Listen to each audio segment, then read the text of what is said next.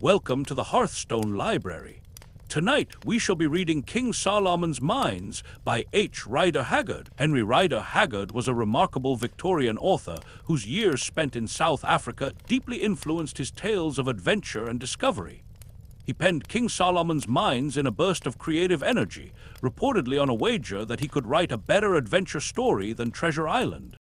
This classic novel, published in 1885, became an instant bestseller, capturing the imagination with its thrilling journey into uncharted territories and ancient legends, truly defining the Lost World genre. Chapter 1. I meet Sir Henry Curtis. It is a curious thing that at my age 55 last birthday, I should find myself taking up a pen to try to write a history. I wonder what sort of a history it will be when I have finished it, if ever I come to the end of the trip. I have done a good many things in my life, which seems a long one to me, owing to my having begun work so young, perhaps. At an age when other boys are at school, I was earning my living as a trader in the old colony. I have been trading, hunting, fighting, or mining ever since, and yet it is only 8 months ago that I made my pile. It is a big pile now that I have got it. I don't yet know how big, but I do not think I would go through the last 15 or 16 months again for it. No, not if I knew that I should come out safe at the end, pile and all. But then I am a timid man and dislike violence. Moreover, I am almost sick of adventure. I wonder why I am going to write this book. It is not in my line. I am not a literary man, though very devoted to the Old Testament and also to the Ingoldsby legends. Let me try to set down my reasons just to see if I have any. First reason, because Sir Henry Curtis and Captain John Good asked me. Second reason, because I am laid up here at Durban with the pain in my left leg. Ever since that confounded lion got hold of me, I have been liable to this trouble, and being rather bad just now, it makes me limp more than ever. There must be some poison in a lion's teeth. Otherwise, how is it that when your wounds are healed, they break out again, generally, mark you, at the same time of year that you got your mauling? It is a hard thing when one has shot 65 lions or more, as I have in the course of my life, that the 66th should chew your leg like a quid of tobacco. It breaks the routine of the thing, and putting other considerations aside, I am an orderly man and don't like that. This is by the way. Third reason, because I want my boy Harry, who is over there at the hospital in London studying to become a doctor, to have something to amuse him and keep him out of mischief for a week or so. Hospital work must sometimes pall and grow rather dull, for even of cutting up dead bodies there may come satiety, and as this history will not be dull, whatever else it may be, it will put a little life into things for a day or two, while Harry is reading of our adventures. Fourth reason and last, because I am going to tell the strangest story that I remember. It may seem a queer thing to say, especially considering that there is no woman in it except Fulara. Stop, though, there is Gagaola if she was a woman and not a fiend. But she was 100 at least, and therefore not marriageable, so I don't count her. At any rate, I can safely say that there is not a petticoat in the whole history. Well, I had better come to the yoke. It is a stiff place, and I feel as though I were bogged up to the axle. But such, as the Boers say, I am sure I don't know how they spell it softly, does it? A strong team will come through at last, that is, if they are not too poor. You can never do anything with poor oxen. Now to make a start. I, Alan Quatermain of Durban, Nerel, gentlemen, make oath and say that's how I headed my deposition before the magistrate about poor Kiva's and Vent Virgil's sad deaths. But somehow it doesn't seem quite the right way to begin a book. And besides, am I a gentleman? What is a gentleman? I don't quite know, and yet I have had to do with niggers. No, I will scratch out that word niggers, for I do not like it. I've known natives who are, and so you will say, Harry, my boy, before you have done with this tale. And I have known mean whites with lots of money and fresh out from home, too, who are not. At any rate, I was born a gentleman, though I have been nothing but a poor traveling trader and hunter all my life. Whether I have remained so I know not. You must judge of that. Heaven knows I've tried. I have killed many men in my time, yet I have never slain wantonly or stained my hand in innocent blood, but only in self-defense.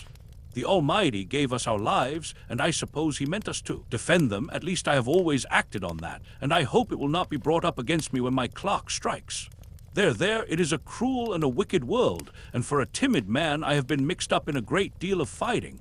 I cannot tell the rights of it, but at any rate I have never stolen, though once I cheated a Kaffir out of a herd of cattle.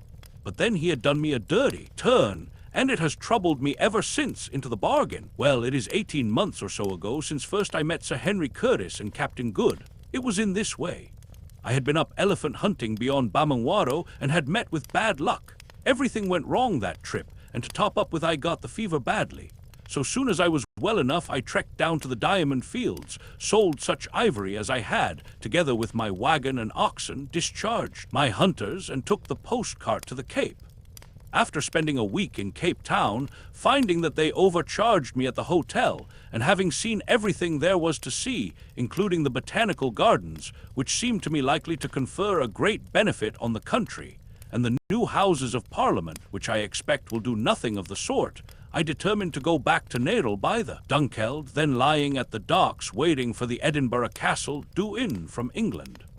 I took my berth and went aboard, and that afternoon the Nadel passengers from the Edinburgh Castle transshipped, and we weighed and put to sea. Among these passengers who came on board were two who excited my curiosity. One, a gentleman of about 30, was perhaps the biggest-chested and longest-armed man I ever saw. He had yellow hair, a thick yellow beard, clear-cut features, and large gray eyes set deep in his head. I never saw a finer-looking man, and somehow he reminded me of an ancient Dane.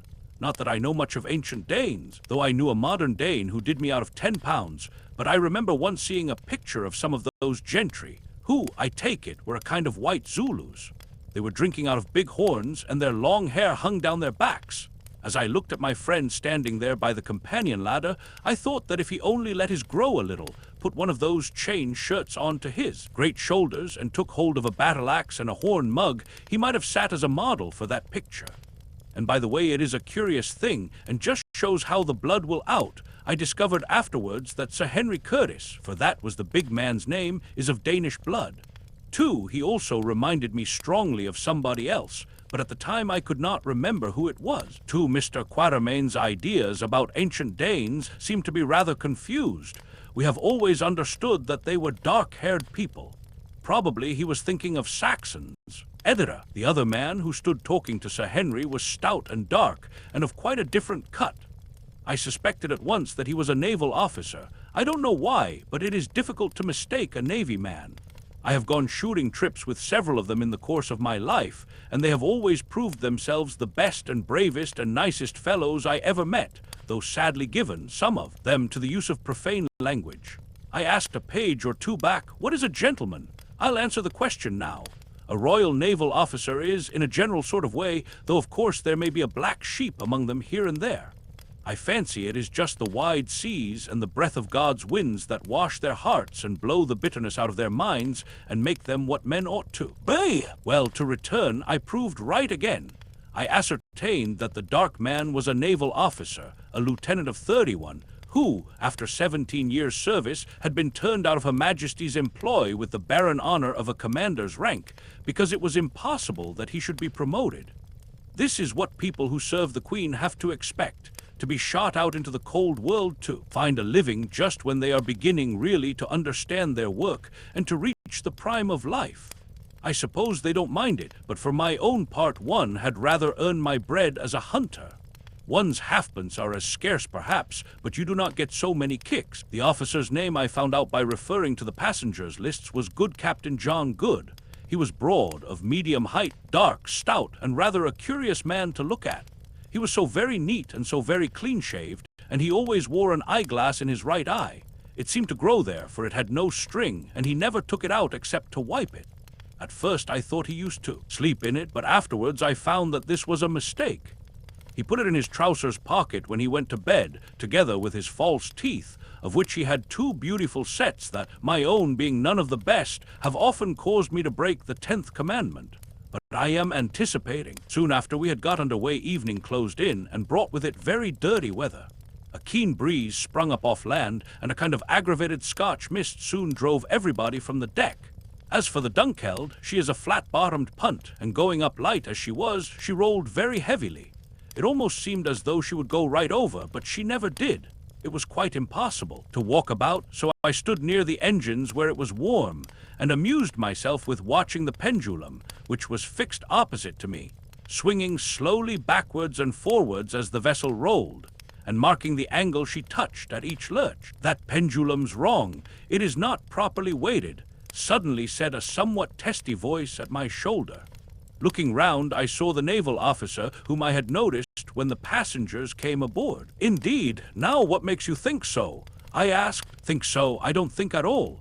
"Why there," as she righted herself after a roll, "if the ship had really rolled to the degree that thing pointed to, then she would never have rolled again, that's all.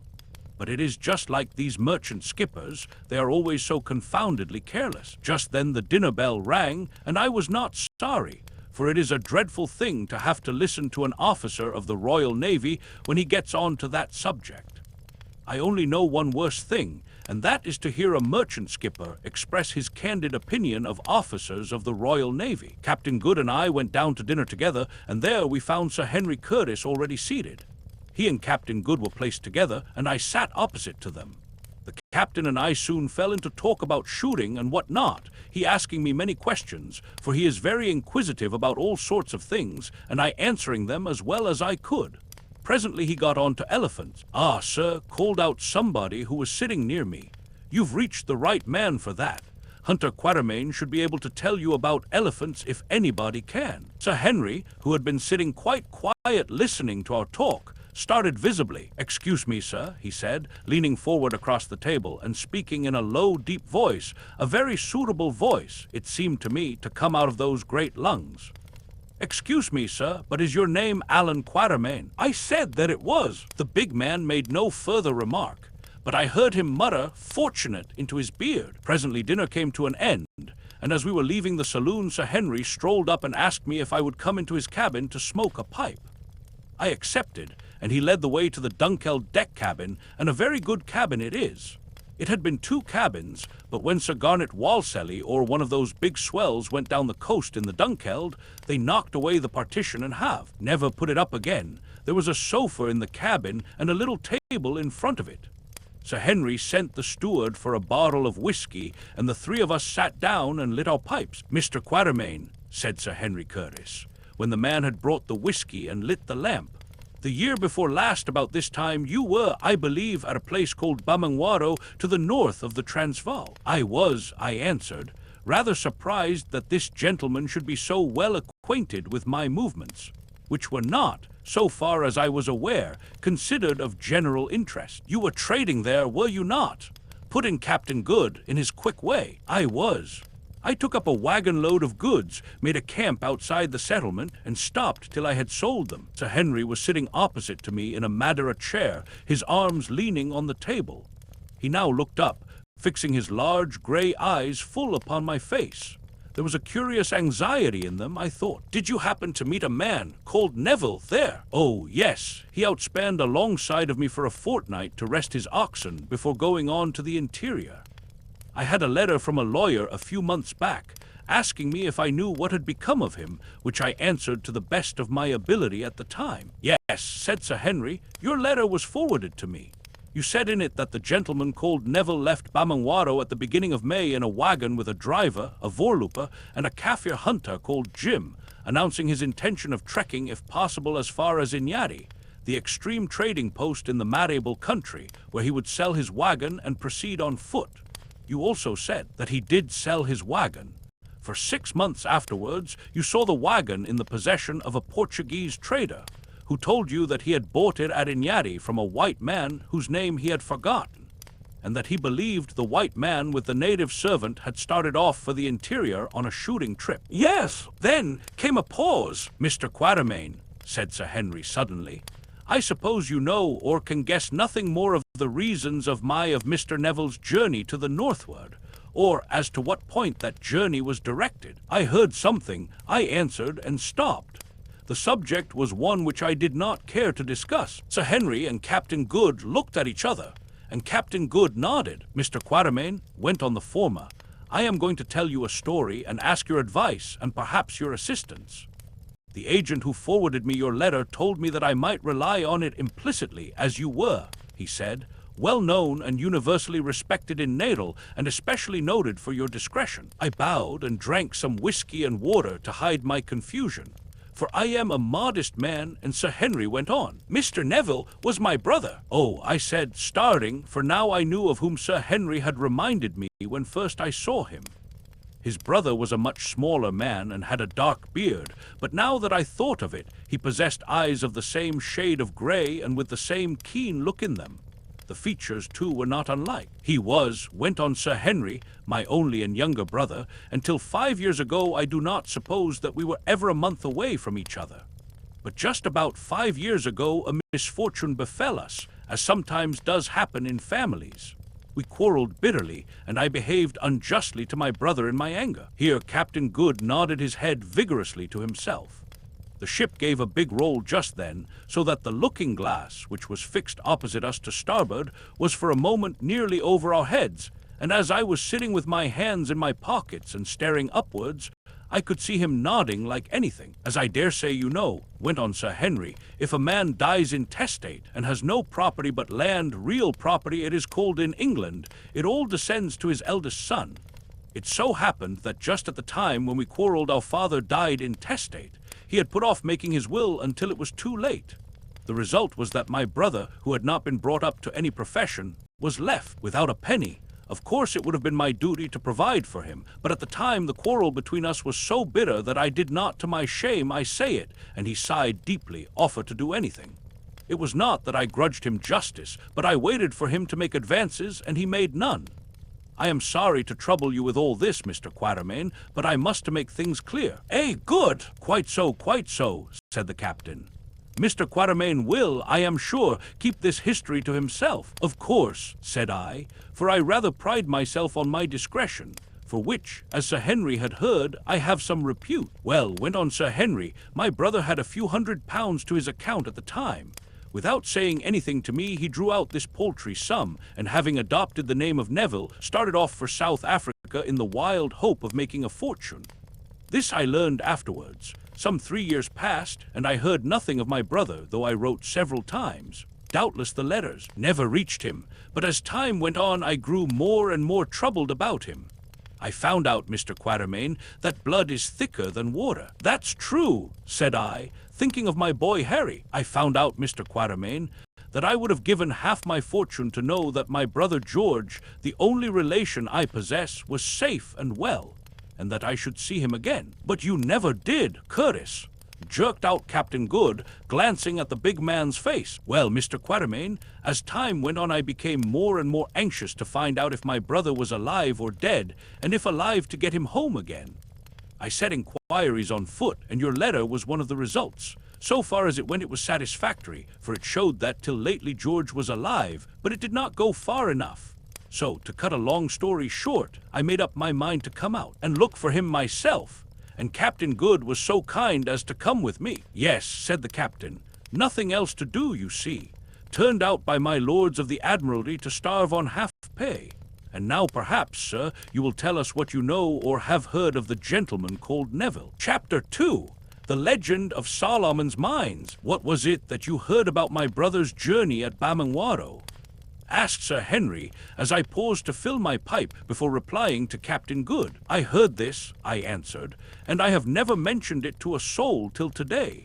I heard that he was starting for Solomon's Mines. Solomon's Mines, ejaculated both my hearers at once. Where are they? I don't know, I said. I know where they are said to be. Once I saw the peaks of the mountains that border them, but there were 130 miles of desert between me and them, and I am not aware that any white man ever got across it save one. But perhaps the best thing I can do is to tell you the legend of Solomon's Mines as I know it, you passing your word not to reveal anything I tell you without my permission. Do you agree to that? I have my reasons for asking. Sir Henry nodded, and Captain Good replied, Certainly, certainly. Well, I began. As you may guess, generally speaking, elephant hunters are a rough set of men who do not trouble themselves with much beyond the facts of life and the ways of Kaffirs.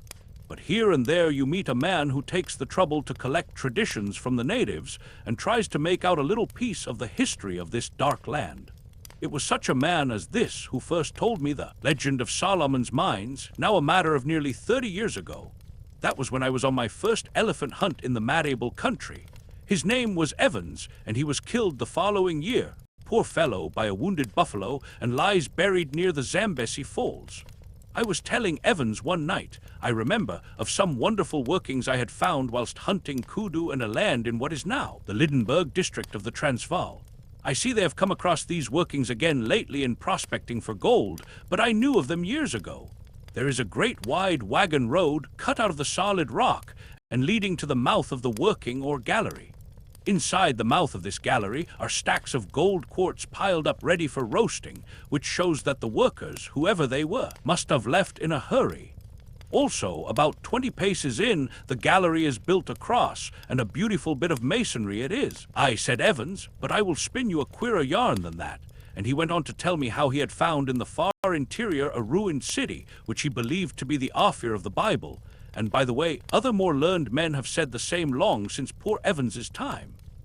I remember, listening open-eared to all these wonders, for I was young at the time, and this story of an ancient civilization and of the treasures which those old Jewish or Phoenician adventurers used to extract from a country long since lapsed into the darkest barbarism took a great hold upon my imagination.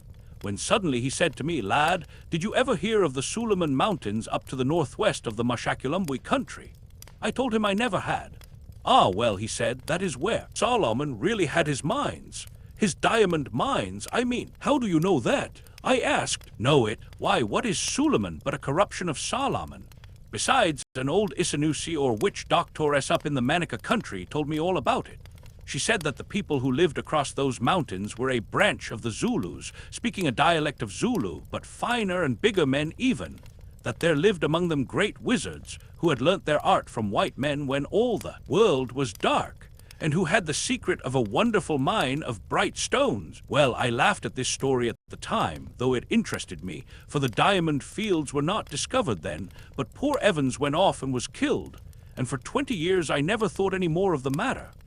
However, just 20 years afterwards, and that is a long time, gentlemen, an elephant hunter does not often live for 20 years at his business, I heard something more definite about Suleiman's mountains and the country which lies beyond them. I was up beyond the Manica country, at a place called Sitanda's Kraal, and a miserable place it was, for a man could get nothing to eat, and there was but little game about.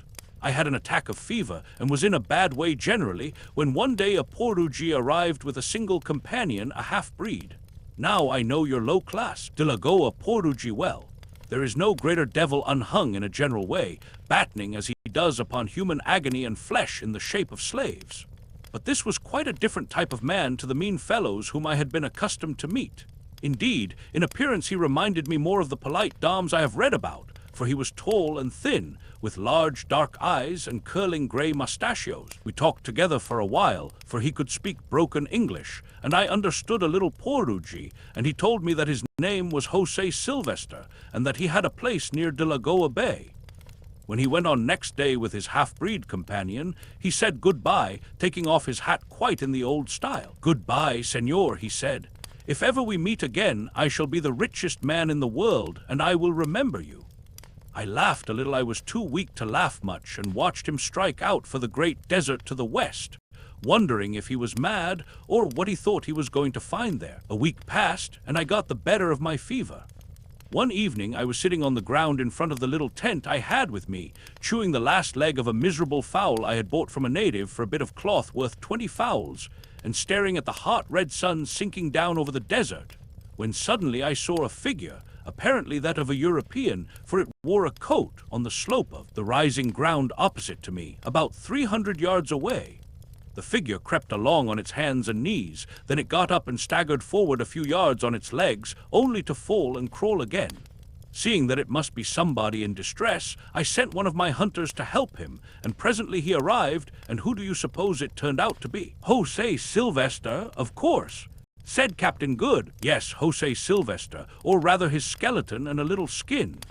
His face was a bright yellow with bilious fever, and his large dark eyes stood nearly out of his head, for all the flesh had gone. There was nothing but yellow parchment-like skin, white hair, and the gaunt bones sticking up beneath. Water, for the sake of Christ, water! He moaned, and I saw that his lips were cracked, and his tongue, which protruded between them, was swollen and blackish. I gave him water with a little milk in it, and he drank it in great gulps, 2 quarts or so, without stopping. I would not let him have any more. Then the fever took him again, and he fell down and began to rave about Suleiman's mountains and the diamonds and the desert. I carried him into the tent and did what I could for him, which was little enough, but I saw how it must end. About 11 o'clock he grew quieter, and I lay down for a little rest and went to sleep. At dawn I woke again, and in the half-light saw Sylvester sitting up, a strange, gaunt form, and gazing out towards the desert. Presently the first ray of the sun shot right across the wide plain before us, till it reached the far-away crest of one of the tallest of the Suleiman Mountains, more than 100 miles away. "There it is!" cried the dying man in Portuguese, and pointing with his long, thin arm, "but I shall never reach it, never. No one will ever reach it." Suddenly he paused and seemed to take a resolution. "Friend," he said, turning towards me, "are you there?" My eyes grow dark. "Yes," I said. "Yes, lie down now and rest." "Aye," he answered, "I shall rest soon. I have time to rest all eternity." "Listen, I am dying. You have been good to me. I will give you the writing. Perhaps you will get there if you can live to pass the desert, which has killed my poor servant and me." Then he groped in his shirt and brought out what I thought was a Boer tobacco pouch made of the skin of the swart vetpens or sable antelope. It was fastened with a little strip of hide, what we call a rimpi, and this he tried to loose but could not. He handed it to me. "Untie it," he said. I did so, and extracted a bit of torn yellow linen on which something was written in rusty letters. Inside this rag was a paper. Then he went on feebly, for he was growing weak. "The paper has all that is on the linen. It took me years to read.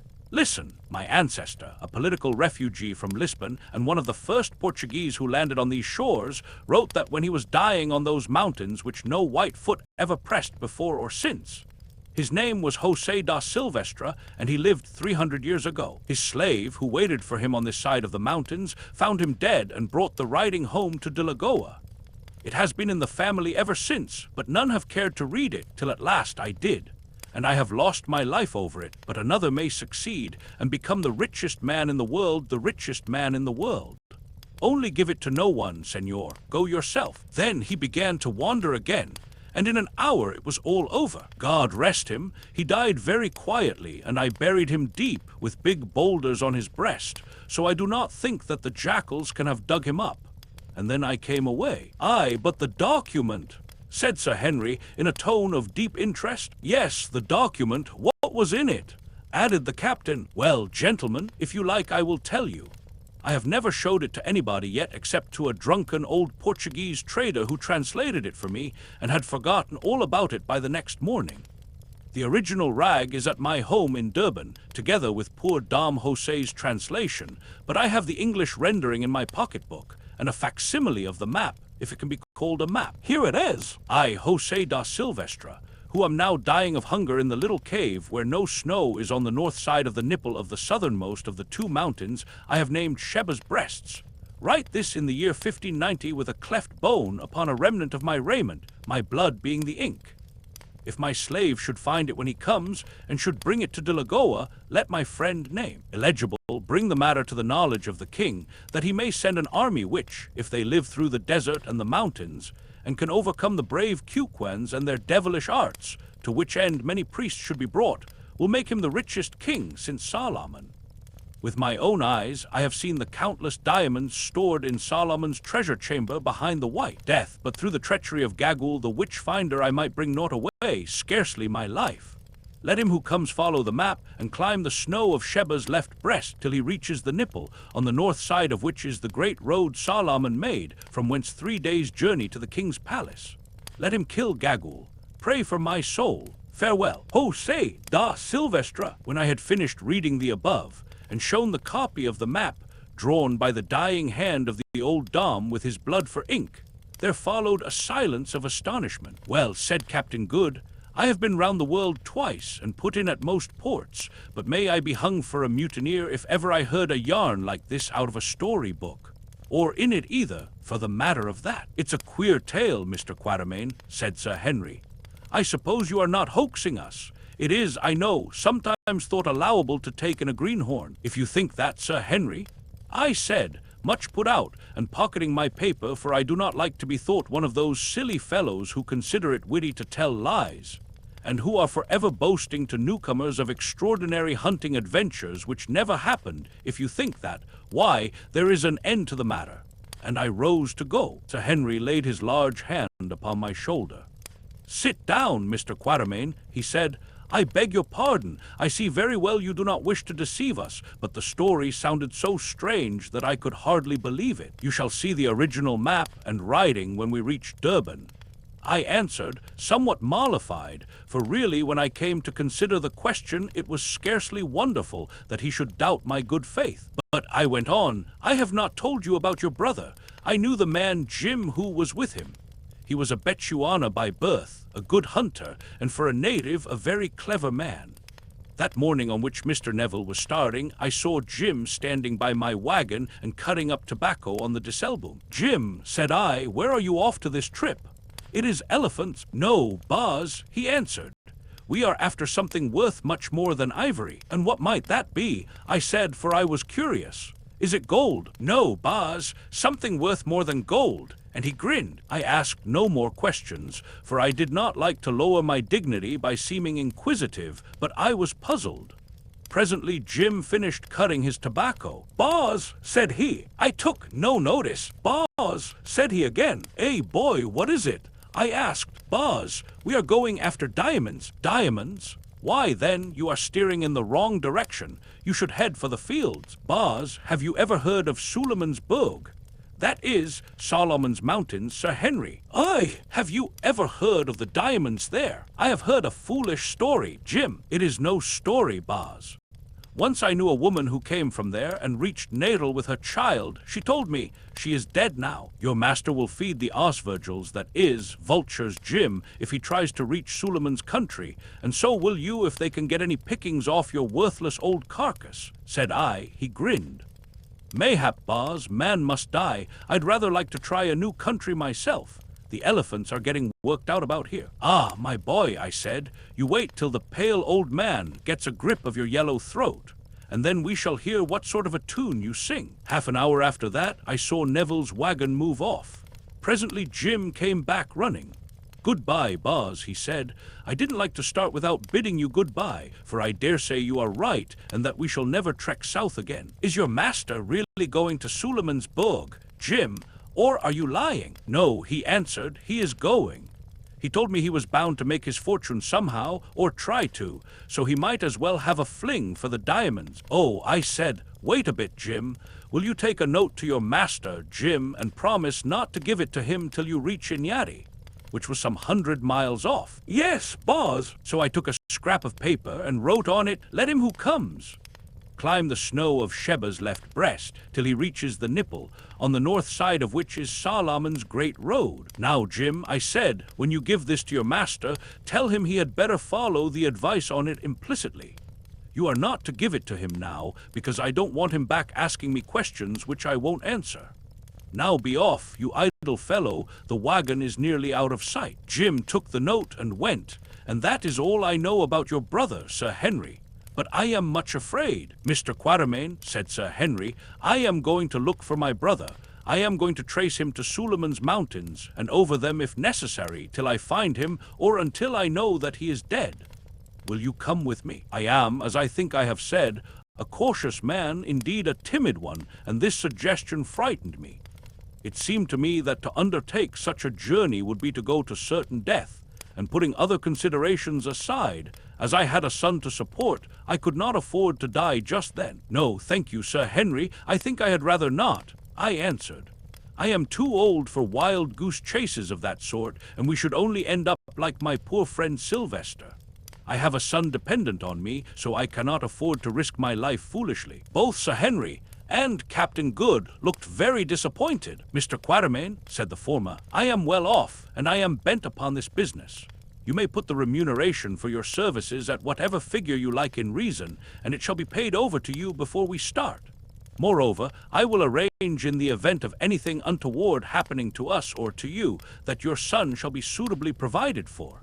You will see from this offer how necessary I think your presence Also, if by chance we should reach this place and find diamonds, they shall belong to you and Good equally. I do not want them. But of course that promise is worth nothing at all, though the same thing would apply to any ivory we might get. You may pretty well make your own terms with me, Mr. Quatermain, and of course I shall pay all expenses. Sir Henry, said I, this is the most liberal proposal I ever had, and one not to be sneezed at by a poor hunter and trader. But the job is the biggest I have come across, and I must take time to think it over. I will give you my answer before we get to Durban. Very good, answered Sir Henry. Then I said good night and turned in, and dreamt about poor long-dead Sylvester and the diamonds. Chapter 3. UMBOPA enters our service. It takes from 4 to 5 days, according to the speed of the vessel and the state of the weather, to run up from the Cape to Durban. Sometimes, if the landing is bad at East London, where they have not yet made that wonderful harbour they talk so much of, and sink such a mint of money in, a ship is delayed for 24 hours before the cargo boats can get out to take off the goods. But on this occasion we had not to wait at all, for there were no breakers on the bar to speak of, and the tugs came out at once with the long strings of ugly flat-bottomed boats behind them, into which the packages were bundled with a crash. It did not matter what they might be, over they went slap-bang, whether they contained china or woolen goods they met with the same treatment.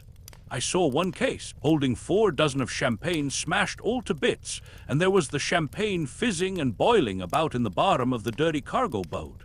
It was a wicked waste, and evidently so the Kaffirs in the boat thought, for they found a couple of unbroken bottles, and knocking off the necks drank the contents.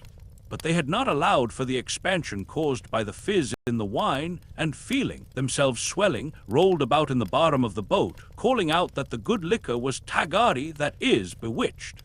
I spoke to them from the vessel, and told them it was the white man's strongest medicine, and that they were as good as dead men. Those Kaffirs went to the shore in a very great fright, and I do not think that they will touch champagne again. Well, all the time that we were steaming up to Nadel, I was thinking over Sir Henry Curtis's offer. We did not speak any more on the subject for a day or two, though I told them many hunting yarns, all true ones. There is no need to tell lies about hunting, for so many curious things happen within the knowledge of a man whose business it is to hunt. But this is by the way. At last, one beautiful evening in January, which is our hottest month, we steamed past the coast of Nadel, expecting to make Durban Point by sunset. It is a lovely coast all along from East London, with its red sandhills and wide sweeps of vivid green, dotted here and there with Kaffir kraals, and bordered by a ribbon of white surf, which spouts up in pillars of foam where it hits the rocks. Just before you come to Durban, there is a peculiar richness about the landscape.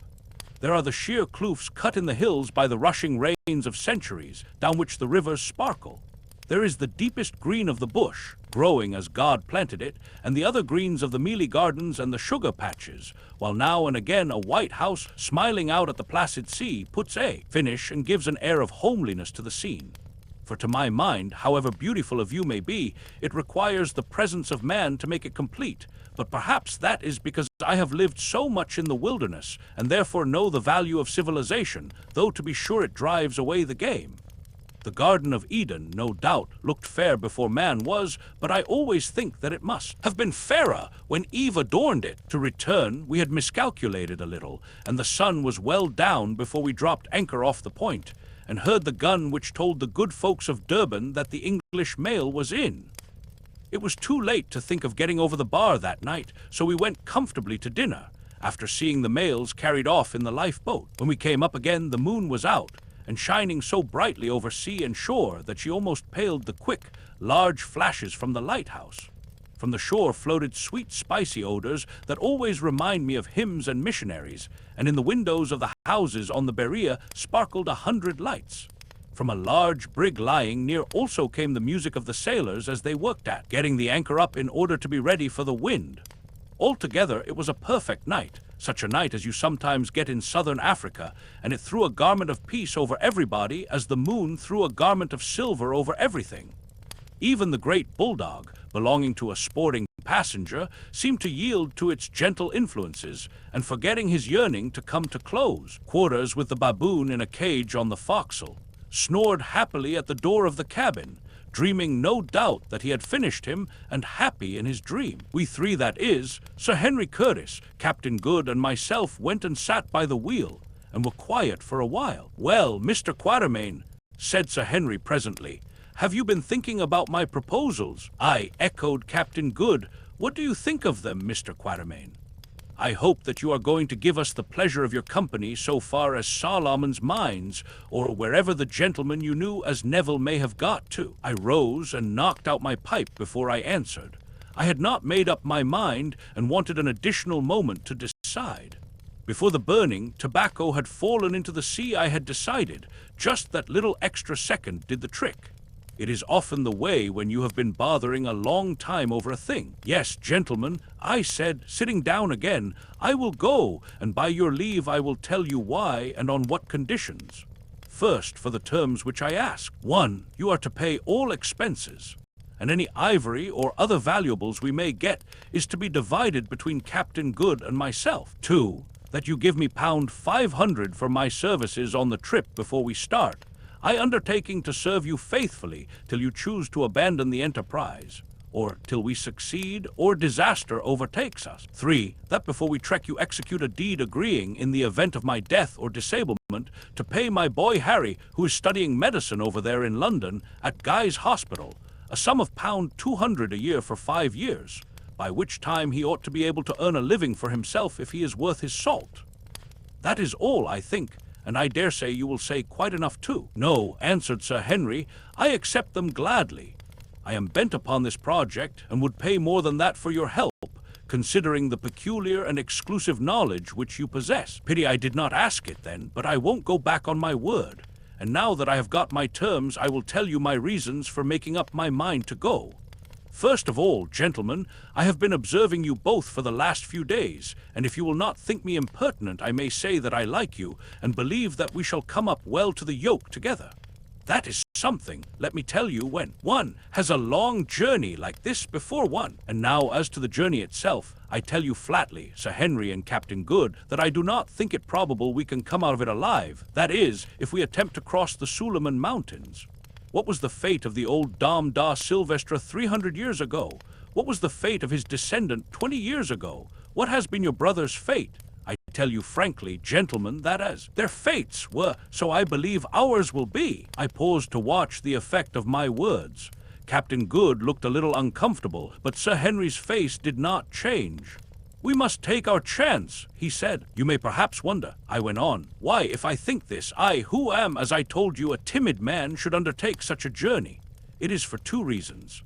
First, I am a fatalist, and believe that my time is appointed to come quite without reference to my own movements and will, and that if I am to go to Suleiman's Mountains to be killed, I shall go there and shall be killed.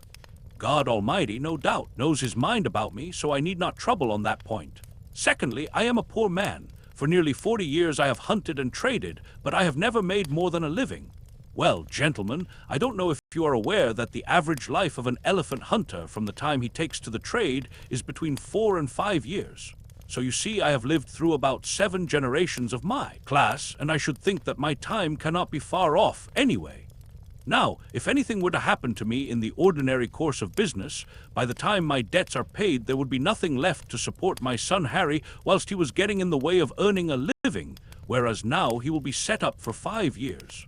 There is the whole affair in a nutshell." "Mr. Quatermain," said Sir Henry, who had been giving me his most serious attention, "your motives for undertaking an enterprise which you believe can only end in disaster reflect a great deal of credit on you. Whether or not you are right, of course time and the event alone can show.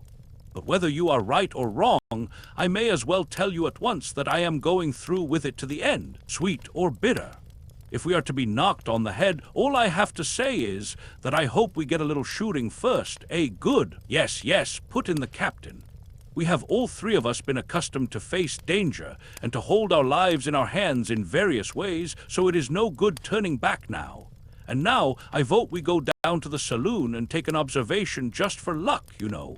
And we did through the bottom of a tumbler. Next day we went ashore, and I put up Sir Henry and Captain Good at the little shanty I have built on the Berea, and which I call my home.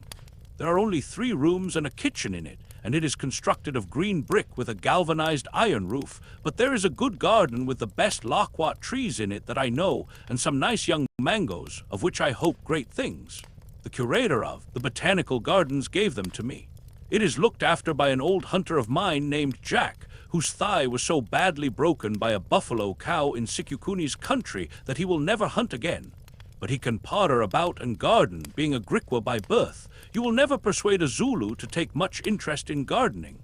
It is a peaceful art, and peaceful arts are not in his line. Sir Henry and Good slept in a tent pitched in my little grove of orange trees at the end of the garden, for there was no room for them in the house, and what with the smell of the bloom, and the sight of the green and golden fruit in Durban, you will see all three on the tree together. I dare say it is a pleasant place enough, for we have few mosquitoes here on the Berea, unless there happens to come an unusually heavy rain. Well, to get on, for if I do not, Harry, you will be tired of my story before ever we fetch up at Suleiman's Mountains. Having once made up my mind to go, I set about making the necessary preparations. First, I secured the deed from Sir Henry, providing for you, my boy, in case of accidents. There was some difficulty about its legal execution, as Sir Henry was a stranger here, and the property to be charged is over the water. But it was ultimately got over with the help of a lawyer who charged £20 for the job, a price that I thought outrageous. Then I pocketed my cheque for £500. Having paid this tribute to my bump of caution, I purchased a wagon and a span of oxen on Sir Henry's behalf, and beauties they were. It was a 22-foot wagon with iron axles, very strong, very light, and built throughout of stink wood. Not quite a new one, having been to the diamond fields and back, but in my opinion all the better for that, for I could see that the wood was well seasoned. If anything is going to give in a wagon, or if there is green wood in it, it will show out on the first trip. This particular vehicle was what we call a half-tented wagon, that is to say, only covered in over the after 12 feet, leaving all the front part free for the necessaries we had to carry with us. In this after part were a hide cardle, or bed, on which two people could sleep, also racks for rifles, and many other little conveniences. I gave £125 for it, and think that it was cheap at the price. Then I bought a beautiful team of 20 Zulu oxen, which I had kept my eye on for a year or two. 16 oxen is the usual number for a team, but I took 4 extra to allow for casualties. These Zulu cattle are small and light, not more than half the size of the Afrikander oxen, which are generally used for transport purposes. But they will live where the Afrikanders would starve, and with a moderate load can make 5 miles a day better going, being quicker and not so liable to become footsore. What is more, this lot were thoroughly salted. That is, they had worked all over South Africa, and so had become proof, comparatively speaking, against red water, which so frequently destroys whole teams of oxen when they get on to strange veldt or grass country. As for lung sick, which is a dreadful form of pneumonia, very prevalent in this country, they had all been inoculated against it. This is done by cutting a slit in the tail of an ox, and binding in a piece of the diseased lung of an animal which has died of the sickness. The result is that the ox sickens, takes the disease in a mild form, which causes its tail to drop off, as a rule about a foot from the root, and becomes proof against future attacks. It seems cruel to rob the animal of his tail, especially in a country where there are so many flies, but it is better to sacrifice the tail and keep the ox than to lose both tail and ox, for a tail without an ox is not much good, except to dust with. Still, it does look odd to trek along behind 20 stumps where there ought to be tails. It seems as though nature made a trifling mistake and stuck the stern ornaments of a lot of prize bulldogs on to the rumps of the oxen. Next came the question of provisioning and medicines, one which required the most careful consideration, for what we had to do was to avoid lumbering the wagon and yet to take everything absolutely necessary. Fortunately, it turned out that Good is a bit of a doctor, having at some point in his previous career managed to pass through a course of medical and surgical instruction, which he has more or less kept up. He is not, of course, qualified, but he knows more about it than many a man who can write MD after his name, as we found out afterwards, and he had a splendid traveling medicine chest and a set of instruments. Whilst we were at Durban, he cut off a Kafir's big toe in a way which it was a pleasure to see. But he was quite nonplussed when the Kafir, who had sat stolidly watching the operation, asked him to put on another, saying that a white one would do at a pinch. There remained, when these questions were satisfactorily settled, 2 further important points for consideration, namely, that of arms and that of servants. As to the arms, I cannot do better than put down a list of those which we finally decided on from among the ample store that Sir Henry had brought with him from England, and those which I owned. I copy it from my pocketbook, where I made the entry at the time. 3 heavy breech-loading double-8 elephant guns, weighing about 15 pounds each, to carry a charge of 11 drachms of black powder. 2 of these were by a well-known London firm, most excellent makers, but I do not know by whom mine, which is not so highly finished, was made. I have used it on several trips and shot a good many elephants with it, and it has always proved a most superior weapon, thoroughly to be relied on. 3 double 500 expresses, constructed to stand a charge of 6 drachms. Sweet weapons and admirable for medium-sized game, such as eland or sable antelope, or for men, especially in an open country and with the semi-hollow bullet. 1 double no, 12 central fire keepers shotgun, full choke both barrels. This gun proved of the greatest service to us afterwards in shooting game for the pot. 3 Winchester repeating rifles, not carbines, spare guns, 3 single-action Colt's revolvers, with the heavier or American pattern of cartridge. This was our total armament, and doubtless the reader will observe that the weapons of each class were of the same make and caliber, so that the cartridges were interchangeable, a very important point. I make no apology for detailing it at length, as every experienced hunter will know how vital a proper supply of guns and ammunition is to the success of an expedition. Now, as to the men who were to go with us. After much consultation, we decided that their number should be limited to 5, namely, a driver, a leader, and 3 servants. The driver and leader I found without much difficulty, 2 Zulus named respectively Gozer and Tom, but to get the servants proved a more difficult matter. It was necessary that they should be thoroughly trustworthy and brave men, as in a business of this sort our lives might depend upon their conduct. At last I secured 2, one a Hottentot named Ventvirgil, or Windbird, and one a little Zulu, named Kiva, who had the merit of speaking English perfectly. Ventvirgil I had known before. He was one of the most perfect spurrers, that is, game trackers, I ever had to do with, and tough as whipcord. He never seemed to tire, but he had one failing so common with his race, drink. Put him within reach of a bottle of gin, and you could not trust him. However, as we were going beyond the region of grog shops, this little weakness of his did not so much matter. Having secured these 2 men, I looked in vain for a third to suit my purpose, so we determined to start without one, trusting to luck to find a suitable man on our way up country. But as it happened, on the evening before the day we had fixed for our departure, the Zulu Kiva informed me that a Kaffir was waiting to see me. Accordingly, when we had done dinner, for we were at table at the time, I told Kiva to bring him in. Presently a tall, handsome-looking man, somewhere about 30 years of age and very light-colored for a Zulu, entered and lifting his knob-stick by way of salute, squatted himself down in the corner on his haunches and sat silent. I did not take any notice of him for a while, for it is a great mistake to do so. If you rush into conversation at once, a Zulu is apt to think you a person of little dignity or consequence. I observed, however, that he was a keshla or ringed man. That is, he wore on his head the black ring, made of a species of gum polished with fat and worked up in the hair, which is usually assumed by Zulus on attaining a certain age or dignity. Also, it struck me that his face was familiar to me. "Well," I said at last, "what is your name?" "UMBOPA," answered the man in a slow, deep voice. "I have seen your face before." "Yes, the Inkusi, the chief, my father, saw my face at the place of the little hand. That is, Isandlwana on the day before the battle." Then I remembered. I was one of Lord Chelmsford's guides in that unlucky Zulu war, and had the good fortune to leave the camp in charge of some wagons on the day before the battle. While I was waiting for the cattle to be inspanned, I fell into conversation with this man, who held some small command among the native auxiliaries, and he had expressed to me his doubts as to the safety of the camp. At the time I told him to hold his tongue and leave such matters to wiser heads. But afterwards I thought of his words. "I remember," I said. "What is it you want?" "It is this, Macumazahn. That is my Kaffir name, and means the man who gets up in the middle of the night, or, in vulgar English, he who keeps his eyes open. I hear that you go on a great expedition far into the north with the white chiefs from over the water. Is it a true word?" "It is." "I hear that you go even to the Lukanga River, a moon's journey beyond the Manica country. Is this so also, Macumazahn?" "Why do you ask whither we go? What is it to you?"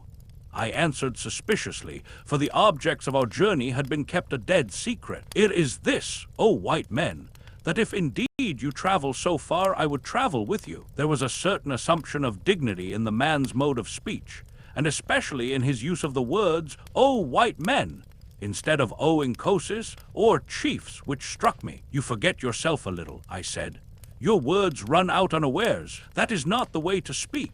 What is your name and where is your kraal? Tell us, that we may know with whom we have to deal." "My name is UMBOPA. I am of the Zulu people, yet not of them. The house of my tribe is in the far north. It was left behind when the Zulus came down here 1,000 years ago, long before Chaka reigned in Zululand. I have no kraal. I have wandered for many years. I came from the north as a child to Zululand. I was Setweo's man in the Enkamabikosi regiment, serving there under the great captain, Umslapagasi of the Axe, who taught my hands to fight.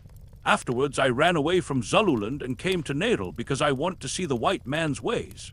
Next, I fought against Setweo in the war. Since then, I have been working in Natal. Now I am tired and would go north again. Here is not my place. I want no money, but I am a brave man and am worth my place and meat. I have spoken." I was rather puzzled by this man and his way of speech. It was evident to me from his manner that in the main he was telling the truth, but somehow he seemed different from the ordinary run of Zulus, and I rather mistrusted his offer to come without pay. Being in a difficulty, I translated his words to Sir Henry and Good and asked them their opinion. Sir Henry told me to ask him to stand up. UMBOPA did so, at the same time slipping off the long military greatcoat which he wore and revealing himself naked, except for the moocha round his center and a necklace of lion's claws. Certainly he was a magnificent-looking man. I never saw a finer native. Standing about 6'3" high, he was broad in proportion and very shapely. In that light, too, his skin looked scarcely more than dark, except here and there where deep black scars marked old assegai wounds. Sir Henry walked up to him and looked into his proud, handsome face. "They make a good pair, don't they?" said Good. "One as big as the other." "I like your looks, Mr. UMBOPA, and I will take you as my servant," said Sir Henry in English. UMBOPA evidently understood him, for he answered in Zulu, "It is well," and then added with a glance at the white man's great stature and breadth, "We are men, thou and I." Chapter 4. An Elephant Hunt. Now I do not propose to narrate at full length all the incidents of our long travel up to Sitanda's Kraal, near the junction of the Lukanga and Kalakwi rivers. It was a journey of more than 1,000 miles from Durban, the last 300 or so of which we had to make on foot, owing to the frequent presence of the dreadful tsetse fly, whose bite is fatal to all animals except donkeys and men. We left Durban at the end of January, and it was in the second week of May that we camped near Sitanda's Kraal. Our adventures on the way were many and various, but as they are of the sort which befall every African hunter with one exception to be presently detailed, I shall not set them down here, lest I should render this history too wearisome. At Inyati, the outlying trading station in the Marable country, of which Lobengula, a great and cruel scoundrel, is king, with many regrets we parted from our comfortable wagon. Only 12 oxen remained to us out of the beautiful span of 20 which I had bought at Durban. One we lost from the bite of a cobra, 3 had perished from poverty and the want of water, 1 strayed, and the other 3 died from eating the poisonous herb called tulip. 5 more sickened from this cause, but we managed to cure them with doses of an infusion made by boiling down the tulip leaves. If administered in time, this is a very effective antidote. The wagon and the oxen we left in the immediate charge of Gozer and Tom, our driver and leader, both trustworthy boys, requesting a worthy Scotch missionary who lived in this distant place to keep an eye on them. Then, accompanied by UMBOPA, Kiva, Ventvirgil, and half a dozen bearers whom we hired on the spot, we started off on foot upon our wild quest. I remember we were all a little silent on the occasion of this departure, and I think that each of us was wondering if we should ever see our wagon again. For my part, one never expected to do so. For a while we tramped on in silence, till UMBOPA, who was marching in front, broke into a Zulu chant about how some brave men, tired of life and the tameness of things, started off into a vast wilderness to find new things or die, and how, lo and behold, when they had traveled far into the wilderness, they found that it was not a wilderness at all, but a beautiful place full of young wives and fat cattle, of game to hunt and enemies to kill. Then we all laughed and took it for a good omen. UMBOPA was a cheerful savage in a dignified sort of way when he was not suffering from one of his fits of brooding, and he had a wonderful knack of keeping up our spirits. we all grew very fond of him. And now for the one adventure to which I am going to treat myself. For I do dearly love a hunting yarn. About a fortnight's march from Inyati, we came across a peculiarly beautiful bit of well-watered woodland country. The kloofs in the hills were covered with dense bush, Idoro bush as the natives call it, and in some places with the wachteen betch, or wait a little thorn, and there were great quantities of the lovely matchable tree, laden with refreshing yellow fruit having enormous stones. This tree is the elephant's favorite food, and there were not wanting signs that the great brutes had been about, for not only was their spoor frequent, but in many places the trees were broken down and even uprooted. The elephant is a destructive feeder. One evening, after a long day's march, we came to a spot of great loveliness. At the foot of a bush-clad hill lay a dry riverbed, in which, however, were to be found pools of crystal water all trodden round with the hoofprints of game. Facing this hill was a park-like plain, where grew clumps of flat-topped mimosa, varied with occasional glossy-leaved matchables, and all round stretched the sea of pathless, silent bush. As we emerged into this riverbed path, suddenly we started a troop of tall giraffes, who galloped, or rather sailed off in their strange gait, their tails screwed up over their backs, and their hoofs rattling like castanets. They were about 300 yards from us, and therefore practically out of shot, but Good, who was walking ahead, and who had an express loaded with solid ball in his hand, could not resist temptation. Lifting his gun, he let drive at the last, a young cow. By some extraordinary chance, the ball struck it full on the back of the neck, shattering the spinal column, and that giraffe went rolling head over heels just like a rabbit. I never saw a more curious thing. Curse it, said Good, for I am sorry to say he had a habit of using strong language when excited contracted, no doubt in the course of his nautical career. Curse it, I've killed him. Ooh, Bowgwen, ejaculated the Kaffirs. Ooh, they called Good Bowgwen, or Glass Eye, because of his eyeglass. Oh, Bowgwen, re-echoed Sir Henry and I, and from that day Good's reputation as a marvelous shot was established, at any rate among the Kaffirs. Really, he was a bad one, but whenever he missed, we overlooked it for the sake of that giraffe. Having set some of the boys to cut off the best of the giraffe's meat, we went to work to build a scherm near one of the pools and about 100 yards to its right. This is done by cutting a quantity of thorn bushes and piling them in the shape of a circular hedge. Then the space enclosed is smoothed, and dry tambouki grass, if obtainable, is made into a bed in the center, and a fire or fires lighted. By the time the scherm was finished, the moon peeped up, and our dinners of giraffe steaks and roasted marrow bones were ready. How we enjoyed those marrow bones, though it was rather a job to crack them. I know of no greater luxury than giraffe marrow, unless it is elephant's heart, and we had that on the morrow. We ate our simple meal by the light of the moon, pausing at times to thank Good for his wonderful shot. Then we began to smoke and yarn, and a curious picture we must have made squatting there round the fire. I, with my short, grizzled hair sticking up straight, and Sir Henry with his yellow locks, which were getting rather long, were rather a contrast, especially as I am thin and short and dark, weighing only 9 stone and a half, and Sir Henry is tall and broad and fair, and weighs 15. But perhaps the most curious-looking of the three, taking all the circumstances of the case into consideration, was Captain John Good. Our end there he sat upon a leather bag, looking just as though he had come in from a comfortable day's shooting in a civilized country, absolutely clean, tidy, and well-dressed. He wore a shooting suit of brown tweed, with a hat to match and neat gaiters. As usual, he was beautifully shaved. His eyeglass and his false teeth appeared to be in perfect order, and altogether he looked the neatest man I ever had to do with in the wilderness. He even sported a collar, of which he had a supply, made of white garapacha. You see, they weigh so little, he said to me innocently when I expressed my astonishment at the fact, and I always like to turn out like a gentleman. Ah, if he could have foreseen the future and the raiment prepared for him. Well, there we three sat yarning away in the beautiful moonlight, and watching the Kaffirs a few yards off sucking their intoxicating dacca from a pipe of which the mouthpiece was made of the horn of an eland, till one by one they rolled themselves up in their blankets and went to sleep by the fire. That is, all except UMBOPA, who was a little apart, his chin resting on his hand and thinking deeply. I noticed that he never mixed much with the other Kaffirs. Presently, from the depths of the bush behind us came a loud woof, woof. That's a lion, said I, and we all started up to listen. Hardly had we done so when from the pool about 100 yards off we heard the strident trumpeting of an elephant.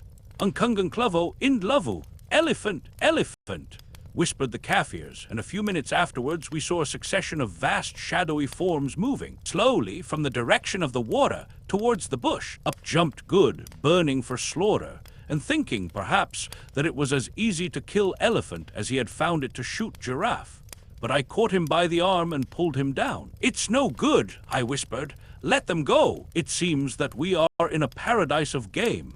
I vote we stop here a day or two and have a go at them," said Sir Henry presently. I was rather surprised, for hitherto Sir Henry had always been for pushing forward as fast as possible, more especially since we ascertained at Inyati that about 2 years ago an Englishman of the name of Neville had sold his wagon there and gone on up country.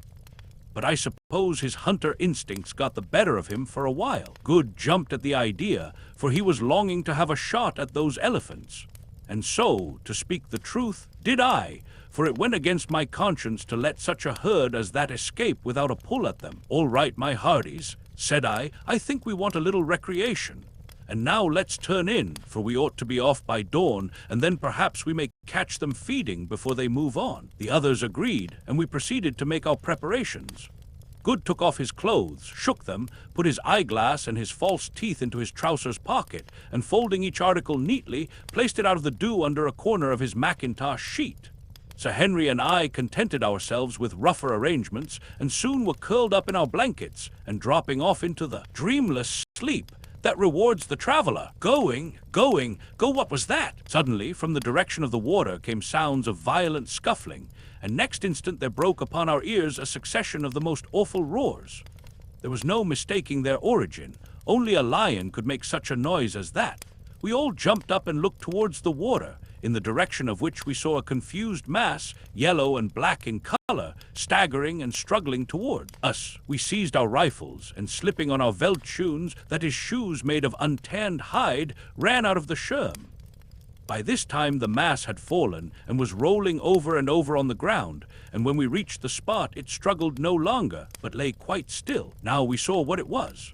On the grass there lay a sable antelope bull, the most beautiful of all the African antelopes, quite dead, and transfixed by its great curved horns was a magnificent black-maned lion, also dead. Evidently what had happened was this. The sable antelope had come down to drink at the pool, where the lion, no doubt the same which we had heard, was lying in wait. While the antelope drank, the lion had sprung upon him, only to be received upon the sharp curved horns and transfixed. Once before I saw a similar thing happen. Then the lion, unable to free himself, had torn and bitten at the back and neck of the bull, which, maddened with fear and pain, had rushed on until it dropped dead. As soon as we had examined the beasts sufficiently, we called the Kaffirs, and between us managed to drag their carcasses up to the sherm. After that, we went in and lay down, to wake no more till dawn. With the first light we were up and making ready for the fray. We took with us the 3 8-bore rifles, a good supply of ammunition, and our large water bottles, filled with weak cold tea, which I have always found the best stuff to shoot on.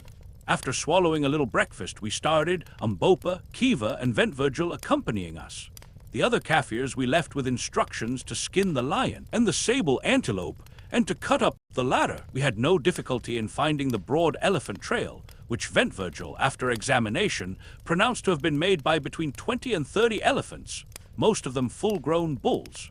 But the herd had moved on some way during the night, and it was 9 o'clock, and already very hot before, by the broken trees, bruised leaves and bark, and smoking droppings, we knew that we could not be far from them. Presently we caught sight of the herd, which numbered, as Ventvirgil had said, between 20 and 30, standing in a hollow, having finished their morning meal and flapping their great ears. It was a splendid sight, for they were only about 200 yards from us. Taking a handful of dry grass, I threw it into the air to see how the wind was, for if once they winded us, I knew they would be off before we could get a shot. Finding that, if anything, it blew from the elephants to us, we crept on stealthily, and thanks to the cover managed to get within 40 yards or so of the great brutes. Just in front of us, and broadside on, stood 3 splendid bulls, one of them with enormous tusks.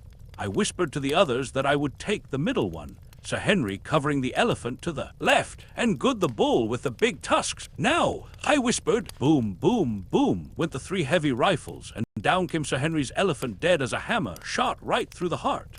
Mine fell onto its knees, and I thought that he was going to die, but in another moment he was up and off, tearing along straight past me. As he went, I gave him the second barrel in the ribs, and this brought him down in good earnest.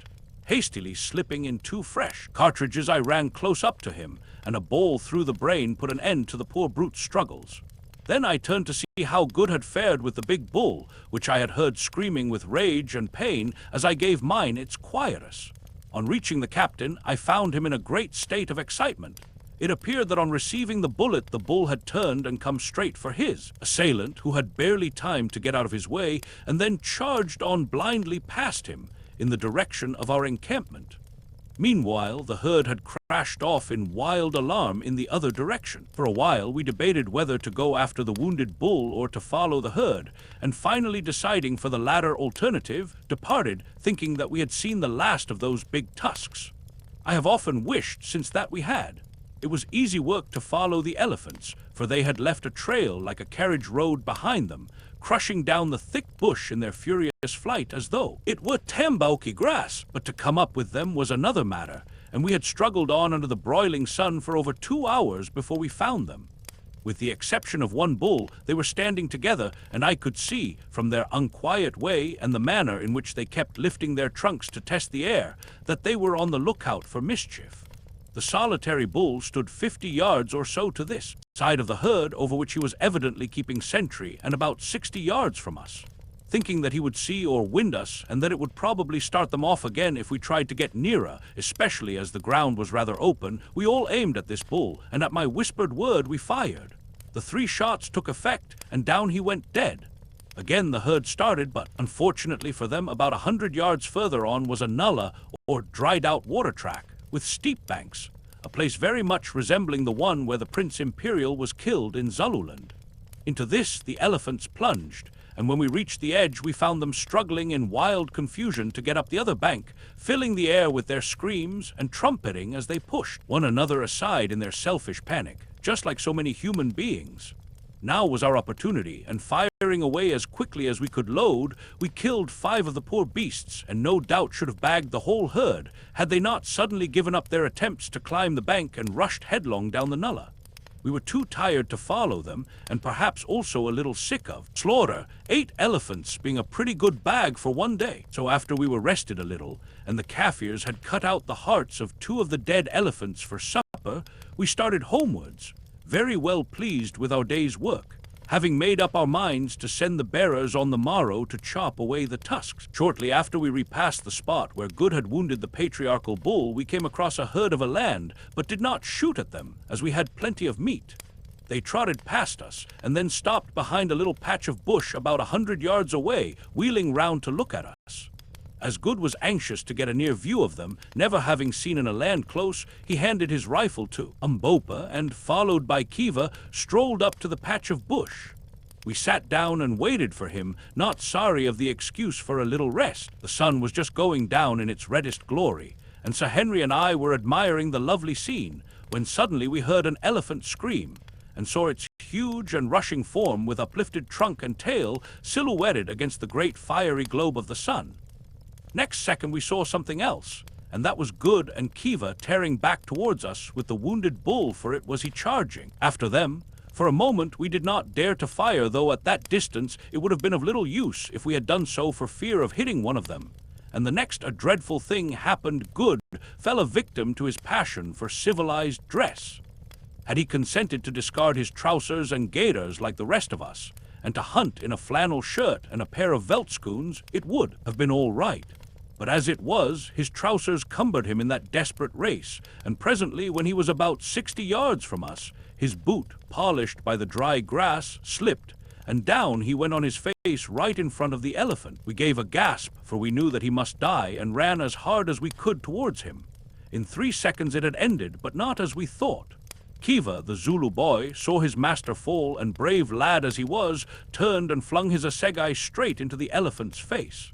It stuck in his trunk. With a scream of pain, the brute seized the poor Zulu, hurled him to the earth, and placing one huge foot onto his body about the middle, twined its trunk round his upper part and tore him in two. We rushed up mad with horror, and fired again and again, till presently the elephant fell upon the fragments of the Zulu. As for good, he rose and wrung his hands over the brave man who had given his life to save him, and though I am an old hand, I felt a lump grow in my throat.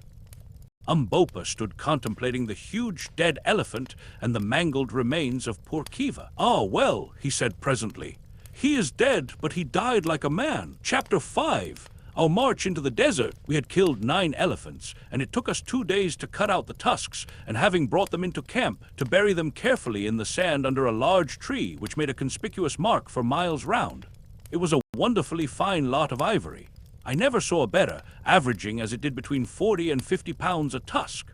The tusks of the great bull that killed poor Kiva scaled 170 pounds the pair, so nearly as we could judge. As for Kiva himself, we buried what remained of him in an ant-bear hole, together with an assegai to protect himself with on his journey to a better world.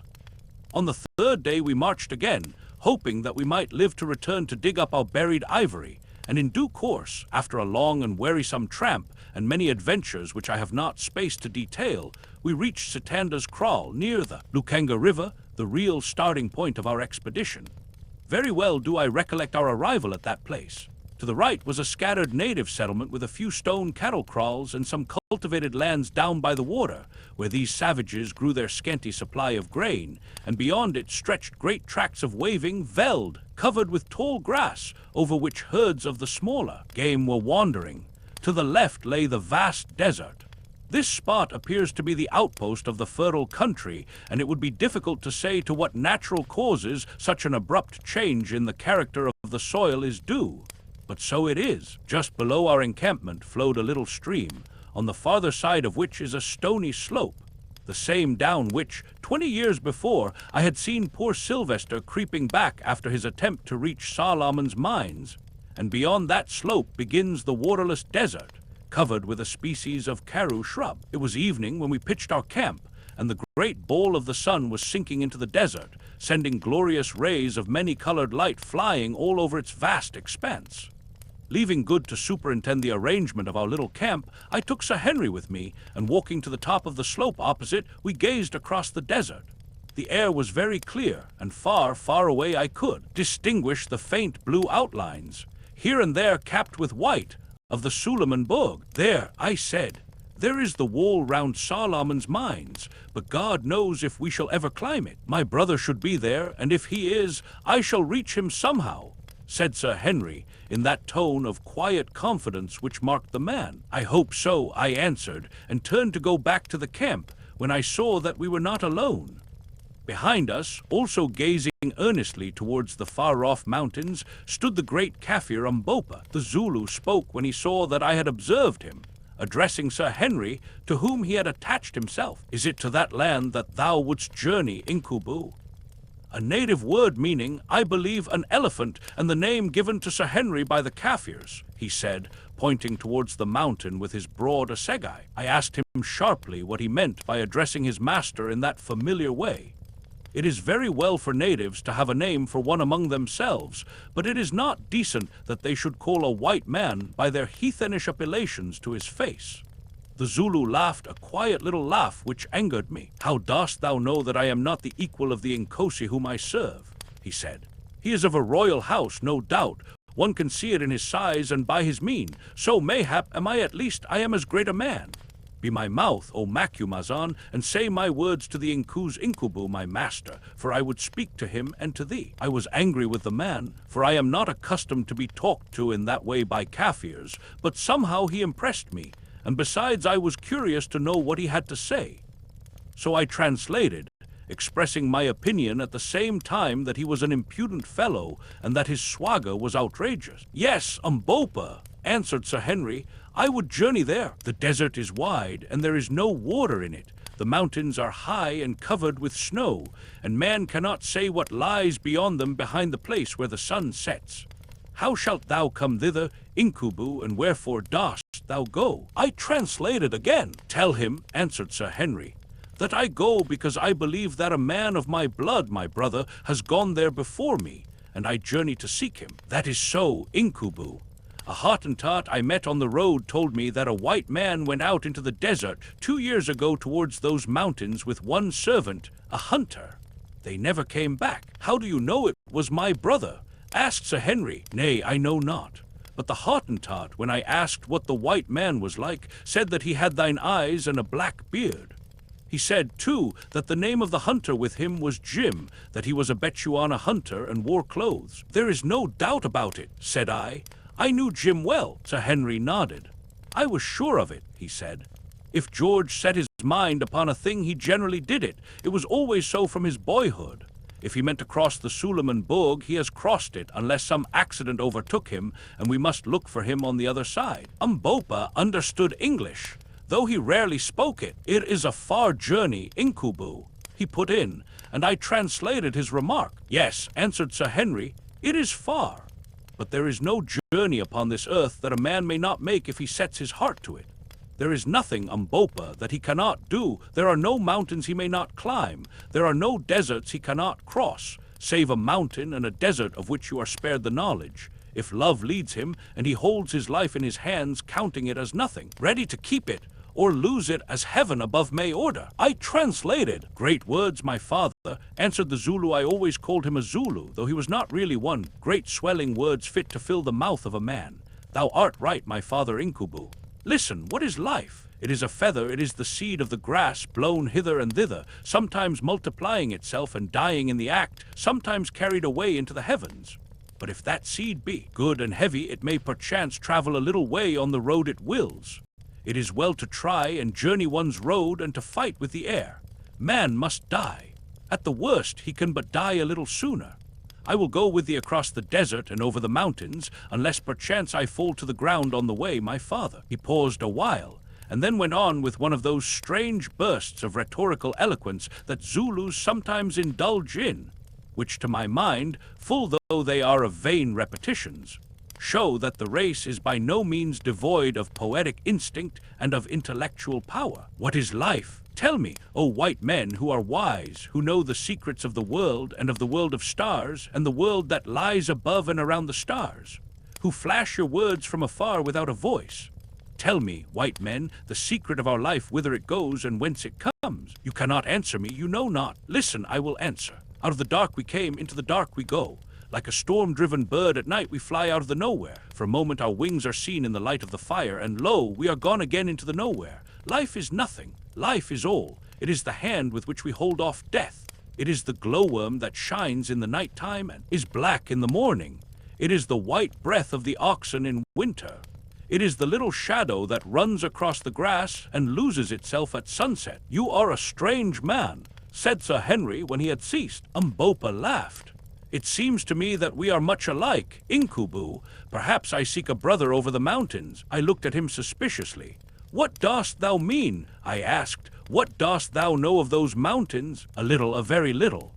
There is a strange land yonder, a land of witchcraft and beautiful things, a land of brave people and of trees and streams and snowy peaks and of a great white road. I have heard of it, but what is the good of talking? It grows dark. Those who live to see will see. Again, I looked at him doubtfully. The man knew too much. You need not fear me, Macumazahn, he said, interpreting my look. I dig no holes for you to fall in. I make no plots. If ever we cross those mountains behind the sun, I will tell what I know, but death sits upon them. Be wise and turn back.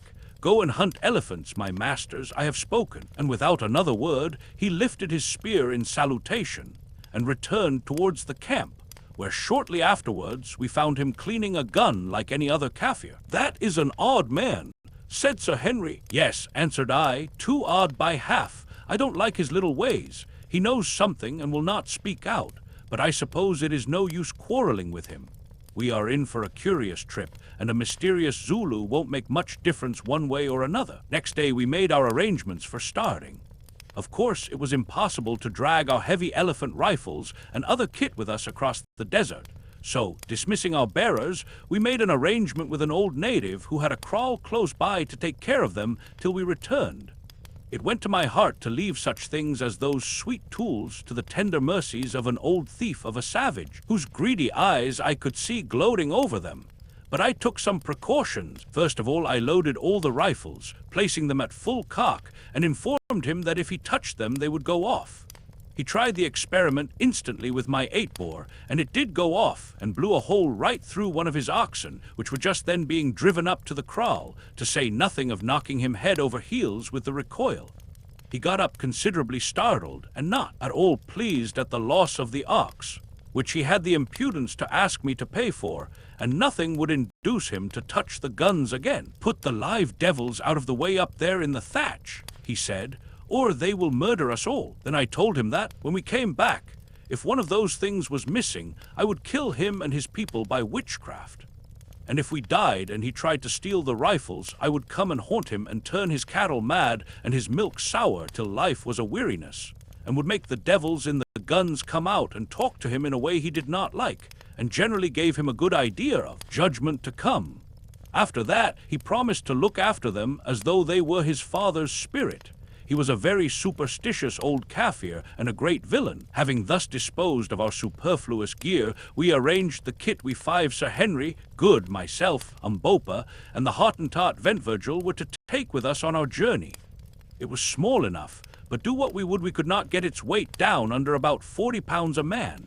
This is what it consisted of: the 3 express rifles and 200 rounds of ammunition, the 2 Winchester repeating rifles for UMBOPA and Ventvirgil, with 200 rounds of cartridge, 5 Cochrane's water bottles, each holding 4 pints, 5 blankets, 25 pounds weight of biltong, that is sun-dried game flesh, 10 pounds weight of best mixed beads for gifts, a selection of medicine, including an ounce of quinine, and 1 or 2 small surgical instruments, our knives, a few sundries, such as a compass, matches, a pocket filter, tobacco, a trowel, a bottle of brandy, and the clothes we stood in. This was our total equipment, a small one indeed for such a venture, but we dared not attempt to carry more. Indeed, that load was a heavy one per man with which to travel across the burning desert, for in such places every additional ounce tells. But we could not see our way to reducing the weight. There was nothing taken but what was absolutely necessary. With great difficulty, and by the promise of a present of a good hunting knife each, I succeeded in persuading 3 wretched natives from the village to come with us for the first stage, 20 miles, and to carry a large gourd holding a gallon of water apiece. My object was to enable us to refill our water bottles after the first night's march, for we determined to start in the cool of the evening. I gave out to these natives that we were going to shoot ostriches, with which the desert abounded. They jabbered and shrugged their shoulders, saying that we were mad and should perish of thirst, which I must say seemed probable, but being desirous of obtaining the knives, which were almost unknown treasures up there, they consented to come, having probably reflected that, after all, our subsequent extinction would be no affair of theirs. All next day we rested and slept, and at sunset ate a hearty meal of fresh beef washed down with tea, the last, as Good remarked sadly, we were likely to drink for many a long day. Then, having made our final preparations, we lay down and waited for the moon to rise. At last, about 9 o'clock, up she came in all her glory, flooding the wild country with light, and throwing a silver sheen on the expanse of rolling desert before us, which looked as solemn and quiet and as alien to man as the star-studded firmament above. We rose up, and in a few minutes were ready, and yet we hesitated a little, as human nature is prone to hesitate on the threshold of an irrevocable step. We 3 white men stood by ourselves. UMBOPA, a segai in hand and a rifle across his shoulders, looked out fixedly across the desert a few paces ahead of us, while the hired natives, with the gourds of water and Ventvirgil, were gathered in a little knot behind. "Gentlemen," said Sir Henry presently, in his deep voice, "we are going on about as strange a journey as men can make in this world. It is very doubtful if we can succeed in it, but we are 3 men who will stand together for good or for evil to the last. Now, before we start, let us for a moment pray to the power who shapes the destinies of men, and who ages since has marked out our paths, that it may please him to direct our steps in accordance with his will." Taking off his hat, for the space of a minute or so, he covered his face with his hands, and Good and I did likewise. I do not say that I am a first-rate praying man, few hunters are, and as for Sir Henry, I never heard him speak like that before, and only once since, though deep down in his heart I believe that he is very religious. Good too is pious, though apt to swear. Anyhow, I do not remember, excepting on one single occasion, ever putting up a better prayer in my life than I did during that minute, and somehow I felt the happier for it. Our future was so completely unknown, and I think that the unknown and the awful always bring a man nearer to his maker. And now, said Sir Henry, trek. So we started. We had nothing to guide ourselves by except the distant mountains and old José da Silvestra's chart, which, considering that it was drawn by a dying and half-distraught man on a fragment of linen 3 centuries ago, was not a very satisfactory sort of thing to work with. Still, our sole hope of success depended upon it, such as it was. If we failed in finding that pool of bad water which the old Dom marked as being situated in the middle of the desert, about 60 miles from our starting point, and as far from the mountains, in all probability we must perish miserably of thirst. But to my mind the chances of our finding it in that great sea of sand and Karoo scrub seemed almost infinitesimal. Even supposing that Da Silvestra had marked the pool correctly, what was there to prevent it, having been dried up by the sun generations ago, or trampled in by game, or filled with the drifting sand? And we tramped silently as shades through the night and in the heavy sand. The Karoo bushes caught our feet and retarded us, and the sand worked into our velchoons and good shooting boots, so that every few miles we had to stop and empty them. But still, the night kept fairly cool, though the atmosphere was thick and heavy, giving a sort of creamy feel to the air, and we made fair progress. Was very silent and lonely there in the desert, oppressively so indeed. Good felt this, and once began to whistle the girl I left behind me, but the notes sounded lugubrious in that vast place, and he gave it up. Shortly afterwards, a little incident occurred which, though it startled us at the time, gave rise to a laugh. Good was leading, as the holder of the compass, which, being a sailor, of course he understood thoroughly, and we were toiling along in single file behind him, when suddenly we heard the sound of an exclamation, and he vanished. Next second there arose all around us a most extraordinary hubbub, snorts, groans, and wild sounds of rushing feet. In the faint light, too, we could descry dim galloping forms half hidden by wreaths of sand. The natives threw down their loads and prepared to bolt, but remembering that there was nowhere to run to, they cast themselves upon the ground and howled out that it was ghosts. As for Sir Henry and myself, we stood amazed, nor was our amazement lessened when we perceived the form of Good careering off in the direction of the mountains, apparently mounted on the back of a horse and hallooing wildly. In another second he threw up his arms, and we heard him come to the earth with a thud. Then I saw what had happened. We had stumbled upon a herd of sleeping quagga, onto the back of one of which Good actually had fallen, and the brute naturally enough got up and made off with him. Calling out to the others that it was all right, I ran towards Good, much afraid lest he should be hurt, but to my great relief I found him sitting in the sand, his eyeglass still fixed firmly in his. I, rather shaken and very much frightened, but not in any way injured. After this we travelled on without any further misadventure till about 1 o'clock, when we called a halt, and having drunk a little water, not much, for water was precious, and rested for half an hour, we started again. On we went, till at last the east began to blush like the cheek of a girl. Then there came faint rays of primrose light that changed presently to golden bars, through which the dawn glided out across the desert. The stars grew pale and paler still, till at last they vanished. The golden moon waxed wan, and her mountain ridges stood out against her sickly face like the bones on the cheek of a dying man. Then came spear upon spear of light flashing far away across the boundless wilderness, piercing and firing the veils of mist, till the desert was draped in a tremulous golden glow, and it was day. Still we did not halt, though by this time we should have been glad enough to do so, for we knew that when once the sun was fully up, it would be almost impossible for us to travel. At length, about an hour later, we spied a little pile of boulders rising out of the plain, and to this we dragged ourselves. As luck would have it, here we found an overhanging slab of rock carpeted beneath with smooth sand, which afforded a most grateful shelter from the heat. Underneath this we crept, and each of us having drunk some water and eaten a bit of biltong, we lay down and soon were sound asleep. It was 3 o'clock in the afternoon before we woke, to find our bearers preparing to return. They had seen enough of the desert already, and no number of knives would have tempted them to come a step farther. So we took a hearty drink, and having emptied our water bottles, filled them up again from the gourds that they had brought with them, and then watched them depart on their 20 miles. Tramp home! At 4:30 we also started. It was lonely and desolate work, for with the exception of a few ostriches, there was not a single living creature to be seen on all the vast expanse of sandy plain. Evidently it was too dry for game, and with the exception of a deadly-looking cobra or two, we saw no reptiles. One insect, however, we found abundant, and that was the common or house fly. There they came, not as single spies, but in battalions, as I think the Old Testament 6 says somewhere. He is an extraordinary insect, is the house fly. Go where you will you find him, and so it must have been always. I have seen him enclosed in amber, which is, I was told, quite 500,000 years old, looking exactly like his descendant of today, and I have little doubt but that when the last man lies dying on the earth, he will be buzzing round, if this event happens to occur in summer, watching for an opportunity to settle on his nose. 6 readers must beware of accepting Mr. Quatermain's references as accurate, as it has been found some are prone to do. Although his reading evidently was limited, the impression produced by it upon his mind was mixed. Thus to him, the Old Testament and Shakespeare were interchangeable authorities. Editor, at sunset we halted, waiting for the moon to rise.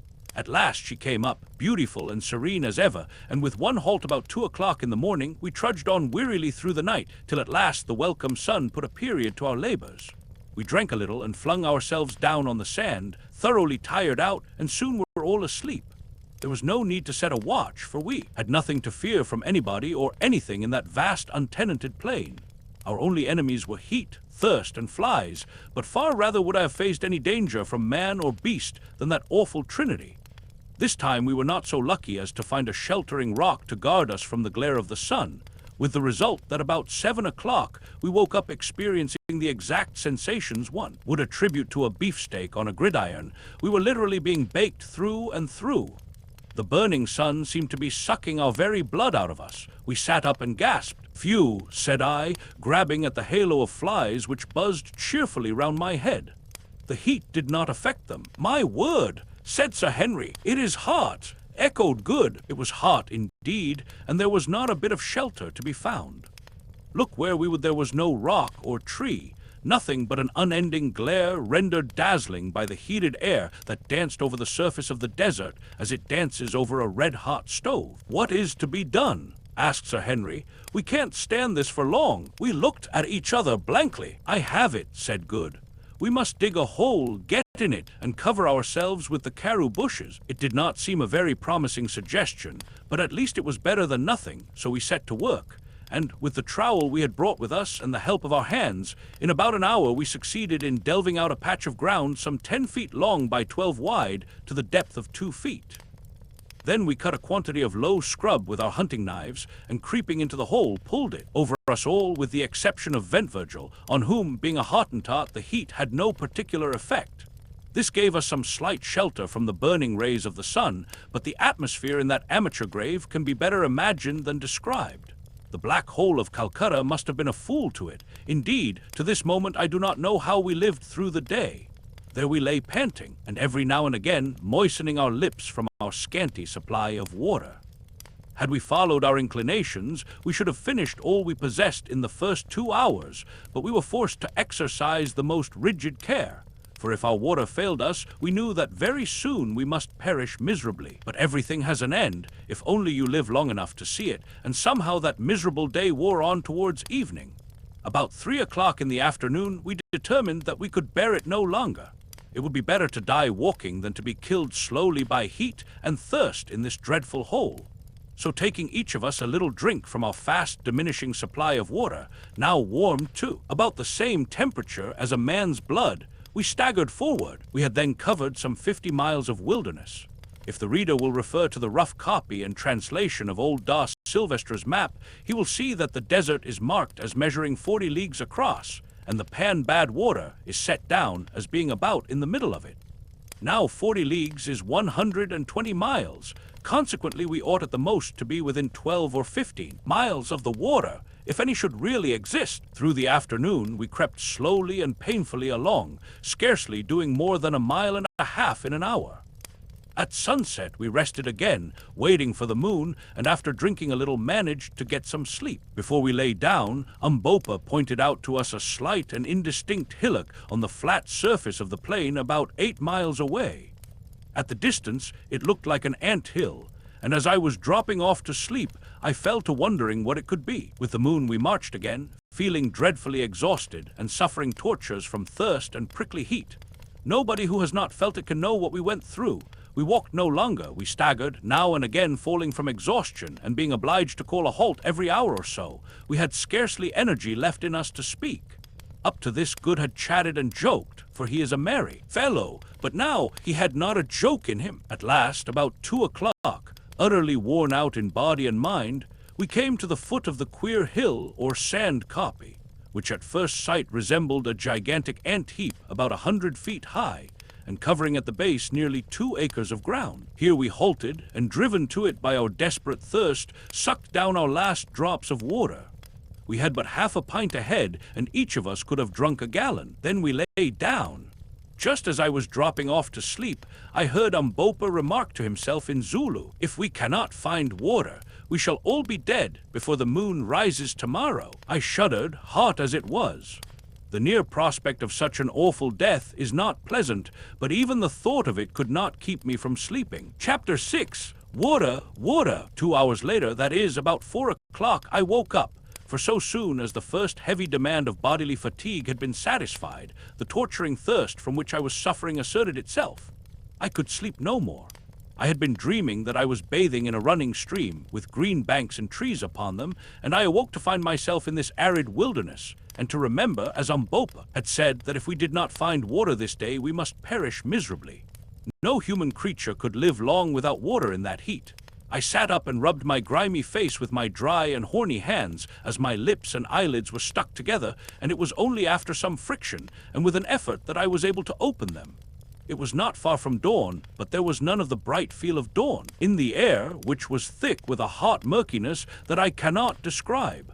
The others were still sleeping. Presently it began to grow light enough to read, so I drew out a little pocket copy of the Ingoldsby Legends, which I had brought with me, and read The Jackdaw of Rhymes.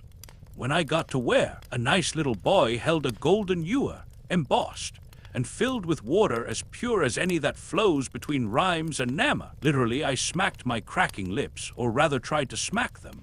The mere thought of that pure water made me mad. If the cardinal had been there with his bell, book, and candle, I would have whipped in and drunk his water up. Yes, even if he had filled it already with the suds of soap, worthy of washing the hands of the Pope. And I knew that the whole consecrated curse of the Catholic Church should fall upon me for so doing. I almost think that I must have been a little light-headed with thirst, weariness, and the want of food. For I fell to thinking how astonished the cardinal and his nice little boy and the jackdaw would have looked to see a burnt-up, brown-eyed, grizzly-haired little elephant hunter suddenly bound between them, put his dirty face into the basin, and swallow every drop of the precious water. The idea amused me so much that I laughed, or rather cackled aloud, which woke the others, and they began to rub their dirty faces and drag their gummed-up lips and eyelids apart. As soon as we were all well awake, we began to discuss the situation, which was serious enough. Not a drop of water was left. We turned the bottles upside down and licked their tops, but it was a failure. They were dry as a bone. Good, who had charge of the flask of brandy, got it out and looked at it longingly, but Sir Henry promptly took it away from him, for to drink raw spirit would only have been to precipitate the end. "If we do not find water, we shall die," he said. "If we can trust to the old Dom's map, there should be some about," I said, but nobody seemed to derive much satisfaction from this remark. It was so evident that no great faith could be put in the map. Now it was gradually growing light, and as we sat staring blankly at each other, I observed the Hottentot Ventvirgil rise and begin to walk about with his eyes on the ground. Presently he stopped, short, and uttering a guttural exclamation, pointed to the earth. "What is it?" we exclaimed, and rising simultaneously, we went to where he was standing staring at the sand. "Well," I said, "it is fresh springbok spoor. What of it? Springboks do not go far from water." He answered in Dutch. "No," I answered, "I forgot, and thank God for it." This little discovery put new life into us, for it is wonderful, when a man is in a desperate position, how he catches at the slightest hope and feels almost happy. On a dark night, a single star is better than nothing. Meanwhile, Ventvirgil was lifting his snub nose and sniffing the hot air for all the world like an old impala ram who sensed danger. Presently he spoke again. "I smell water," he said. Then we felt quite jubilant, for we knew what a wonderful instinct these wild-bred men possessed. Just at that moment, the sun came up gloriously and revealed so grand a sight to our astonished eyes that for a moment or two we even forgot our thirst. There, not more than 40 or 50 miles from us, glittering like silver in the early rays of the morning sun, soared Sheba's breasts, and stretching away for hundreds of miles on either side of them ran the great Suleiman Bog. Now that, sitting here, I attempt to describe the extraordinary grandeur and beauty of that sight, language seems to fail me. I am impotent even before its memory. Straight before us rose two enormous mountains, the like of which are not, I believe, to be seen in Africa, if indeed there are any other such in the world, measuring each of them at least 15,000 feet in height, standing not more than a dozen miles apart, linked together by a precipitous cliff of rock, and towering in awful white solemnity straight into the sky.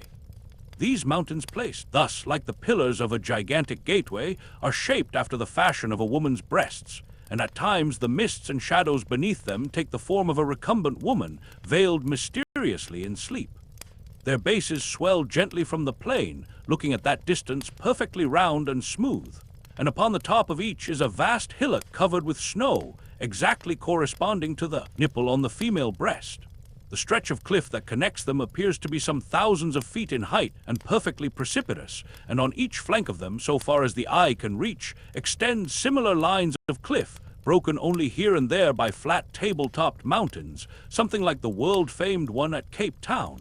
A formation, by the way, that is very common in Africa. To describe the comprehensive grandeur of that view is beyond my powers. There was something so inexpressibly solemn and overpowering about those huge volcanoes, for doubtless they are extinct volcanoes, that it quite awed us. For a while the morning lights played upon the snow and the brown and swelling masses beneath, and then, as though to veil the majestic sight from our curious eyes, strange vapors and clouds gathered and increased around the mountains, till presently we could only trace their pure and gigantic outlines, showing ghost-like through the fleecy envelope. Indeed, as we afterwards discovered, usually they were wrapped in this gauze-like mist, which doubtless accounted for our not having seen them more clearly before. Sheba's breasts had scarcely vanished into cloud-clad privacy before our thirst, literally a burning question, reasserted itself. It was all very well for Ventvirgil to say that he smelt water, but we could see no signs of it, look which way we would. So far as the eye might reach there was nothing but arid sweltering sand and karoo scrub. We walked round the hillock and gazed about anxiously on the other side, but it was the same story. Not a drop of water could be found. There was no indication of a pan, a pool, or a spring. "You are a fool," I said angrily to Ventvirgil.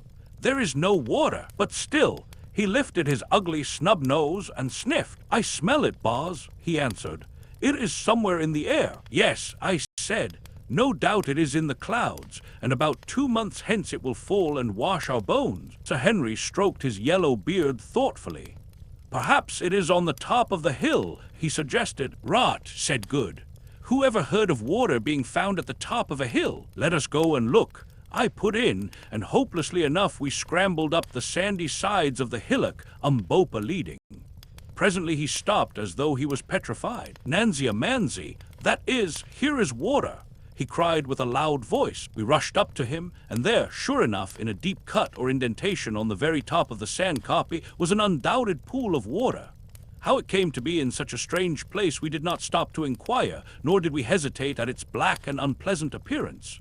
It was water, or a good imitation of it, and that was enough for us. We gave a bound and a rush, and in another second we were all down on our stomachs, sucking up the uninviting fluid as though it were nectar fit for the gods. Heavens, how we did drink!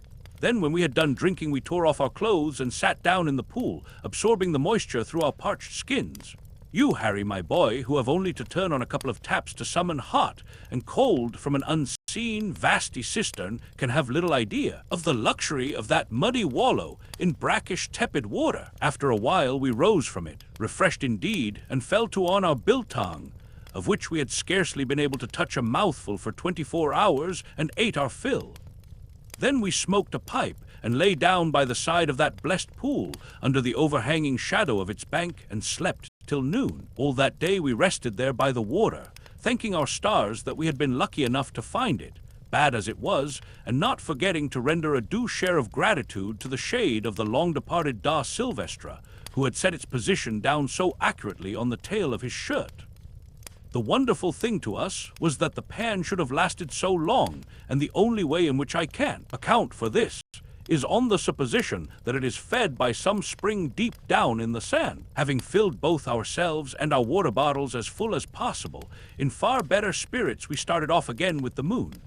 That night we covered nearly 25 miles, but needless to say, found no more water, though we were lucky enough the following day to get a little shade behind some ant heaps. When the sun rose and for a while cleared away the mysterious mists, Suleiman, Bog with the two majestic breasts, now only about 20 miles off, seemed to be towering right above us and looked grander than ever. At the approach of evening we marched again, and to cut a long story short, by daylight next morning found ourselves upon the lowest slopes of Sheba's left breast, for which we had been steadily steering. By this time our water was exhausted once more, and we were suffering severely from thirst, nor indeed could we see any chance of relieving it till we reached the snow line far, far above us. After resting an hour or two, driven to it by our torturing thirst, we went on, toiling painfully in the burning heat up the lava slopes, for we found that the huge base of the mountain was composed entirely of lava beds belched from the bowels of the earth in some far past age. By 11 o'clock we were utterly exhausted, and generally speaking in a very bad state indeed.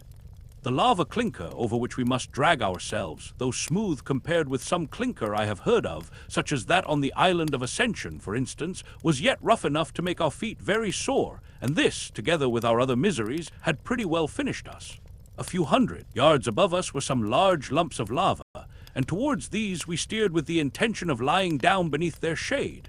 We reached them, and to our surprise, so far as we had a capacity for surprise left in us, on a little plateau or ridge close by we saw that the clinker was covered with a dense green growth. Evidently soil formed of decomposed lava had rested there, and in due course had become the receptacle of seeds deposited by birds. But we did not take much further interest in the green growth, for one cannot live on grass like Nebuchadnezzar.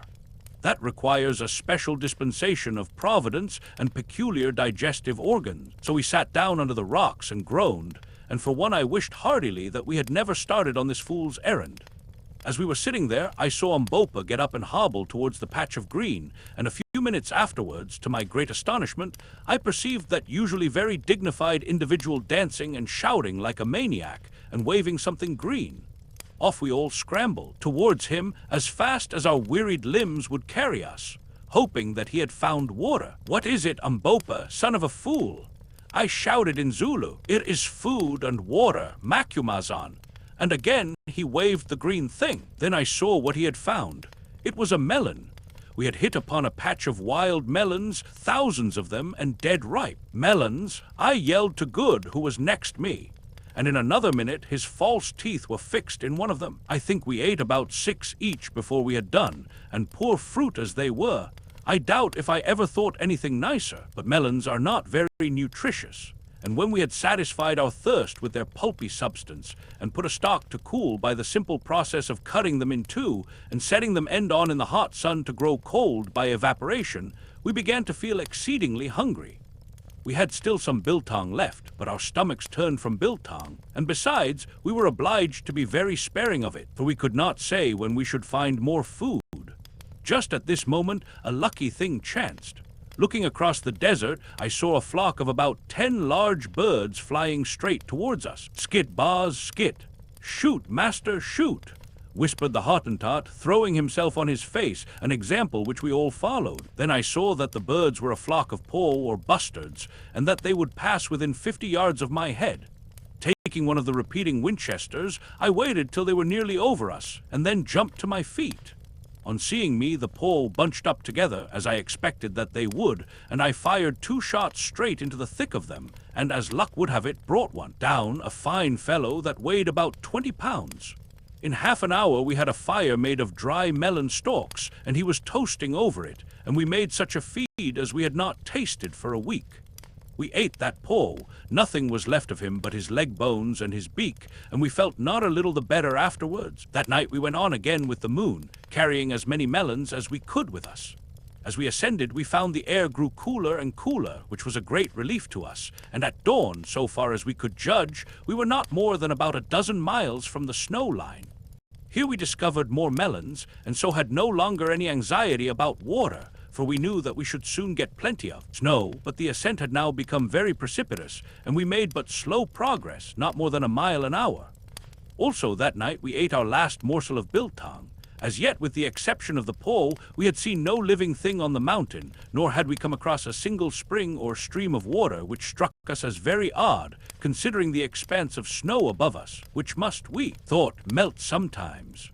But as we afterwards discovered, owing to a cause which it is quite beyond my power to explain, all the streams flowed down upon the north side of the mountains. Now we began to grow very anxious about food.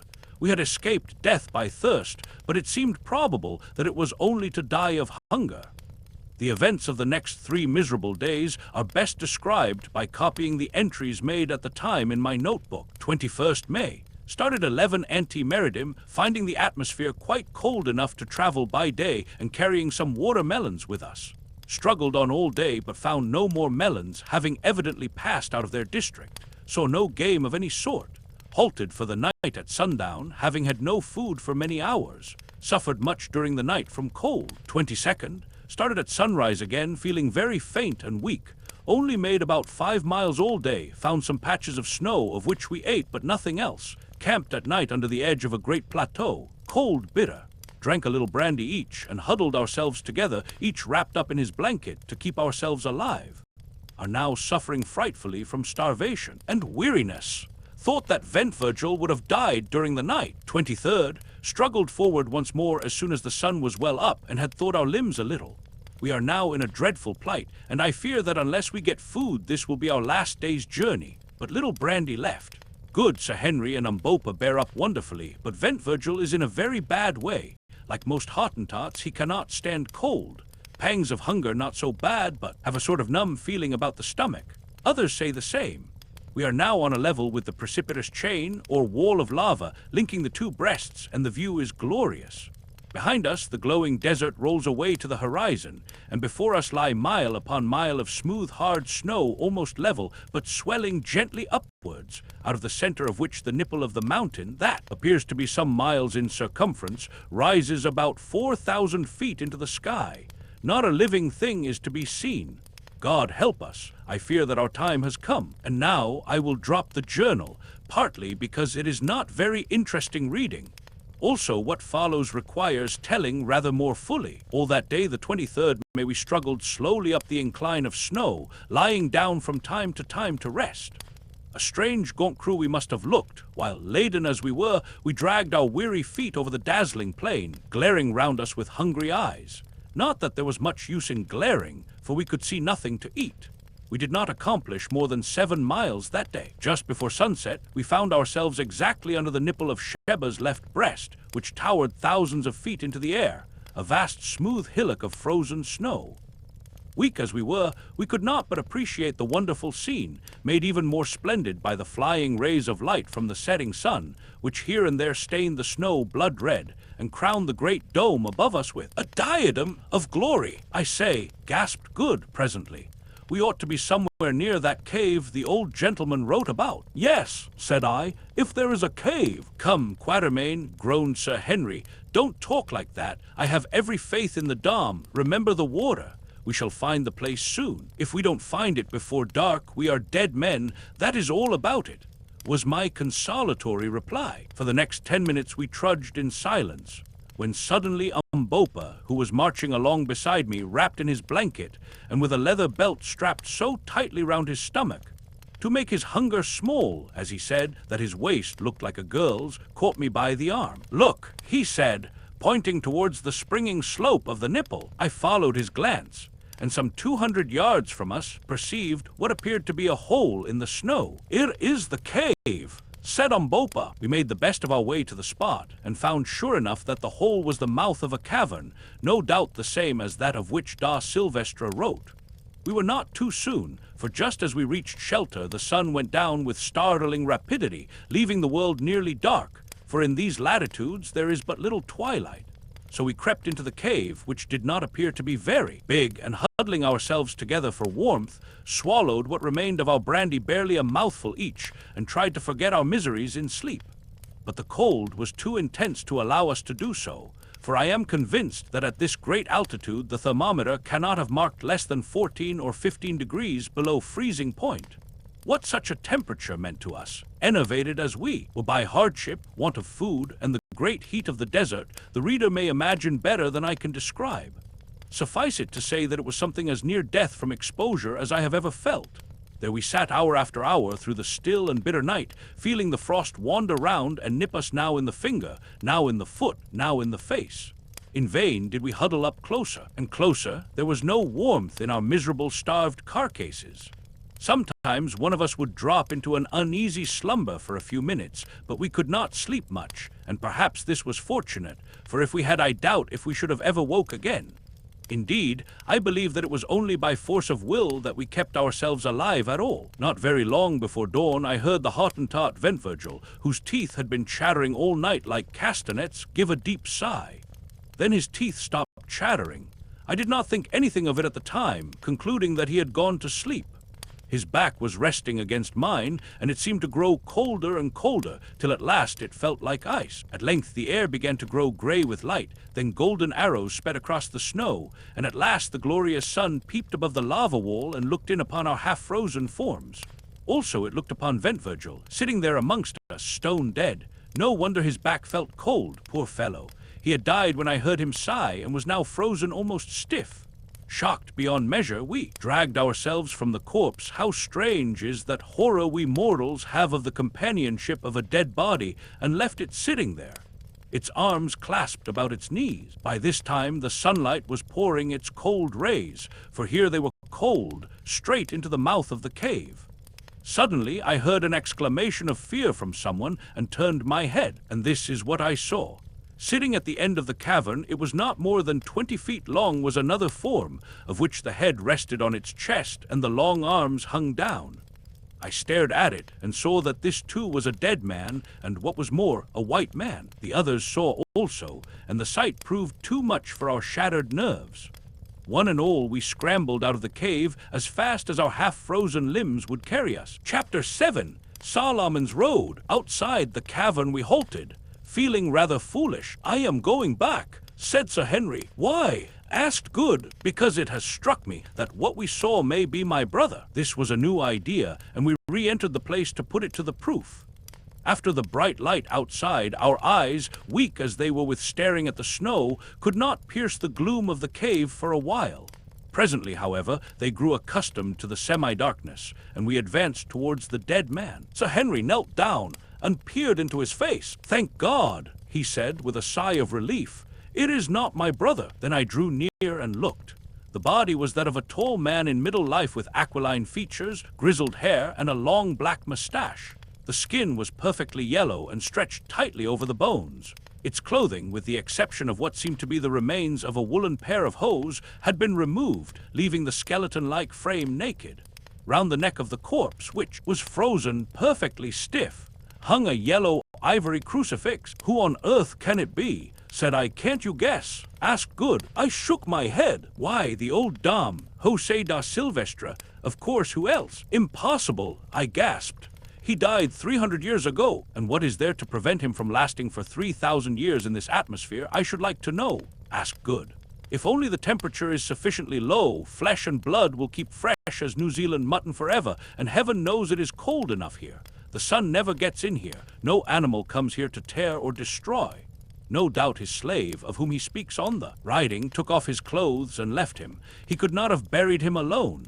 "Look," he went on, stooping down to pick up a queerly shaped bone scraped at the end into a sharp point. "Here is the cleft bone that Silvestre used to draw the map with." We gazed for a moment astonished, forgetting our own miseries in this extraordinary, and, as it seemed to us, semi-miraculous sight. "Aye," said Sir Henry, "and this is where he got his ink from," and he pointed to a small wound on the Dame's left arm.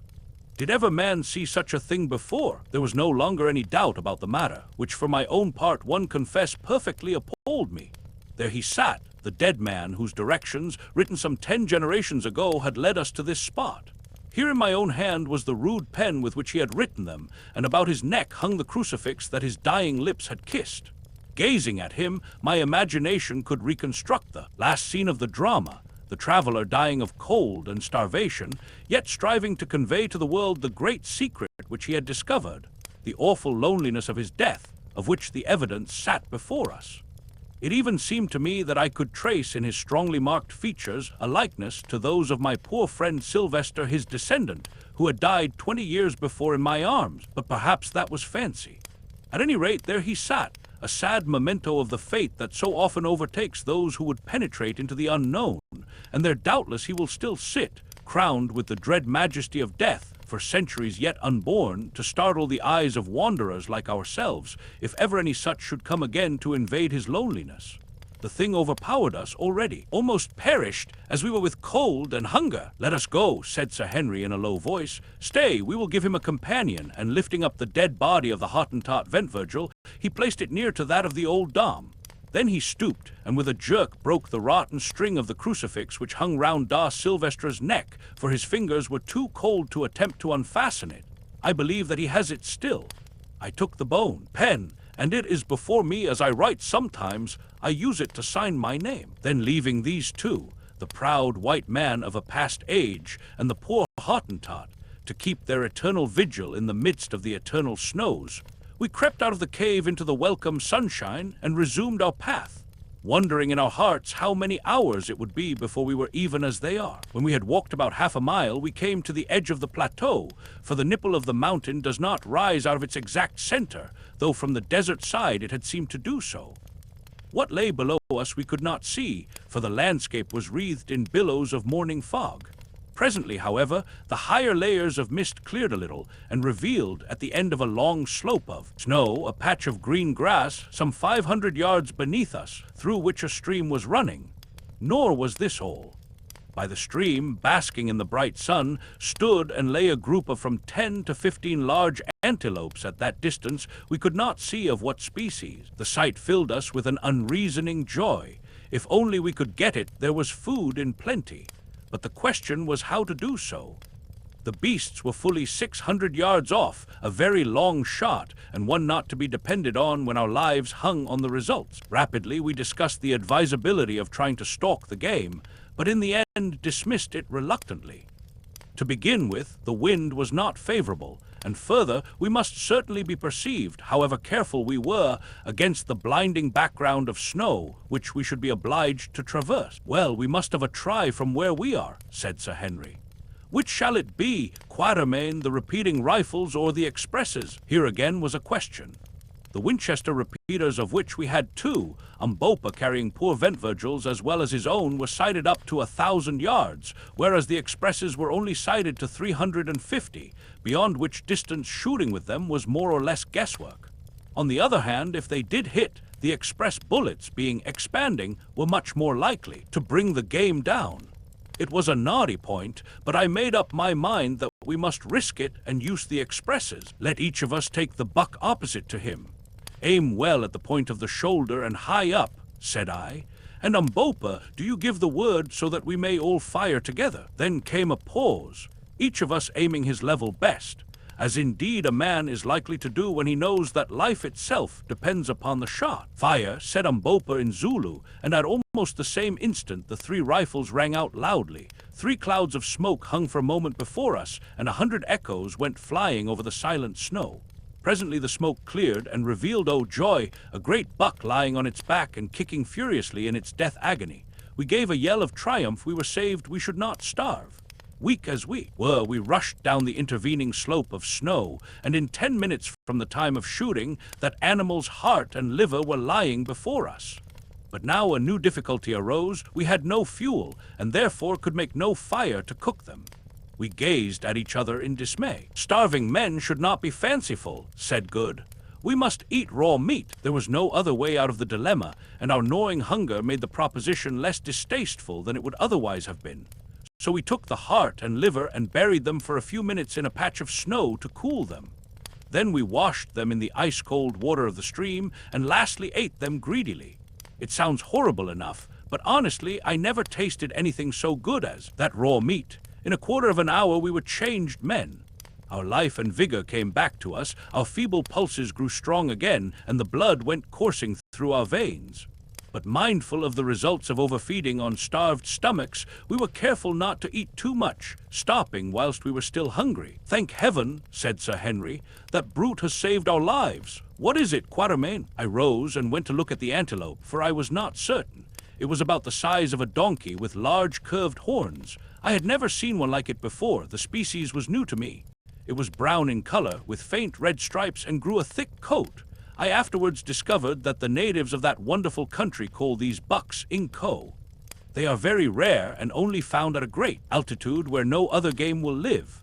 This animal was fairly hit high up in the shoulder, though whose bullet brought it down we could not, of course, discover. I believe that Good, mindful of his marvelous shot at the giraffe, secretly set it down to his own prowess, and we did not contradict him. We had been so busy satisfying our hunger that hitherto we had not found time to look about us. But now, having set UMBOPA to cut off as much of the best meat as we were likely to be able to carry, we began to inspect our surroundings. The mist had cleared away, for it was 8 o'clock, and the sun had sucked it up, so we were able to take in all the country before us at a glance. I know not how to describe the glorious panorama which unfolded itself to our gaze.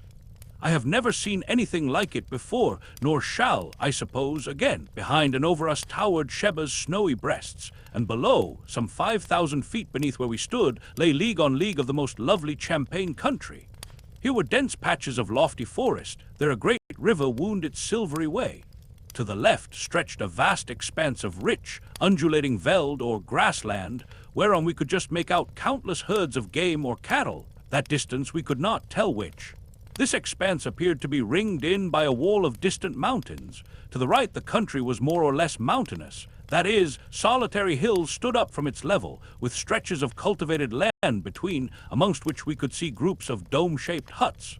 The landscape lay before us as a map, wherein rivers flashed like silver snakes and Alp-like peaks crowned with wildly twisted snow wreaths rose in grandeur, whilst over all was the glad sunlight and the breath of nature's happy life. Two curious things struck us as we gazed. First, that the country before us must lie at least 3,000 feet higher than the desert we had crossed, and secondly, that all the rivers flowed from south to north. As we had painful reason to know, there was no water upon the southern side of the vast range on which we stood, but on the northern face were many streams, most of which appeared to unite with the great river. We could see winding away farther than our eyes could follow. We sat down for a while and gazed in silence at this wonderful view. Presently Sir Henry spoke. "Isn't there something on the map about Solomon's great road?" he said. I nodded, for I was still gazing out over the far country. "Well, look, there it is." And he pointed a little to our right. Good and I looked accordingly, and there, winding away towards the plain, was what appeared to be a wide turnpike road. We had not seen it at first because, on reaching the plain, it turned behind some broken country. We did not say anything, at least not much. We were beginning to lose the sense of wonder. Somehow it did not seem particularly unnatural that we should find a sort of Roman road in this strange land. We accepted the fact, that was all. "Well," said Good, "it must be quite near us if we cut off to the right.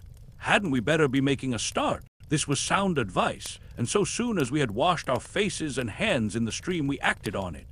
For a mile or more we made our way over boulders and across patches of snow, till suddenly, on reaching the top of the little rise, we found the road at our feet. It was a splendid road cut out of the solid rock, at least 50 feet wide, and apparently well kept, though the odd thing was that it seemed to begin there. We walked down and stood on it, but one single 100 paces behind us, in the direction of Sheba's breasts, it vanished, the entire surface of the mountain being strewn with boulders interspersed with patches of snow. "What do you make of this, Quatermain?"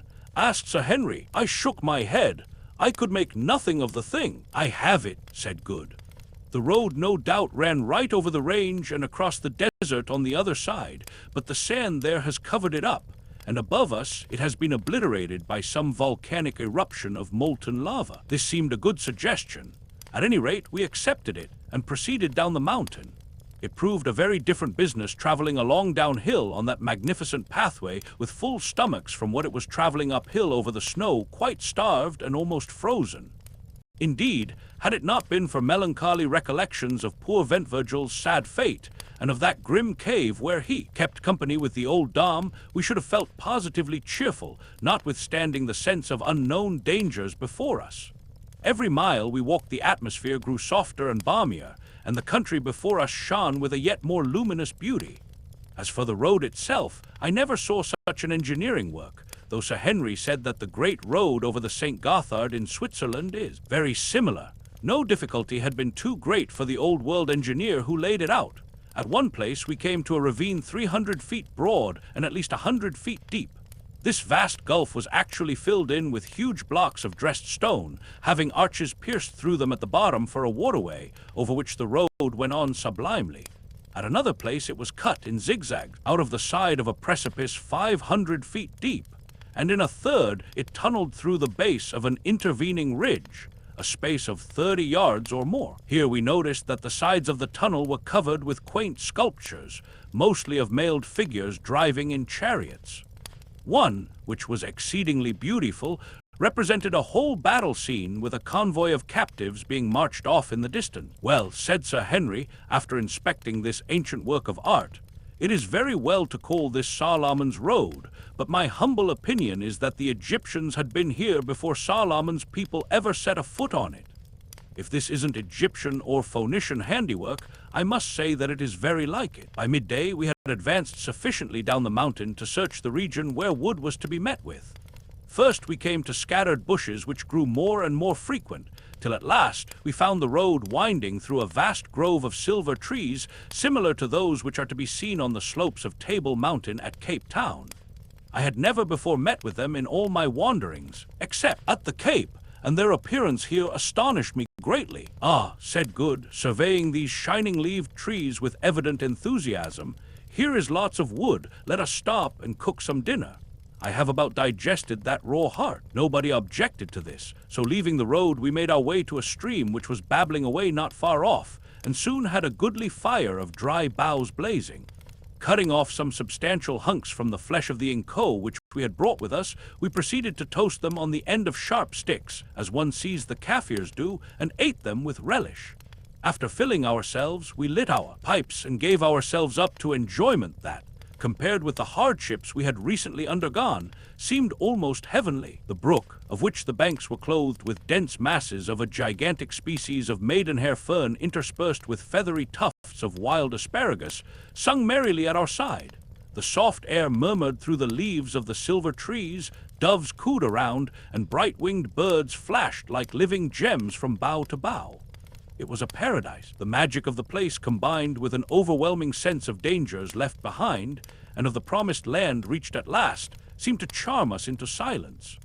Sir Henry and UMBOPA sat conversing in a mixture of broken English and kitchen Zulu in a low voice, but earnestly enough, and I lay with my eyes half shut upon that fragrant bed of fern and watched them. Presently I missed Good, and I looked to see what had become of him. Soon I observed him sitting by the bank of the stream in which he had been bathing. He had nothing on but his flannel shirt, and his natural habits of extreme neatness having reasserted themselves, he was actively employed in making a most elaborate toilet. He had washed his gurpacha collar, had thoroughly shaken out his trousers, coat, and waistcoat, and was now folding them up neatly till he was ready to put them on, shaking his head sadly as he scanned the numerous rents and tears in them, which naturally had resulted from our frightful journey. Then he took his boots, scrubbed them with a handful of fern, and finally rubbed them over with a piece of fat, which he had carefully saved from the inco meat, till they looked, comparatively speaking, respectable. Having inspected them judiciously through his eyeglass, he put the boots on and began a fresh operation. From a little bag that he carried, he produced a pocket comb in which was fixed a tiny looking glass, and in this he surveyed himself. Apparently he was not satisfied, for he proceeded to do his hair with great care. Then came a pause whilst he again contemplated the effect. Still it was not satisfactory. He felt his chin, on which the accumulated scrub of a 10 days' beard was flourishing. Surely, thought I, he is not going to try to shave. But so it was. Taking the piece of fat with which he had greased his boots, Good washed it thoroughly in the stream. Then diving again into the bag, he brought out a little pocket razor with a guard to it, such as are bought by people who are afraid of cutting themselves or by those about to undertake a sea voyage.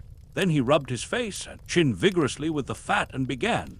Evidently it proved a painful process, for he groaned very much over it, and I was convulsed with inward laughter as I watched him struggling with that stubbly beard. It seemed so very odd that a man should take the trouble to shave himself with a piece of fat in such a place and in our circumstances. At last he succeeded in getting the hair off the right side of his face and chin, when suddenly I, who was watching, became conscious of a flash of light that passed just by his head. Good sprang up with a profane exclamation. If it had not been a safety razor, he would certainly have cut his throat, and so did I without the exclamation, and this was what I saw. Standing not more than 20 paces from where I was, and 10 from Good, were a group of men. They were very tall and copper-colored, and some of them wore great plumes of black feathers and short cloaks of leopard skins. This was all I noticed at the moment. In front of them stood a youth of about 17, his hand still raised, and his body bent forward in the attitude of a Grecian statue of a spear-thrower. Evidently the flash of light had been caused by a weapon which he had hurled. As I looked, an old soldier-like man stepped forward out of the group, and catching the youth by the arm, said something to him. Then they advanced upon us. Sir Henry, Good, and UMBOPA by this time had seized their rifles and lifted them threateningly. The party of natives still came on. It struck me that they could not know what rifles were, or they would not have treated them with such contempt. "Put down your guns," I hallooed to the others, seeing that our only chance of safety lay in conciliation. They obeyed, and walking to the front, I addressed the elderly man who had checked the youth. "Greeting," I said in Zulu, not knowing what language to use. To my surprise, I was understood. "Greeting," answered the old man, not indeed in the same tongue, but in a dialect so closely allied to it that neither UMBOPA nor myself had any difficulty in understanding him. Indeed, as we afterwards found out, the language spoken by this people is an old-fashioned form of the Zulu tongue, bearing about the same relationship to it that the English of Chaucer does to the English of the 19th century. "Whence come you?" he went on. "Who are you, and why are the faces of 3 of you white, and the face of the 4th as the face of our mother's sons?" And he pointed to UMBOPA. I looked at UMBOPA as he said it, and it flashed across me that he was right. The face of UMBOPA was like the faces of the men before me, and so was his great form like their forms. But I had not time to reflect on this. "Coincidence! We are strangers and come in peace," I answered, speaking very slowly so that he might understand me, "and this man is our servant." "You lie," he answered. "No strangers can cross the mountains where all things perish. But what do your lies matter? If ye are strangers, then ye must die, for no strangers may live in the land of the KUKUANALAND. It is the king's law. Prepare then to die, O strangers." I was slightly staggered at this, more especially as I saw the hands of some of the men steal down to their sides, where hung on each what looked to me like a large and heavy knife. "What does that beggar say?" asked Good. "He says we are going to be killed," I answered grimly. "Oh Lord," groaned Good, and as was his way when perplexed, he put his hand to his false teeth, dragging the top set down and allowing them to fly back to his jaw with a snap. It was a most fortunate move, for next second the dignified crowd of KUKUANALAND uttered a simultaneous yell of horror and bolted back some yards. "What's up?" said I. "It's his teeth," whispered Sir Henry excitedly. "He moved them. Take them out, Good, take them out." He obeyed, slipping the set into the sleeve of his flannel shirt. In another second curiosity had overcome fear, and the men advanced slowly. Apparently they had now forgotten their amiable intention of killing us. "How is it, O strangers," asked the old man solemnly, "that this fat man," pointing to Good, who was clad in nothing but boots and a flannel shirt, and had only half finished his shaving, whose body is clothed and whose legs are bare, who grows hair on one side of his sickly face and not on the other, and who wears one shining and transparent eye, how is it, I ask, that he has teeth which move of themselves, coming away from the jaws and returning of their own will?" "Open your mouth," I said to Good, who promptly curled up his lips and grinned at the old gentleman like an angry dog, revealing to his astonished gaze 2 thin red lines of gum as utterly innocent of ivories as a newborn elephant. The audience gasped. "Where are his teeth?" they shouted. With our eyes we saw them. Turning his head slowly, and with a gesture of ineffable contempt, Good swept his hand across his mouth. Then he grinned again, and lo, there were 2 rows of lovely teeth. Now the young man who had flung the knife threw himself down on the grass and gave vent to a prolonged howl of terror. And as for the old gentleman, his knees knocked together with fear. "I see that ye are spirits," he said falteringly. "Did ever man born of woman have hair on one side of his face and not on the other, or a round and transparent eye, or teeth which moved and melted away and grew again? Pardon us, O my lords. Here was luck indeed, and needless to say, I jumped at the chance." "It is granted," I said with an imperial smile. "Nay, ye shall know the truth. We come from another world, though we are men such as ye. We come," I went on, "from the biggest star that shines at night." "Oh, oh!" groaned the chorus of astonished aborigines. "Yes," I went on, "we do indeed." And again I smiled benignly as I uttered that amazing lie. "We come to stay with you a little while, and to bless you by our sojourn. You will see, O friends, that I have prepared myself for this visit by the learning of your language." It is so," said the chorus. "Only, my lord," put in the old gentleman, "thou hast learnt it very badly." I cast an indignant glance at him, and he quailed. "Now, friends," I continued, "ye might think that after so long a journey we should find it in our hearts to avenge such a reception, mayhap to strike cold in death the imperious hand that, in short, threw a knife at the head of him whose teeth come and go." "Spare him, my lords," said the old man in supplication. "He is the king's son, and I am his uncle. If anything befalls him, his blood will be required at my hands." "Yes, that is certainly so," put in the young man with great emphasis. "Ye may perhaps doubt our power to avenge," I went on, heedless of this byplay. "Stay, I will show you. Here, thou dog and slave," addressing UMBOPA in a savage tone, "give me the magic tube that speaks." And I tipped a wink towards my express rifle. UMBOPA rose to the occasion, and with something as nearly resembling a grin as I have ever seen on his dignified face, he handed me the gun. "It is here, O Lord of Lords," he said with a deep obeisance. Now, just before I had asked for the rifle, I had perceived a little klipspringer antelope standing on a massive rock about 70 yards away, and determined to risk the shot. "Ye see that buck?" I said, pointing the animal out to the party before me. "Tell me, is it possible for man born of woman to kill it from here with a noise?" "It is not possible, my lord," answered the old man. "Yet shall I kill it?" I said quietly. The old man smiled. "That my lord cannot do," he answered. I raised the rifle and covered the buck. It was a small animal, and one which a man might well be excused for missing, but I knew that it would not do to miss. I drew a deep breath and slowly pressed on the trigger. The buck stood still as a stone. Bang! Thud!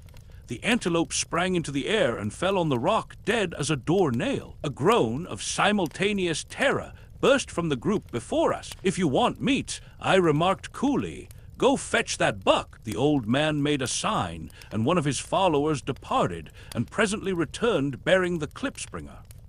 I noticed with satisfaction that I had hit it fairly behind the shoulder. They gathered round the poor creature's body, gazing at the bullet hole in consternation. "Ye see," I said, "I do not speak empty words." There was no answer. "If ye yet doubt our power," I went on, "let one of you go stand upon that rock, that I may make him as this buck." None of them seemed at all inclined to take the hint, till at last the king's son spoke. "It is well said. Do thou, my uncle, go stand upon the rock. It is but a buck that the magic has killed. Surely it cannot kill a man." The old gentleman did not take the suggestion in good part. Indeed, he seemed hurt. "No, no," he ejaculated hastily, "my old eyes have seen enough. These are wizards indeed. Let us bring them to the king. Yet if any should wish a further proof, let him stand upon the rock, that the magic tube may speak with him." There was a most general and hasty expression of dissent. "Let not good magic be wasted on our poor bodies," said one. "We are satisfied. All the witchcraft of our people cannot show the like of this." "It is so," remarked the old gentleman in a tone of intense relief. "Without any doubt it is so. Listen, children of the stars, children of the shining eye and the movable teeth, who roar out in thunder and slay from afar. I am Infadus, son of Kafa, once king of the KUKUANA people. This youth is Scragga." "He nearly scragged me," murmured Good. "Scragga, son of TWALA, the great King TWALA, husband of 1,000 wives, chief and lord paramount of the KUKUANAs, keeper of the great road, terror of his enemies, student of the black arts, leader of 100,000 warriors, TWALA the one-eyed, the black, the terrible. So, said I superciliously, lead us then to TWALA. We do not talk with low people and underlings. It is well, my lords, we will lead you, but the way is long.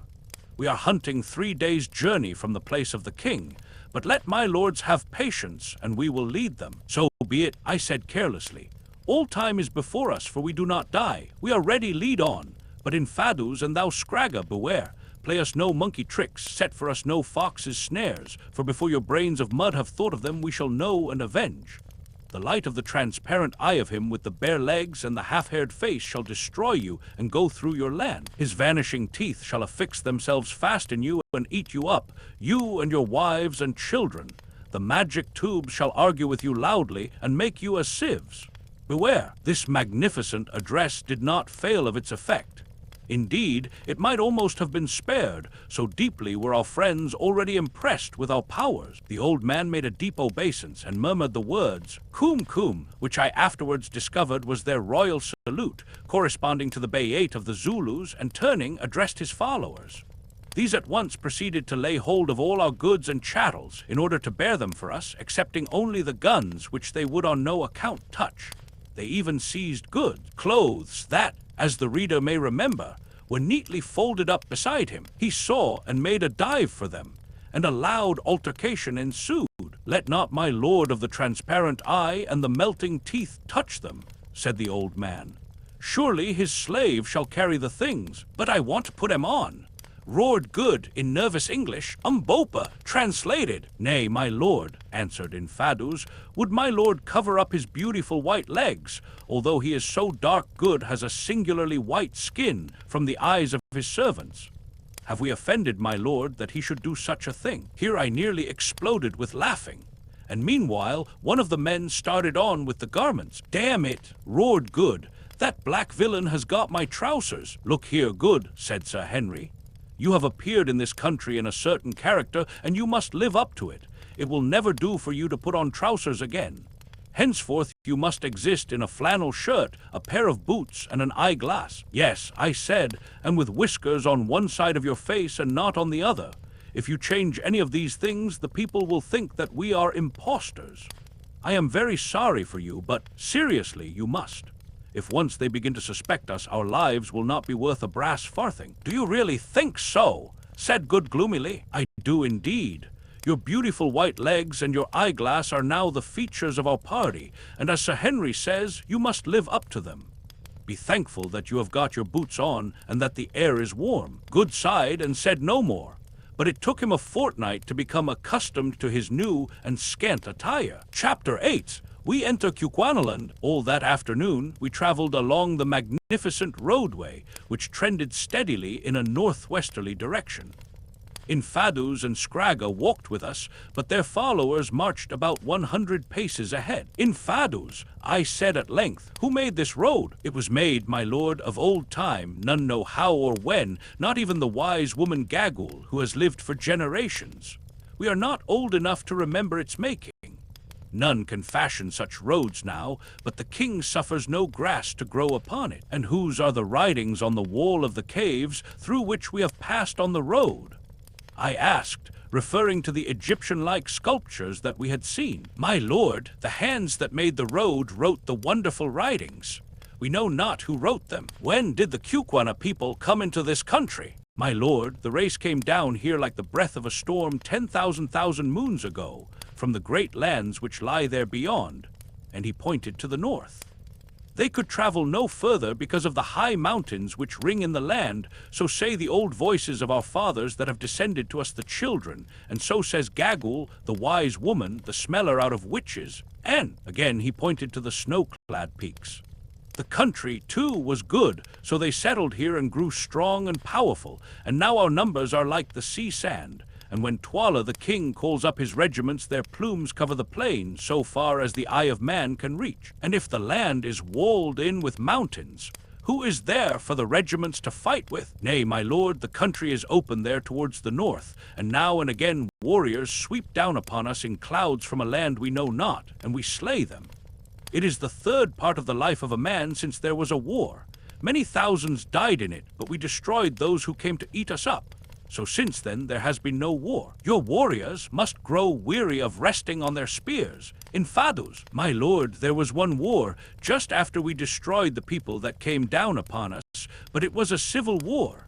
Dog ate dog. How was that? My lord the king, my half-brother, had a brother born at the same birth and of the same woman. It is not our custom, my lord, to suffer twins to live. The weaker must always die. But the mother of the king hid away the feebler child, which was born the last, for her heart yearned over it, and that child is TWALA the king. I am his younger brother, born of another wife. Well, my lord Kafa, our father, died when we came to manhood, and my brother Imaru was made king in his place, and for a space reigned and had a son by his favorite wife. When the babe was 3 years old, just after the Great War, during which no man could sow or reap, a famine came upon the land, and the people murmured because of the famine, and looked round like a starved lion for something to rend. Then it was that Gagul, the wise and terrible woman who does not die, made a proclamation to the people, saying, "The King Imaru is no king." And at the time Imaru was sick with a wound, and lay in his kraal not able to move. Then Gagul went into a hut and led out TWALA, my half-brother and twin brother, to the king, whom she had hidden among the caves and rocks since he was born. And stripping the mucha, waistcloth, off his loins, showed the people of the KUKUANALAND the mark of the sacred snake coiled round his middle, wherewith the eldest son of the king is marked at birth, and cried out loud, "Behold your king, whom I have saved for you even to this day." Now the people, being mad with hunger, and altogether bereft of reason and the knowledge of truth, cried out, "The king, the king." But I knew that it was not so, for Imaru my brother was the elder of the twins and our lawful king. Then just as the tumult was at its height, Imaru the king, though he was very sick, crawled from his hut, holding his wife by the hand, and followed by his little son. IGNOSI, that is, by interpretation, the lightning. "What is this noise?" he asked. "Why cry ye the king, the king?" Then TWALA, his twin brother, born of the same woman and in the same hour, ran to him, and taking him by the hair, stabbed him through the heart with his knife. And the people, being fickle and ever ready to worship the rising sun, clapped their hands and cried, "TWALA is king." Now we know that TWALA is king. And what became of Imaru's wife and her son IGNOSI? Did TWALA kill them too? Nay, my lord. When she saw that her lord was dead, the queen seized the child with a cry and ran away. 2 days afterward, she came to a kraal very hungry, and none would give her milk or food, now that her lord the king was dead, for all men hate the unfortunate. But at nightfall a little child, a girl, crept out and brought her corn to eat, and she blessed the child, and went on towards the mountains with her boy before the sun rose again, and there she must have perished. For none have seen her since, nor the child IGNOSI. Then if this child IGNOSI had lived, he would be the true king of the KUKUANA people. That is so, my lord, the sacred snake is round his middle. If he lives, he is king, but alas, he is long dead. See, my lord, and in Fadus pointed to a vast collection of huts surrounded by a fence, which was in its turn encircled by a great ditch that lay on the plain beneath us. That is the kraal where the wife of Imaru was last seen with the child IGNOSI. It is there that we shall sleep tonight, if indeed, he added doubtfully, my lords sleep at all upon this earth. When we are among the KUKUANAs, my good friend in Fadus, we do as the KUKUANAs do. I said majestically, and turned round quickly to address Good, who was tramping along sullenly behind, his mind fully occupied with unsatisfactory attempts to prevent his flannel shirt from flapping in the evening breeze. To my astonishment, I butted into UMBOPA, who was walking along immediately behind me and very evidently had been listening with the greatest interest to my conversation within Fadus.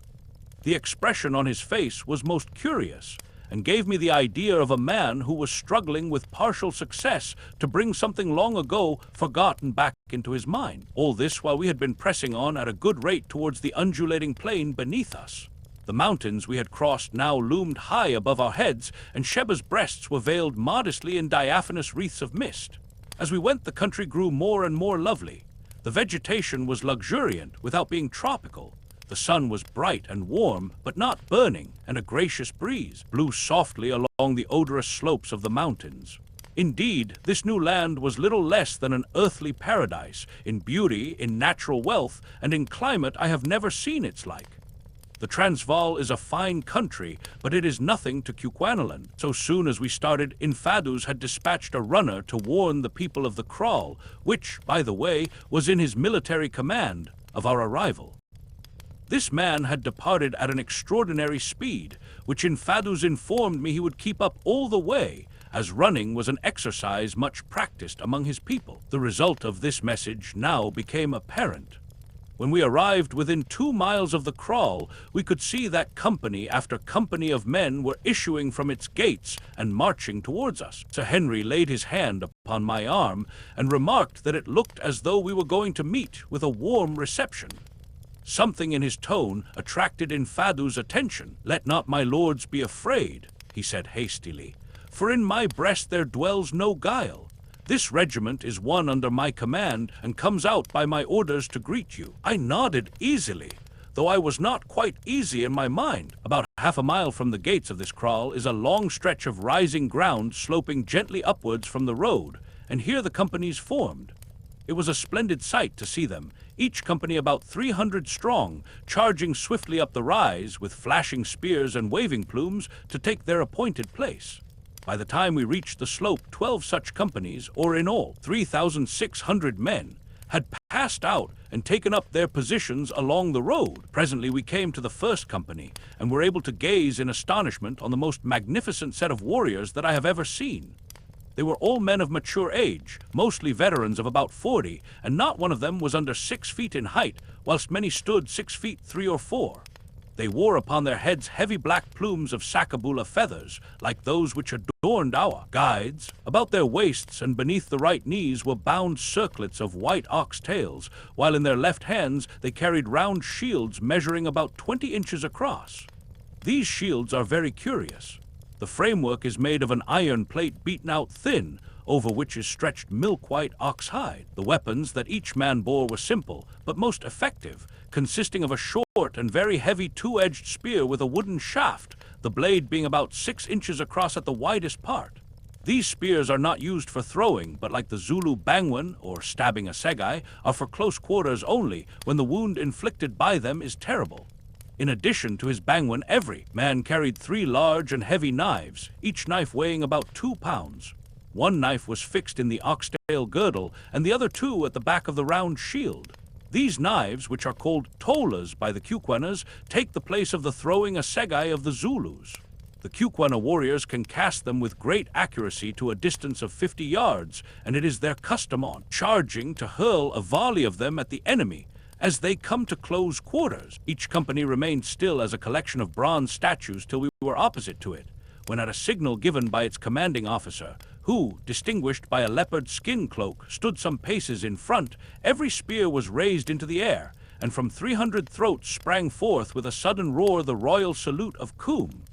Then, so soon as we had passed, the company formed up behind us and followed us towards the kraal, till at last the whole regiment of the Greys, so called from their white shields the crack corps of the KUKUANA people, was marching in our rear with a tread that shook the ground. At length, branching off from Solomon's great road, we came to the wide fosse surrounding the kraal, which is at least a mile round, and fenced with a strong palisade of piles formed of the trunks of trees. At the gateway, this fosse is spanned by a primitive drawbridge, which was let down by the guard to allow us to pass in. The kraal is exceedingly well laid out.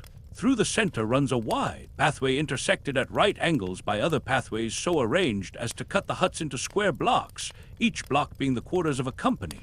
The huts are dome-shaped and built like those of the Zulus, of a framework of wattle beautifully thatched with grass, but unlike the Zulu huts, they have doorways through which men could walk. Also, they are much larger and surrounded by a veranda about 6 feet wide, beautifully paved with powdered lime trodden hard. All along each side of this wide pathway that pierces the kraal were ranged hundreds of women, brought out by curiosity to look at us. These women, for a native race, are exceedingly handsome. They are tall and graceful, and their figures are wonderfully fine. The hair, though short, is rather curly than woolly. The features are frequently aquiline, and the lips are not unpleasantly thick, as is the case among most African races. But what struck us most was their exceedingly quiet and dignified air. They were as well-bred in their way as the habitués of a fashionable drawing room, and in this respect they differ from Zulu women and their cousins, the Maasai, who inhabit the district beyond Zanzibar. Their curiosity had brought them out to see us, but they allowed no rude expressions of astonishment or savage criticism to pass their lips as we trudged wearily in front of them. Not even when old Infadus, with a surreptitious motion of the hand, pointed out the crowning wonder of poor Good's beautiful white legs, did they suffer the feeling of intense admiration which evidently mastered their minds to find expression. They fixed their dark eyes upon this new and snowy loveliness, for, as I think I have said, Good's skin is exceedingly white, and that was all. But it was quite enough for Good, who is modest by nature. When we reached the center of the kraal, Infadus halted at the door of a large hut, which was surrounded at a distance by a circle of smaller ones. "Enter, sons of the stars," he said in a magniloquent voice, "and deign to rest a while in our humble habitations. A little food shall be brought to you, so that ye may have no need to draw your belts tight from hunger, some honey and some milk, and an ox or two and a few sheep. Not much, my lords, but still a little food." "It is good," said I in Fadus. "We are weary with traveling through realms of air. Now let us rest." Accordingly, we entered the hut, which we found amply prepared for our comfort. Couches of tan skins were spread for us to lie on, and water was placed for us to wash in. Presently we heard a shouting outside, and stepping to the door, saw a line of damsels bearing milk and roasted mealies and honey in a pot. Behind these were some youths driving a fat young ox. We received the gifts, and then one of the young men drew the knife from his girdle and dexterously cut the ox's throat. In 10 minutes it was dead, skinned, and jointed. The best of the meat was then cut off for us, and the rest, in the name of our party, I presented to the warriors round us, who took it and distributed the White Lord's gift. UMBOPA set to work, with the assistance of an extremely prepossessing young woman, to boil our portion in a large earthenware pot over a fire which was built outside the hut. And when it was nearly ready, we sent a message to Infadus and asked him and Scragga, the king's son, to join us. Presently they came, and sitting down upon little stools, of which there were several about the hut, for the KUKUANAs do not in general squat upon their haunches like the Zulus, they helped us to get through our dinner. The old gentleman was most affable and polite, but it struck me that the young one regarded us with doubt. Together with the rest of the party, he had been overawed by our white appearance and by our magic properties.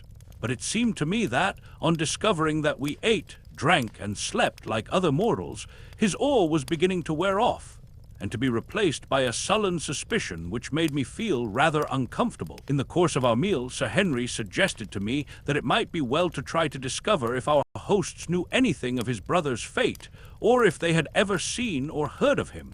But on the whole, I thought that it would be wiser to say nothing of the matter at this time. It was difficult to explain a relative lost from the stars. After supper, we produced our pipes and lit them, a proceeding which filled Infadus and Scragga with astonishment.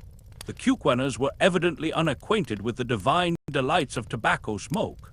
The herb is grown among them extensively, but like the Zulus, they use it for snuff only and quite failed to identify it in its new form. Presently I asked Infadus when we were to proceed on our journey, and was delighted to learn that preparations had been made for us to leave on the following morning, messengers having already departed to inform TWALA the king of our coming. It appeared that TWALA was at his principal place, known as Lu, making ready for the great annual feast which was to be held in the first week of June.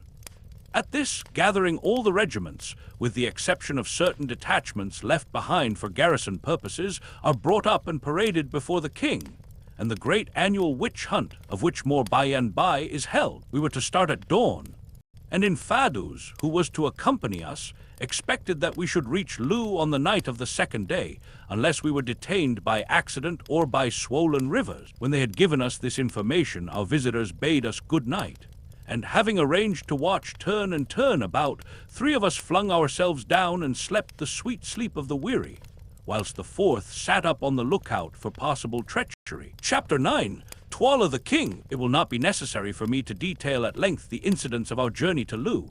It took 2 full days traveling along Solomon's great road, which pursued its even course right into the heart of KUKUANALAND.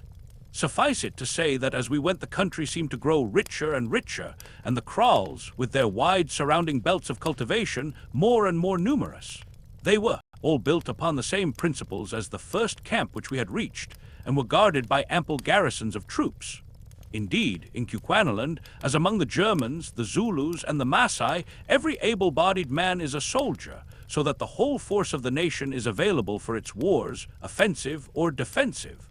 As we traveled, we were overtaken by thousands of warriors hurrying up to Lu to be present at the great annual review and festival, and more splendid troops I never saw. At sunset on the second day, we stopped to rest a while upon the summit of some heights over which the road ran, and there on a beautiful and fertile plain before us lay Lu itself. For a native town, it is an enormous place, quite 5 miles round, I should say, with outlying kraals projecting from it that serve on grand occasions as cantonments for the regiments, and a curious horseshoe-shaped hill with which we were destined to become better acquainted, about 2 miles to the north. It is beautifully situated, and through the center of the kraal, dividing it into 2 portions, runs a river which appeared to be bridged in several places, the same indeed that we had seen from the slopes of Sheba's breasts. 60 or 70 miles away, 3 great snow-capped mountains, placed at the points of a triangle, started out of the level plain. The conformation of these mountains is unlike that of Sheba's breasts, being sheer and precipitous instead of smooth and rounded. Infadus saw us looking at them, and volunteered a remark. "The road ends there," he said, pointing to the mountains known among the KUKUANAs as the 3 Witches. "Why does it end?" I asked. "Who knows?" he answered with a shrug. "The mountains are full of caves, and there is a great pit between them. It is there that the wise men of old time used to go to get whatever it was they came for to this country, and it is there now that our kings are buried in the place of death." "What was it they came for?" I asked eagerly. "Nay, I know not. My lords who have dropped from the stars should know," he answered with a quick look. Evidently he knew more than he chose to say. "Yes," I went on, "you are right. In the stars we learn many things.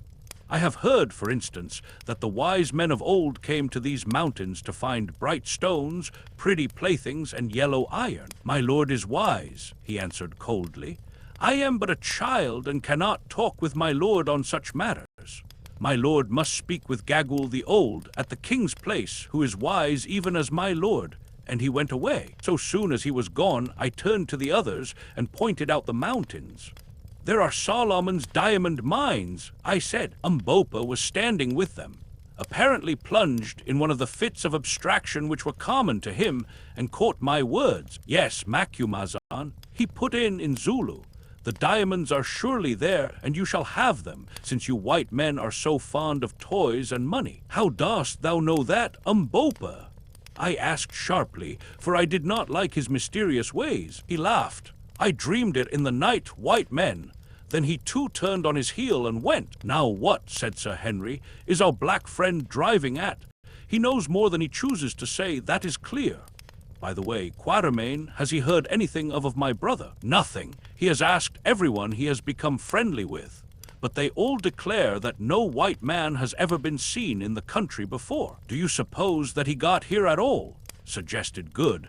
"We have only reached the place by a miracle. Is it likely he could have reached it without the map?" "I don't know," said Sir Henry gloomily, "but somehow I think that I shall find him." Slowly the sun sank, then suddenly darkness rushed down on the land like a tangible thing. There was no breathing space between the day and night, no soft transformation seen, for in these latitudes twilight does not exist. The change from day to night is as quick and as absolute as the change from life to death. The sun sank, and the world was wreathed in shadows, but not for long, for see, in the west there is a glow, then come rays of silver light, and at last the full and glorious moon lights up the plain and shoots its gleaming arrows far and wide, filling the earth with a faint refulgence. We stood and watched the lovely sight, whilst the stars grew pale before this chastened majesty, and felt our hearts lifted up in the presence of a beauty that I cannot describe. Mine has been a rough life, but there are a few things I am thankful to have lived for, and one of them is to have seen that moon shine over KUKUANALAND. Presently, our meditations were broken in upon by our polite friend Infadus. "If my lords are rested, we will journey on to Lu, where a hut is made ready for my lords tonight." The moon is now bright, so that we shall not fall by the way." We assented, and in an hour's time were at the outskirts of the town, of which the extent, mapped out as it was by thousands of campfires, appeared absolutely endless. Indeed, Good, who is always fond of a bad joke, christened it Unlimited Loo. Soon we came to a moat with a drawbridge, where we were met by the rattling of arms and the hoarse challenge of a sentry. Infadus gave some password that I could not catch, which was met with a salute, and we passed on through the central street of the great grass city. After nearly half an hour's tramp past endless lines of huts, Infadus halted at last by the gate of a little group of huts which surrounded a small courtyard of powdered limestone, and informed us that these were to be our poor quarters. We entered and found that a hut had been assigned to each of us. These huts were superior to any that we had yet seen, and in each was a most comfortable bed made of tan skins, spread upon mattresses of aromatic grass. Food, too, was ready for us, and so soon as we had washed ourselves with water, which stood ready in earthenware jars, some young women of handsome appearance brought us roasted meats and mealy cobs daintily served on wooden platters, and presented them to us with deep obeisances. We ate and drank, and then, the beds having been all moved into one hut by our request, a precaution at which the amiable young ladies smiled, we flung ourselves down to sleep, thoroughly wearied with our long journey. When we woke, it was to find the sun high in the heavens, and the female attendants, who did not seem to be troubled by any false shame, already standing inside the hut, having been ordered to attend and help us to make ready. "Make ready indeed," growled Good. "When one has only a flannel shirt and a pair of boots, that does not take long.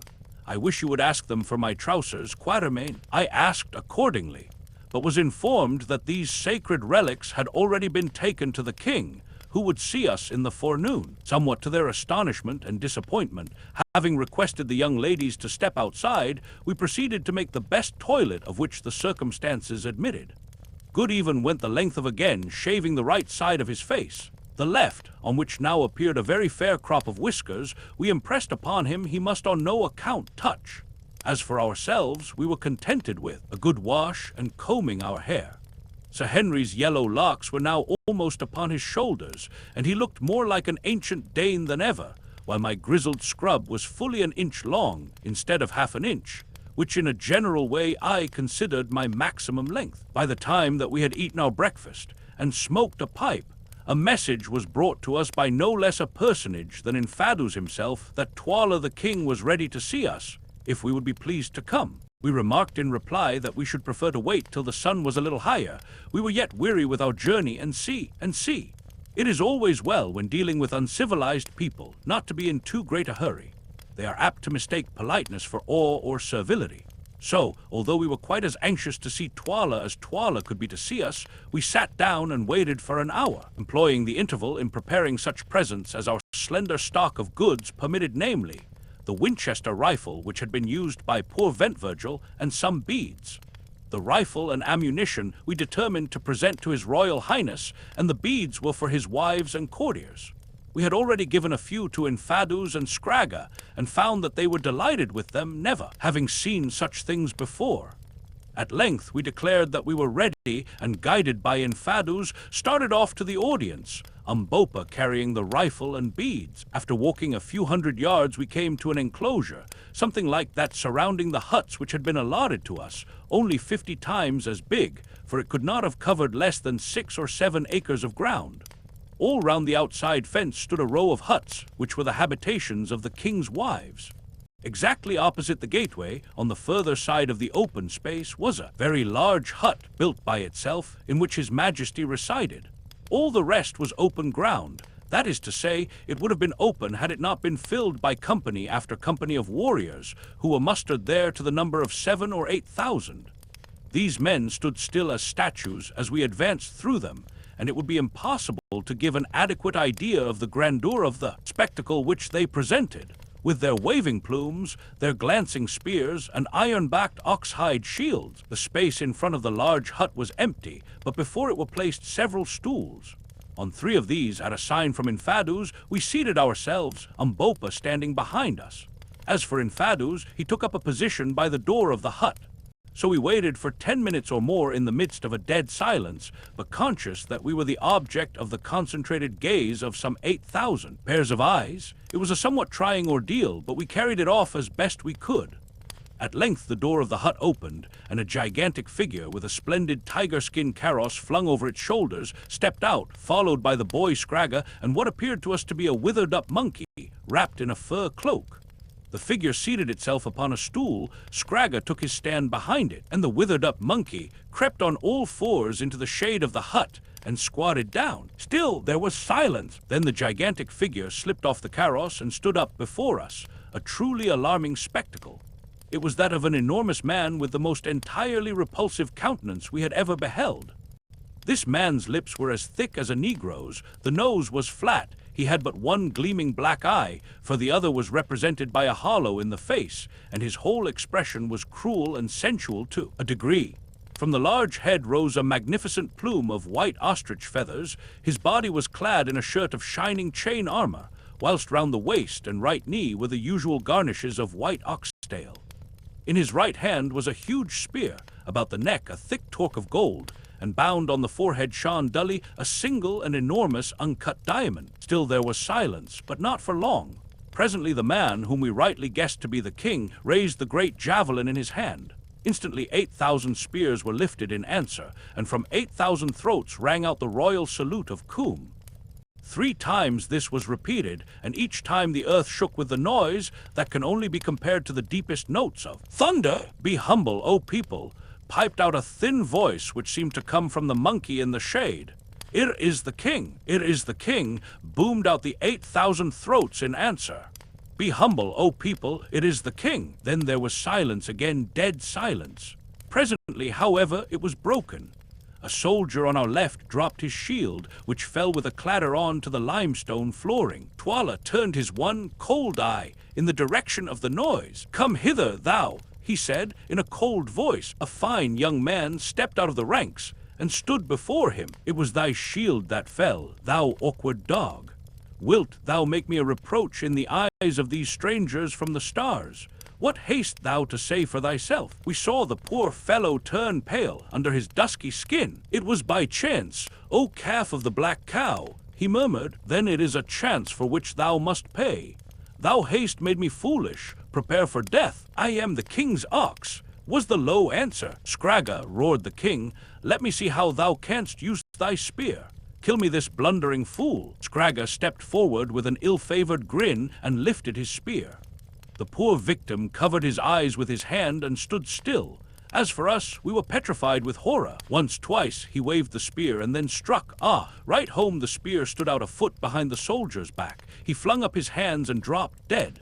From the multitude about us rose something like a murmur. It rolled round and died away. The tragedy was finished. There lay the corpse, and we had not yet realized that it had been enacted. Sir Henry sprang up and swore a great oath, then, overpowered by the sense of silence, sat down again. "The thrust was a good one," said the king. "Take him away." 4 men stepped out of the ranks, and lifting the body of the murdered man, carried it thence. "Cover up the bloodstains, cover them up," piped out the thin voice that proceeded from the monkey-like figure. "The king's word is spoken, the king's doom is done." Thereupon a girl came forward from behind the hut, bearing a jar filled with powdered lime, which she scattered over the red mark, blotting it from sight. Sir Henry, meanwhile, was boiling with rage at what had happened. Indeed, it was with difficulty that we could keep him still. "Sit down, for heaven's sake," I whispered. "Our lives depend on it." He yielded and remained quiet. TWALA sat silent until the traces of the tragedy had been removed. Then he addressed us. "White people," he said, "who come hither, whence I know not, and why I know not, greeting. Greeting, TWALA, king of the KUKUANALAND. I answered, "White people, whence come ye, and what seek ye?" "We come from the stars, ask us not how. We come to see this land. Ye journey from far to see a little thing. And that man with you," pointing to UMBOPA, "does he also come from the stars? Even so, there are people of thy color in the heavens above. But ask not of matters too high for thee, TWALA the king. Ye speak with a loud voice, people of the stars." TWALA answered in a tone which I scarcely liked. Remember that the stars are far off, and ye are here. How if I make you as him whom they bore away? I laughed out loud, though there was little laughter in my heart. O king, I said, be careful, walk warily over hot stones, lest thou shouldst burn thy feet. Hold the spear by the handle, lest thou should cut thy hands. Touch but one hair of our heads, and destruction shall come upon thee. What have not these, pointing to Infadus and Scragga, who, young villain that he was employed in cleaning the blood of the soldier off his spear, told thee what manner of men we are? Haste, thou seen the like of us. And I pointed to Good, feeling quite sure that he had never seen anybody before who looked in the least like him as he then appeared. It is true, I have not, said the king, surveying Good with interest. Have they not told thee how we strike with death from afar? I went on, they have told me, but I believe them not. Let me see you kill. Kill me a man among those who stand yonder, and he pointed to the opposite side of the kraal, and I will believe. Nay, I answered, we shed no blood of men except in just punishment. But if thou wilt see, bid thy servants drive in an ox through the kraal gates, and before he has run 20 paces, I will strike him dead. Nay, laughed the king, kill me a man, and I will believe. Good, O king, so be it, I answered coolly. Do thou walk across the open space, and before thy feet reach the gate thou shalt be dead, or if thou wilt not, send thy son Scragga, whom at that moment it would have given me much pleasure to shoot. On hearing this suggestion, Scragga uttered a sort of howl, and bolted into the hut. TWALA frowned majestically. The suggestion did not please him. Let a young ox be driven in, he said. 2 men at once departed, running swiftly. Now, Sir Henry, said I, do you shoot? I want to show this ruffian that I am not the only magician of the party. Sir Henry accordingly took his express, unmade ready. I hope I shall make a good shot. He groaned. You must, I answered. If you miss with the first barrel, let him have the second. Sight for 150 yards, and wait till the beast turns broadside on. Then came a pause, until presently we caught sight of an ox running straight for the kraal gate.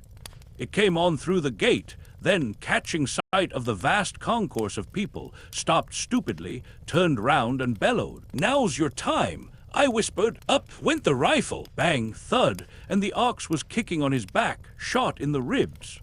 The semi-hollow bullet had done its work well, and a sigh of astonishment went up from the assembled thousands. I turned round coolly. Have I lied, O king? Nay, white man, it is the truth, was the somewhat awed answer. Listen, TWALA, I went on.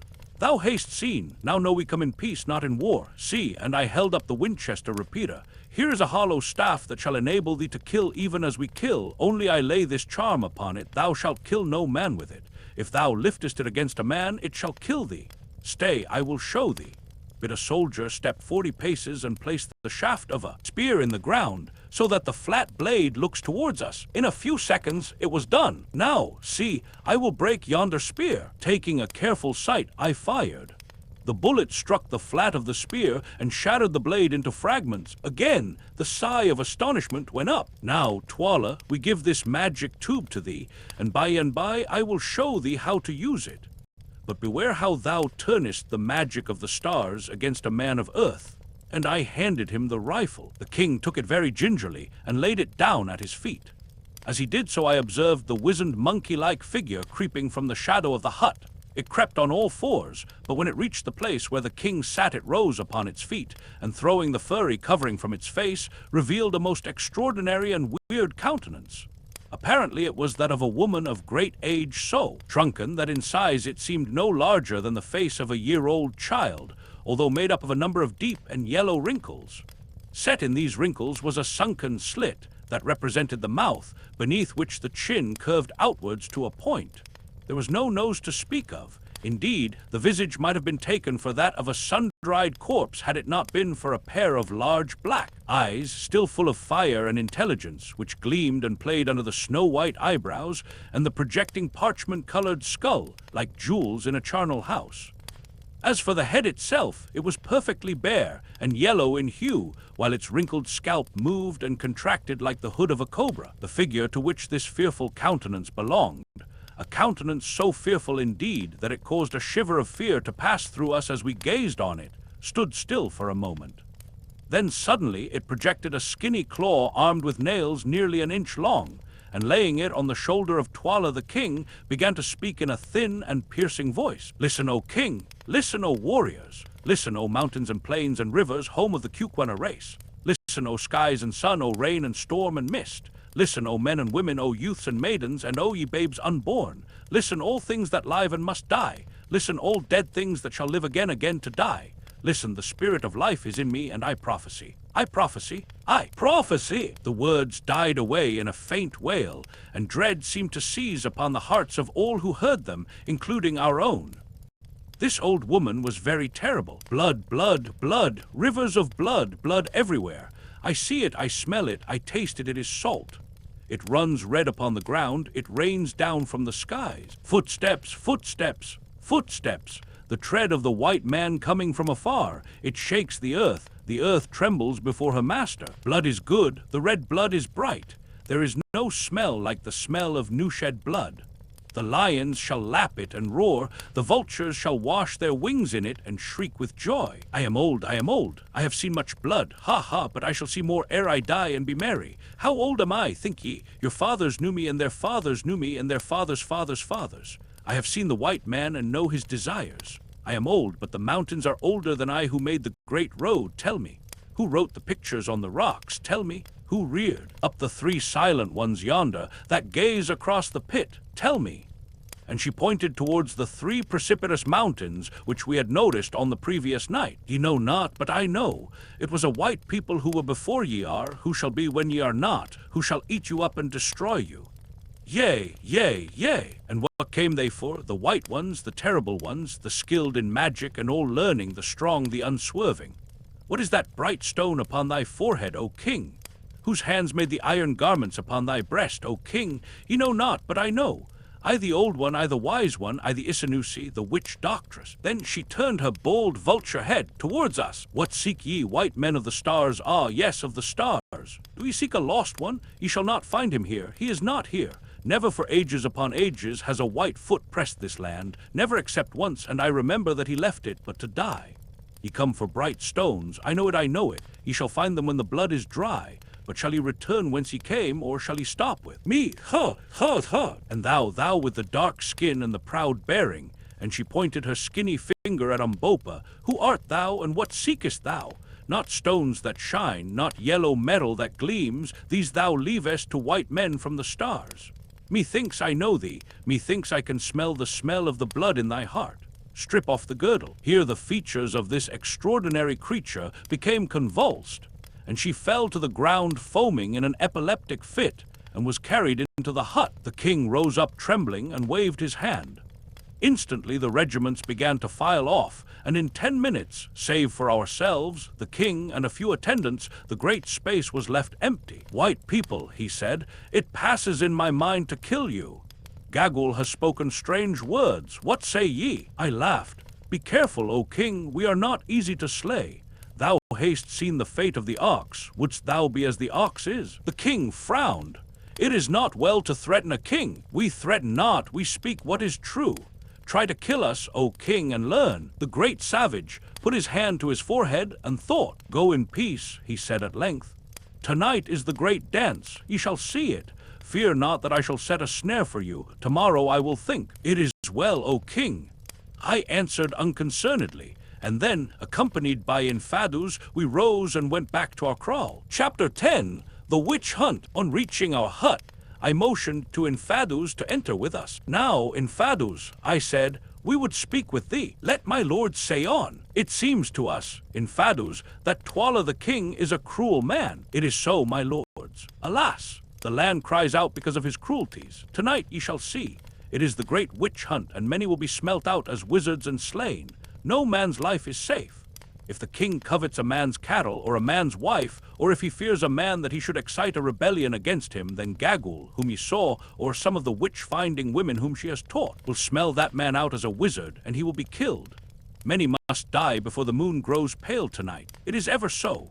Perhaps I too shall be killed. As yet I have been spared because I am skilled in war and am beloved by the soldiers, but I know not how long I have to live. The land groans at the cruelties of TWALA the king. It is wearied of him and his red ways. Then why is it, in Fadus, that the people do not cast him down? Nay, my lords, he is the king, and if he were killed, Scragga would reign in his place, and the heart of Scragga is blacker than the heart of TWALA his father. If Scragga were king, his yoke upon our neck would be heavier than the yoke of TWALA. If Imaru had never been slain, or if Ignosi his son had lived, it might have been otherwise, but they are both dead. How knowest thou that Ignosi is dead? Said a voice behind us. We looked round astonished to see who spoke. It was UMBOPA. What meanest thou, boy? Asked Infadus. Who told thee to speak? Listen, Infadus, was the answer, and I will tell thee a story. Years ago the king Imaru was killed in this country, and his wife fled with the boy Ignosi. Is it not so? It is so. It was said that the woman and her son died upon the mountains. Is it not so? It is even so. Well, it came to pass that the mother and the boy Ignosi did not die. They crossed the mountains and were led by a tribe of wandering desert men across the sands beyond, till at last they came to water and grass and trees again. How knowest thou this? Listen. They traveled on and on many months' journey, till they reached a land where a people called the Amezulu, who also are of the KUKUANA stock, live by war, and with them they tarried many years, till at length the mother died. Then the son Ignosi became a wanderer again, and journeyed into a land of wonders, where white people live, and for many more years he learned the wisdom of the white people. It is a pretty story, said Infadus incredulously. For years he lived there working as a servant and a soldier, but holding in his heart all that his mother had told him of his own place, and casting about in his mind to find how he might journey thither to see his people and his father's house before he died. For long years he lived and waited, and at last the time came, as it ever comes to him who can wait for it, and he met some white men who would seek this unknown land, and joined himself to them. The white men started and traveled on, seeking for one who is lost. They crossed the burning desert, they crossed the snow-clad mountains, and at last reached the land of the KUKUANAs, and there they found thee, O Infadus. Surely thou art mad to talk thus, said the astonished old soldier. Thou thinkest so. See, I will show thee, O my uncle. I am Ignosi, rightful king of the KUKUANAs. Then with a single movement UMBOPA slipped off his mucha, or girdle, and stood naked before us. Look, he said, what is this? And he pointed to the picture of a great snake tattooed in blue round his middle, its tail disappearing into its open mouth just above where the thighs are set into the body. Infadus looked, his eyes starting nearly out of his head. Then he fell upon his knees. Cum, he ejaculated. It is my brother's son, it is the king. Did I not tell thee so, my uncle? Rise, I am not yet the king, but with thy help, and with the help of these brave white men who are my friends, I shall be. Yet the old witch Gagwal was right. The land shall run with blood first, and hers shall run with it, if she has any and can die, for she killed my father with her words, and drove my mother forth. And now, Infadus, choose thou. Wilt thou put thy hands between my hands and be my man? Wilt thou share the dangers that lie before me, and help me to overthrow this tyrant and murderer, or wilt thou not? Choose thou. The old man put his hand to his head and thought. Then he rose, and advancing to where UMBOPA, or rather Ignosi, stood, he knelt before him and took his hand. Ignosi, rightful king of the KUKUANAs, I put my hand between thy hands, and am thy man till death. When thou wast a babe, I dandled thee upon my knees. Now shall my old arm strike for thee in freedom. It is well, Infadus. If I conquer, thou shalt be the greatest man in the kingdom after its king. If I fail, thou canst only die, and death is not far off from thee. Rise, my uncle, and ye, white men, will ye help me? What have I to offer you? The white stones. If I conquer and can find them, ye shall have as many as ye can carry hence. Will that suffice you? I translated this remark. Tell him, answered Sir Henry, that he mistakes an Englishman. Wealth is good, and if it comes in our way, we will take it. But a gentleman does not sell himself for wealth. Still, speaking for myself, I say this. I have always liked UMBOPA, and so far as lies in me, I will stand by him in this business. It will be very pleasant to me to try to square matters with that cruel devil TWALA.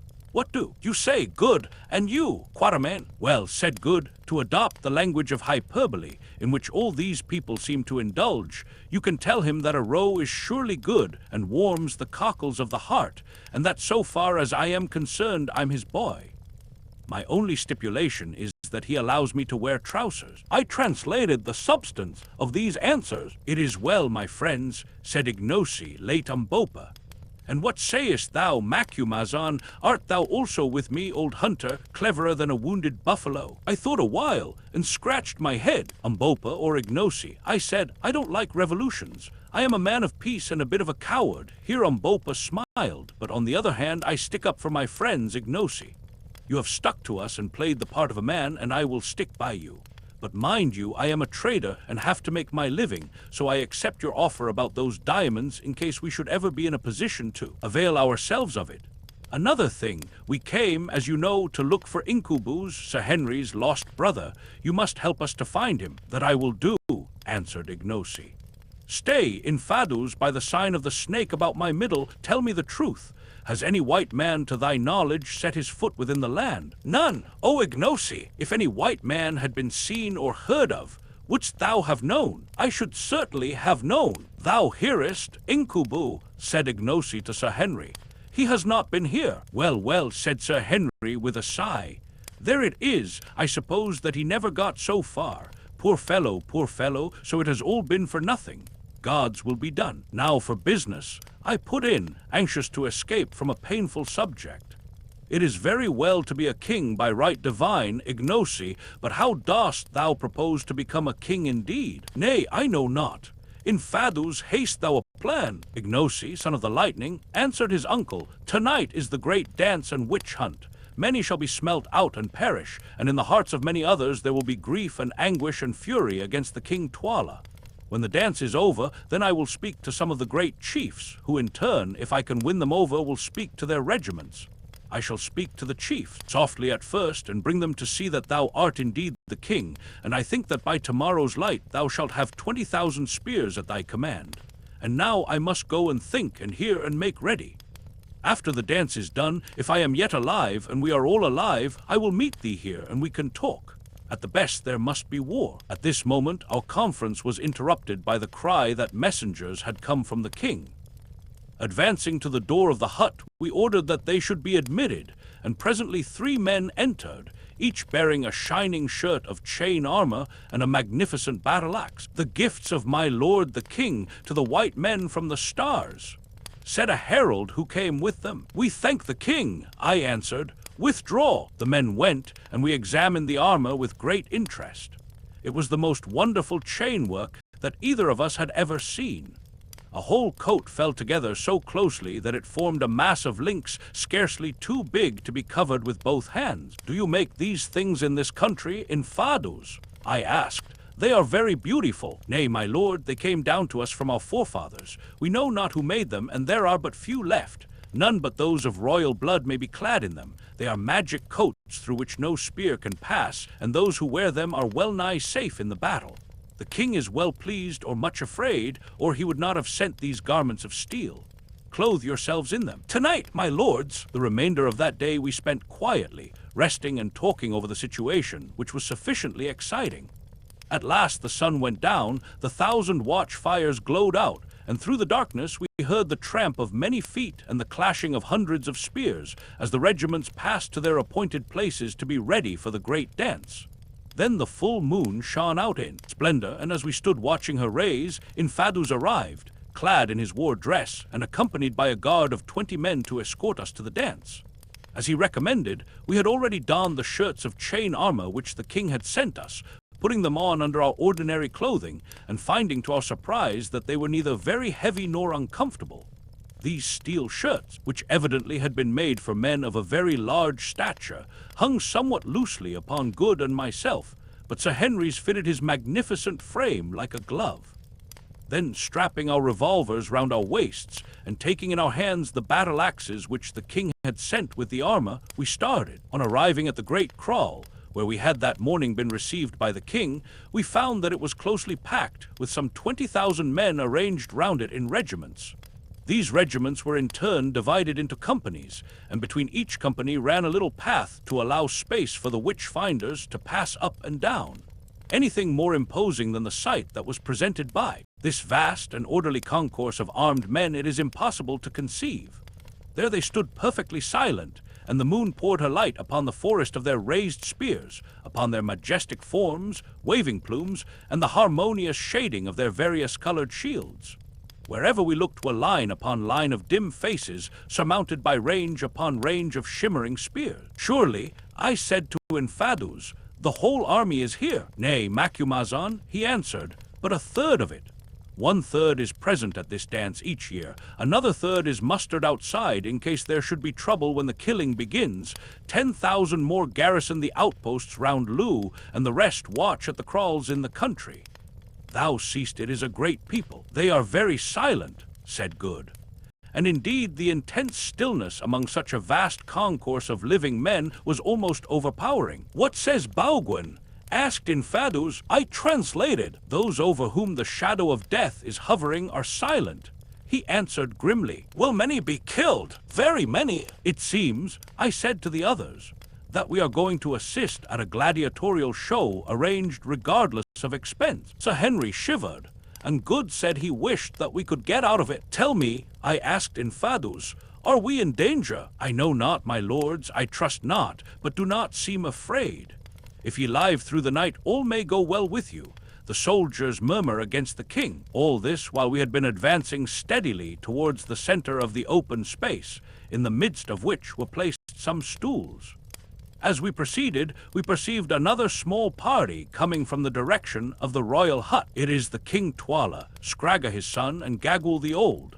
And see, with them are those who slay, said Infadus, pointing to a little group of about a dozen gigantic and savage-looking men, armed with spears in one hand and heavy carries in the other. The king seated himself upon the center stool, Gagul crouched at his feet, and the others stood behind him. Greeting, white lords, TWALA cried as we came up, be seated, waste not precious time, the night is all too short for the deeds that must be done. Ye come in a good hour, and shall see a glorious show. Look round, white lords, look round, and he rolled his one wicked eye from regiment to regiment. Can the stars show you such a sight as this? See how they shake in their wickedness, all those who have evil in their hearts, and fear the judgment of heaven above. Begin, begin, piped Gagul in her thin, piercing voice. The hyenas are hungry, they howl for food. Begin, begin. Then, for a moment, there was intense stillness, made horrible by a presage of what to come. The king lifted his spear, and suddenly 20,000 feet were raised, as though they belonged to one man, and brought down with a stamp upon the earth. This was repeated 3 times, causing the solid ground to shake and tremble. Then from a far point of the circle, a solitary voice began a wailing song, of which the refrain ran something as follows. What is the lot of man born of woman? Back came the answer, rolling out from every throat in that vast company. Death! Gradually, however, the song was taken up by company after company, till the whole armed multitude was singing it, and I could no longer follow the words, except in so far as they appeared to represent various phases of human passions, fears, and joys. Now it seemed to be a love song, now a majestic swelling war chant, and last of all a death dirge ending suddenly in one heartbreaking wail that went echoing and rolling away in a volume of blood-curdling sound. Again silence fell upon the place, and again it was broken by the king lifting his hand. Instantly we heard a pattering of feet, and from out of the masses of warriors strange and awful figures appeared running towards us. As they drew near, we saw that these were women, most of them aged, for their white hair, ornamented with small bladders taken from fish, streamed out behind them. Their faces were painted in stripes of white and yellow, down their backs hung snakeskins, and round their waists rattled circlets of human bones, while each held a small forked wand in her shriveled hand. In all there were 10 of them. When they arrived in front of us, they halted, and one of them, pointing with her wand towards the crouching figure of Gagul, cried out, Mother, old mother, we are here. Good, good, good, answered that aged iniquity. Are your eyes keen, IGNOSI'S, ye seers in dark places? Mother, they are keen. Good, good, good. Are your ears open, IGNOSI'S, ye who hear words that come not from the tongue? Mother, they are open. Good, good, good. Are your senses awake? IGNOSI'S, can ye smell blood? Can ye purge the land of the wicked ones who compass evil against the king and against their neighbors? Are ye ready to do the justice of heaven above, ye whom I have taught? who have eaten of the bread of my wisdom and drunk of the water of my magic. Mother, we can! Then go, tarry not, ye vultures. See the slayers make sharp their spears. The white men from afar are hungry to see. Go! With a wild yell Gaggul's horrid ministers broke away in every direction, like fragments from a shell, the dry bones round their waists rattling as they ran, and headed for various points of the dense human circle. We could not watch them all, so we fixed our eyes upon the Isanusi nearest to us. When she came to within a few paces of the warriors, she halted and began to dance wildly, turning round and round with an almost incredible rapidity, and shrieking out sentences such as, "I smell him, the evil doer. He is near, he who poisoned his mother. I hear the thoughts of him who thought evil of the king." Quicker and quicker she danced, till she lashed herself into such a frenzy of excitement that the foam flew in specks from her gnashing jaws, till her eyes seemed to start from her head, and her flesh to quiver visibly. Suddenly she stopped dead and stiffened all over, like a pointer dog when he scents game, and then with outstretched wand she began to creep stealthily towards the soldiers before her. It seemed to us that as she came their stoicism gave way, and that they shrank from her. As for ourselves, we followed her movements with a horrible fascination. Presently, still creeping and crouching like a dog, the Isanusi was before them. Then she halted and pointed, and again crept on a pace or two. Suddenly the end came. With a shriek she sprang in and touched a tall warrior with her forked wand. Instantly 2 of his comrades, those standing immediately next to him, seized the doomed man, each by one arm, and advanced with him towards the king. He did not resist, but we saw that he dragged his limbs as though they were paralyzed, and that his fingers, from which the spear had fallen, were limp like those of a man newly dead. As he came, 2 of the villainous executioners stepped forward to meet him.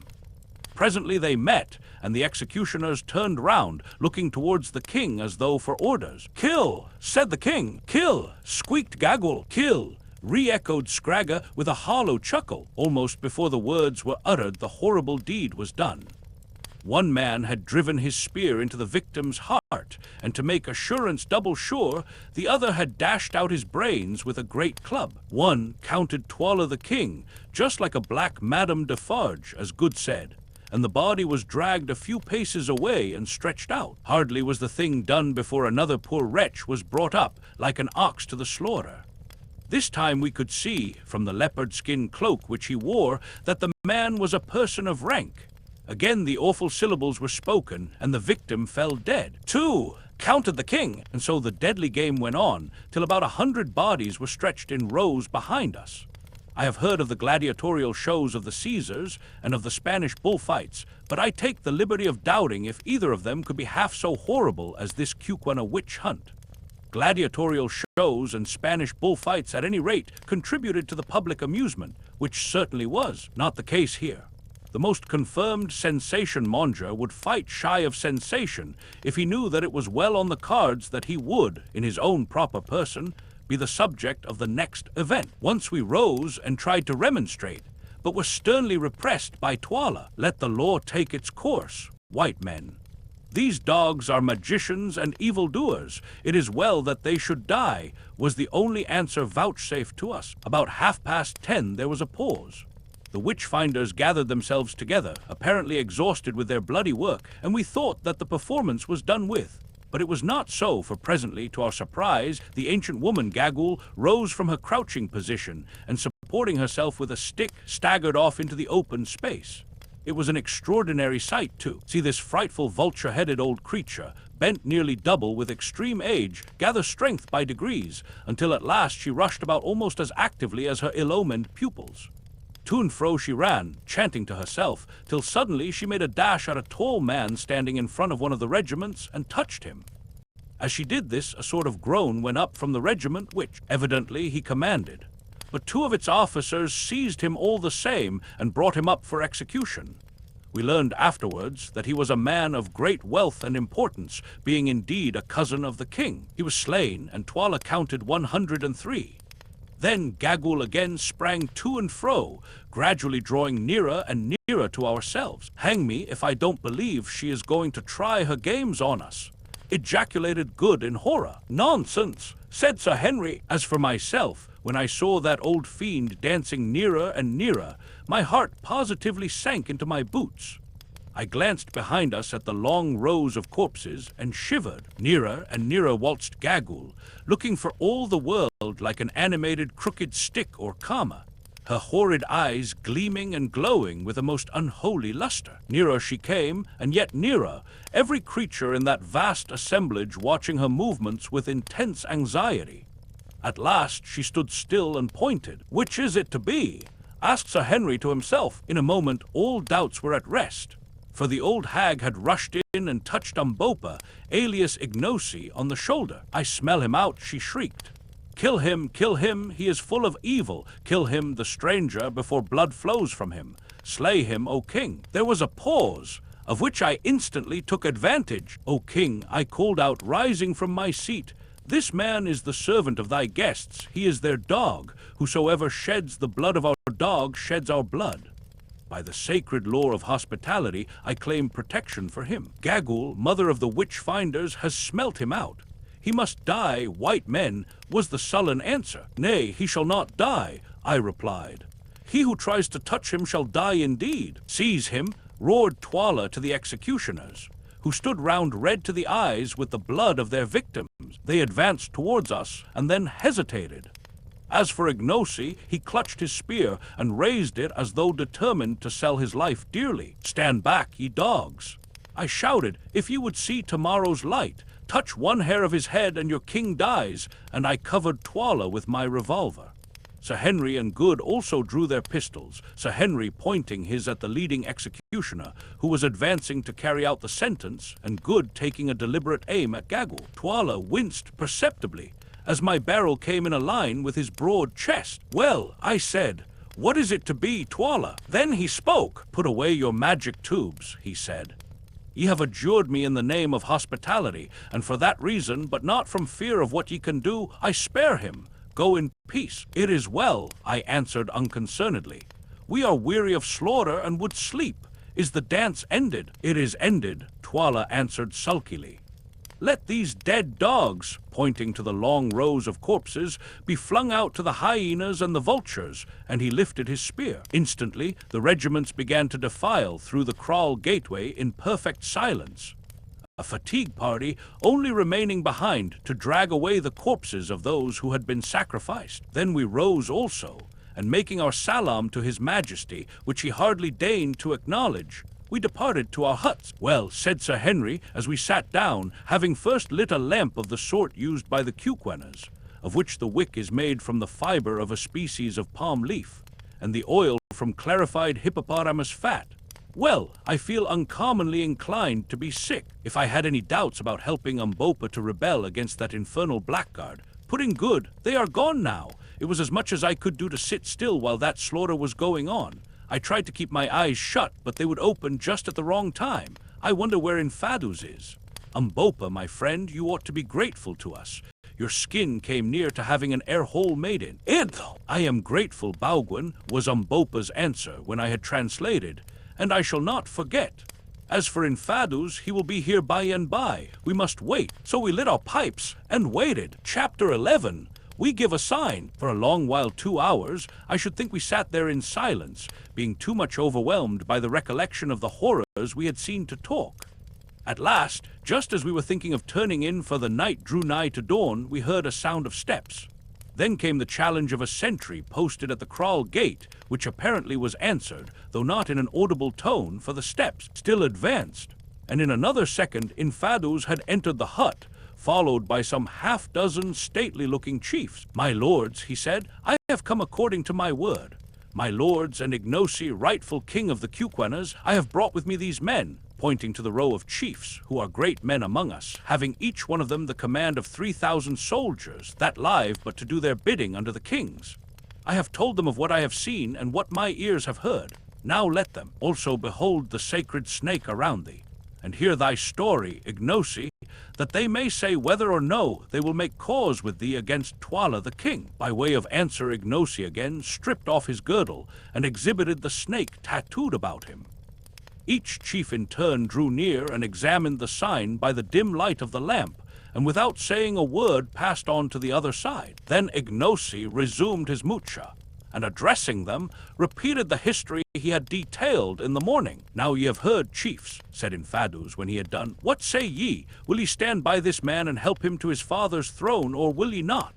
The land cries out against TWALA, and the blood of the people flows like the waters in spring. Ye have seen tonight. 2 other chiefs there were with whom I had it in my mind to speak, and where are they now? The hyenas howl over their corpses. Soon shall ye be as they are if ye strike not.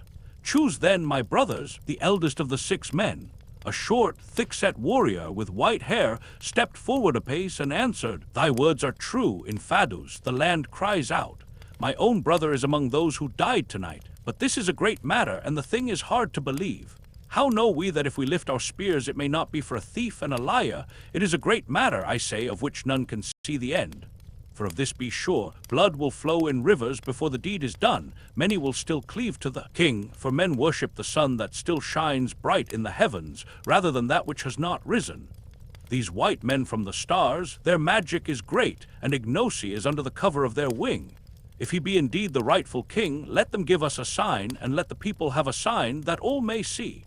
So shall men cleave to us, knowing of a truth that the white man's magic is with them. Ye have the sign of the snake." I answered, "My lord, it is not enough. The snake may have been placed there since the man's childhood.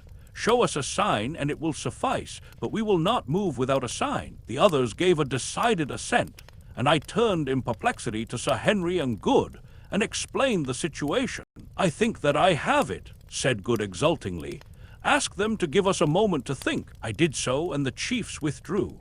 So soon as they had gone, Good went to the little box where he kept his medicines, unlocked it, and took out a notebook, in the fly-leaves of which was an almanac. "Now look here, you fellows, isn't tomorrow the 4th of June?" he said. We had kept a careful note of the days, so were able to answer that it was. "Very good, then here we have it, 4 June, total eclipse of the moon commences at 8:15 Greenwich time, visible in Tenerife, South Africa, and see, there's a sign for you. Tell them we will darken the moon tomorrow night." The idea was a splendid one. Indeed, the only weak spot about it was a fear lest Good's almanac might be incorrect. If we made a false prophecy on such a subject, our prestige would be gone forever, and so would IGNOSI'S chance of the throne of the KUKUANALAND. "Suppose that the almanac is wrong," suggested Sir Henry to Good, who was busily employed in working out something on a blank page of the book. "I see no reason to suppose anything of the sort," was his answer. "Eclipses always come up to time, at least that is my experience of them, and it especially states that this one will be visible in South Africa. I have worked out the reckonings as well as I can without knowing our exact position, and I make out that the eclipse should begin here about 10 o'clock tomorrow night and last till 12:30. For an hour and a half or so, there should be almost total darkness." "Well," said Sir Henry, "I suppose we had better risk it." I acquiesced, though doubtfully, for eclipses are queer cattle. To deal with it might be a cloudy night, for instance, or our dates might be wrong and sent UMBOPA to summon the chiefs back. Presently they came, and I addressed them thus: "Great men of the KUKUANAS, and thou, Infadus, listen.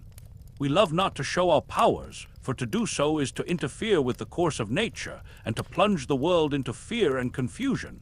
But since this matter is a great one, and as we are angered against the king because of the slaughter we have seen, and because of the act of the IGNOSI who would have put our friend IGNOSI to death, we have determined to break a rule, and to give such a sign as all men may see.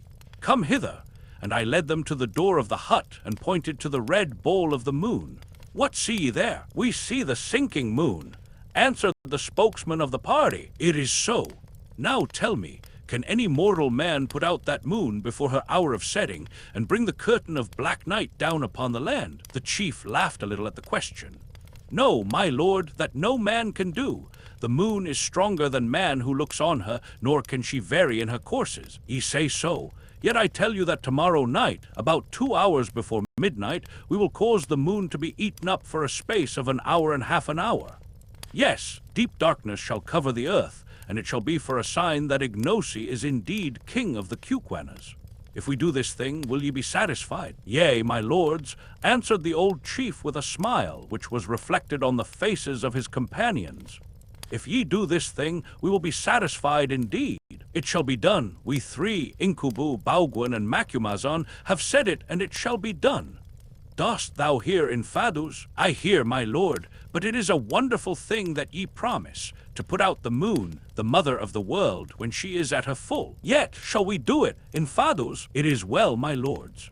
Today, 2 hours after sunset, TWALA will send for my lords to witness the girl's dance, and 1 hour after the dance begins the girl whom TWALA thinks the fairest shall be killed by Scragga, the king's son, as a sacrifice to the Silent Ones, who sit and keep watch by the mountains yonder. And he pointed towards the 3 strange-looking peaks where Solomon's road was supposed to end. Then let my lords darken the moon and save the maiden's life, and the people will believe indeed. Aye, said the old chief, still smiling a little, the people will believe indeed. 2 miles from Lu, went on Infadus, there is a hill curved like a new moon, a stronghold where my regiment and 3 other regiments which these chiefs command are stationed. This morning we will make a plan whereby 2 or 3 other regiments may be moved there also.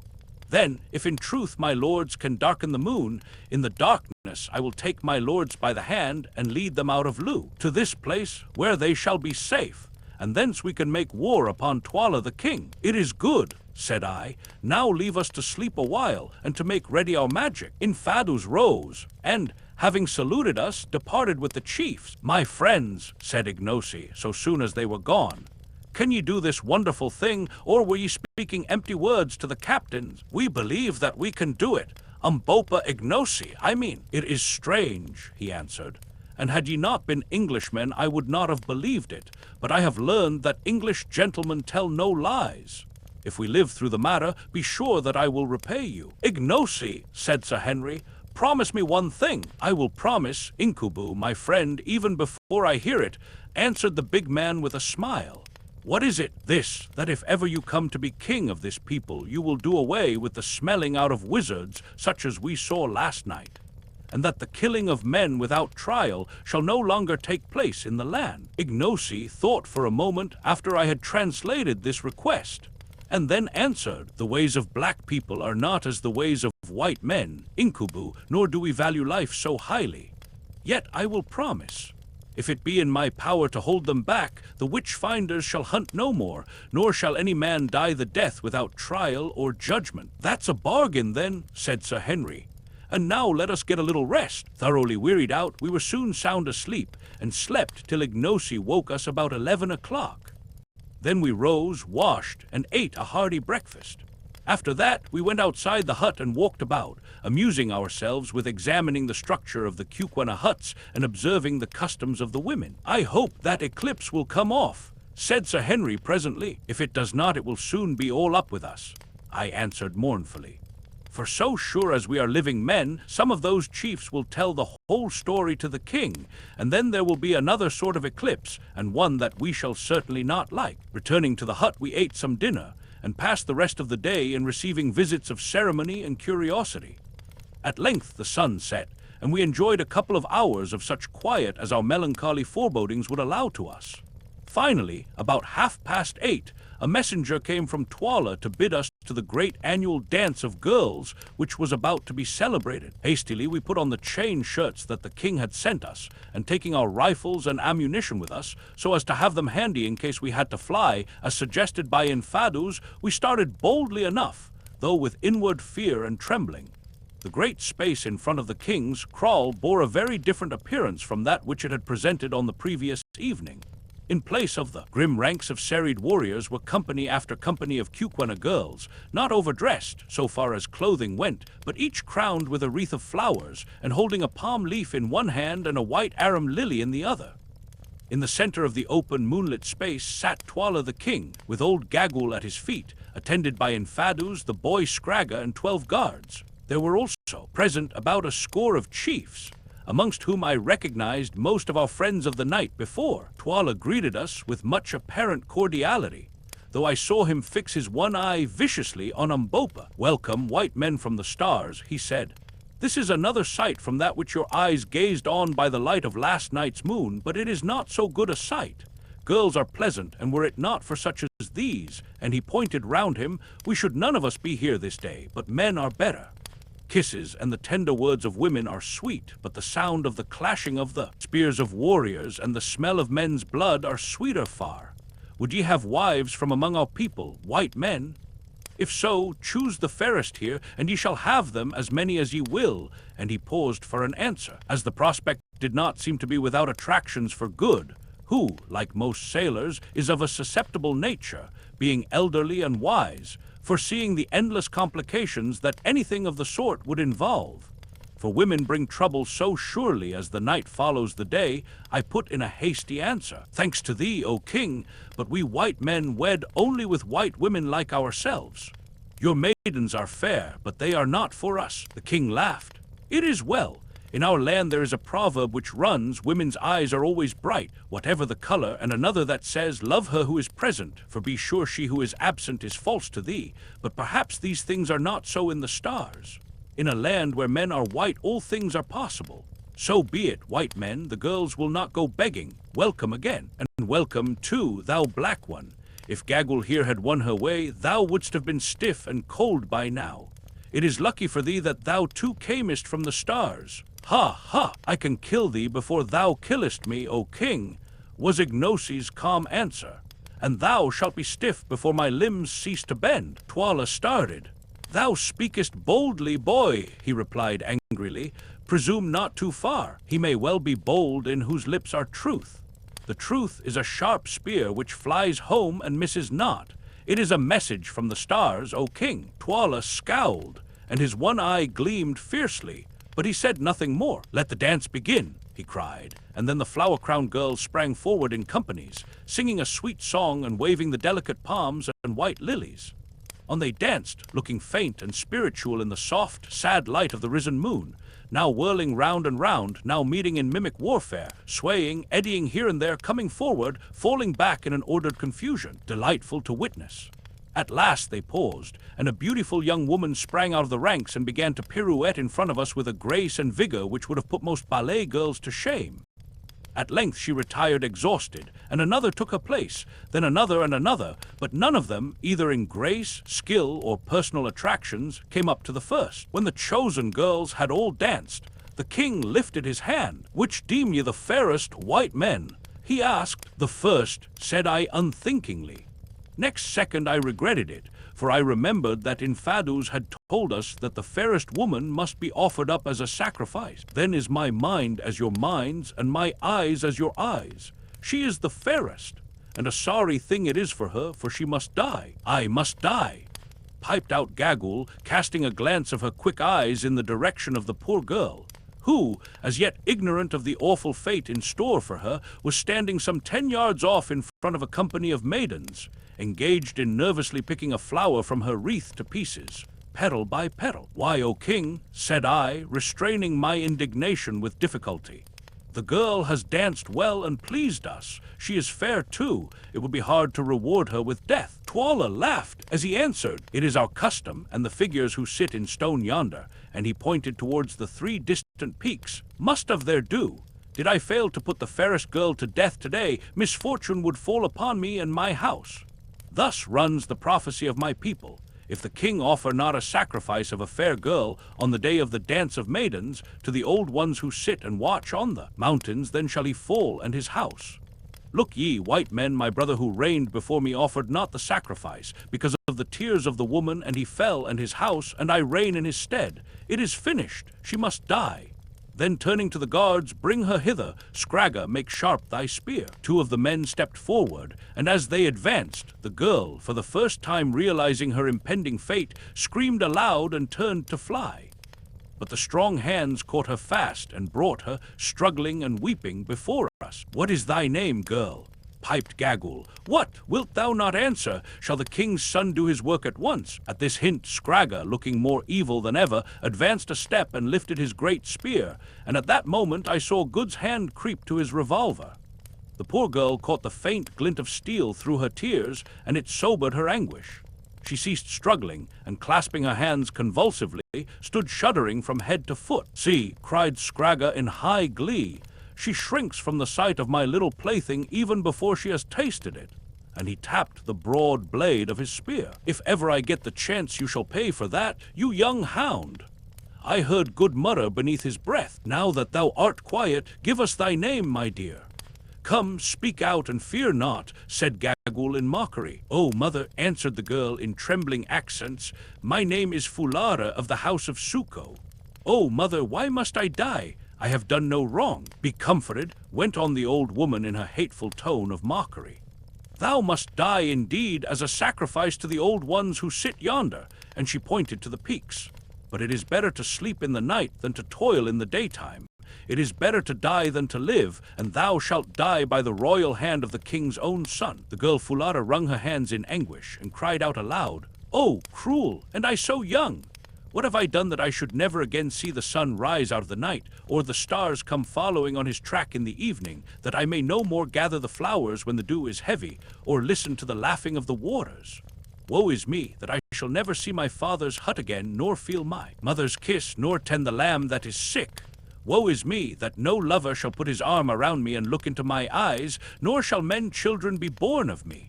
Oh, cruel, cruel. And again she wrung her hands and turned her tear-stained, flower-crowned face to heaven, looking so lovely in her despair, for she was indeed a beautiful woman, that assuredly the sight of her would have melted the hearts of any less cruel than were the three fiends before us.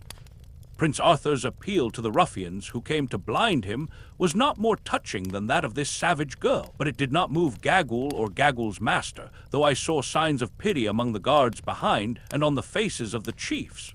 And as for Good, he gave a fierce snort of indignation and made a motion as though to go to her assistance. With all a woman's quickness, the doomed girl interpreted what was passing in his mind, and by a sudden movement flung herself before him and clasped his beautiful white legs with her hands. "Oh, white father from the stars," she cried, "throw over me the mantle of thy protection. Let me creep into the shadow of thy strength, that I may be saved. Oh, keep me from these cruel men and from the mercies of Gagul. All right, my hardy, I'll look after you," sang out Good in nervous Saxon. "Come, get up, there's a good girl," and he stooped and caught her hand. TWALA turned and motioned to his son, who advanced with his spear lifted. "Now's your time," whispered Sir Henry to me. "What are you waiting for?" "I am waiting for that eclipse," I answered. "I have had my eye on the moon for the last half hour, and I never saw it look healthier." "Well, you must risk it now, or the girl will be killed."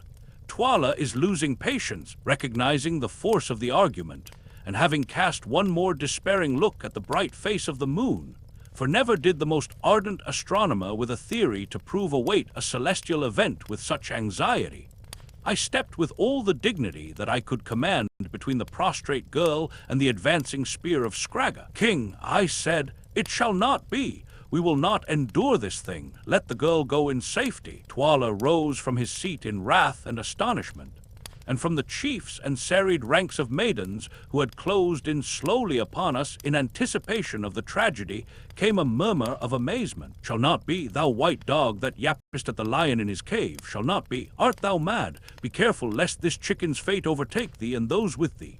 How canst thou save her or thyself? Who art thou that thou settest thyself between me and my will? Back, I say, Scragga, kill her. Ho, guards, seize these men." At his cry, armed men ran swiftly from behind the hut, where they had evidently been placed beforehand. Sir Henry, Good, and UMBOPA ranged themselves alongside of me and lifted their rifles. "Stop," I shouted boldly, though at the moment my heart was in my boots. "Stop! We, the white men from the stars, say that it shall not be. Come but one pace nearer, and we will put out the moon like a wind-blown lamp, as we who dwell in her house can do, and plunge the land in darkness. Dare to disobey, and ye shall taste of our magic." My threat produced an effect. The men halted, and Scragga stood still before us, his spear lifted. Hear him," piped Gagul. "Hear the liar who says that he will put out the moon like a lamp. Let him do it, and the girl shall be spared. Yes, let him do it, or die by the girl, he and those with him." I glanced up at the moon despairingly, and now to my intense joy and relief saw that we, or rather the almanac, had made no mistake. On the edge of the great orb lay a faint rim of shadow, while a smoky hue grew and gathered upon its bright surface. Never shall I forget that superb moment of relief. Then I lifted my hand solemnly towards the sky, an example which Sir Henry and Good followed, and quoted a line or two from the Ingoldsby legends, at it in the most impressive tones that I could command. Sir Henry followed suit with a verse out of the Old Testament, and something about Balbus building a wall in Latin, whilst Good addressed the Queen of Night in a volume of the most classical bad language which he could think of. Slowly the penumbra, the shadow of a shadow, crept on over the bright surface, and as it crept I heard deep gasps of fear rising from the multitude around. "Look, O king!" I cried. "Look, Gagul! Look, chiefs and people and women, and see if the white men from the stars keep their word, or if they be but empty liars. The moon grows black before your eyes. Soon there will be darkness, aye, darkness in the hour of the full moon. Ye have asked for a sign, it is given to you. Grow dark, O moon! Withdraw thy light, thou pure and holy one. Bring the proud heart of usurping murderers to the dust, and eat up the world with shadows." A groan of terror burst from the onlookers. Some stood petrified with dread, others threw themselves upon their knees and cried aloud. As for the king, he sat still and turned pale beneath his dusky skin. Only Gagul kept her courage. "It will pass," she cried. "I have often seen the like before. No man can put out the moon. Lose not heart. Sit still, the shadow will pass. Wait, and ye shall see," I replied, hopping with excitement. "O moon, moon, moon, wherefore art thou so cold and fickle?" This appropriate quotation was from the pages of a popular romance that I chanced to have read recently, though now I come to think of it, it was ungrateful of me to abuse the Lady of the Heavens, who was showing herself to be the truest of friends to us, however she may have behaved to the impassioned lover in the novel. Then I added, "Keep it up, Good, I can't remember any more poetry. Curse away, there's a good fellow." Good responded nobly to this tax upon his inventive faculties. Never before had I the faintest conception of the breadth and depth and height of a naval officer's objurgatory powers. For 10 minutes he went on in several languages without stopping, and he scarcely ever repeated himself. Meanwhile the dark ring crept on, while all that great assembly fixed their eyes upon the sky and stared in fascinated silence. Strange and unholy shadows encroached upon the moonlight, an ominous quiet filled the place. Everything grew still as death.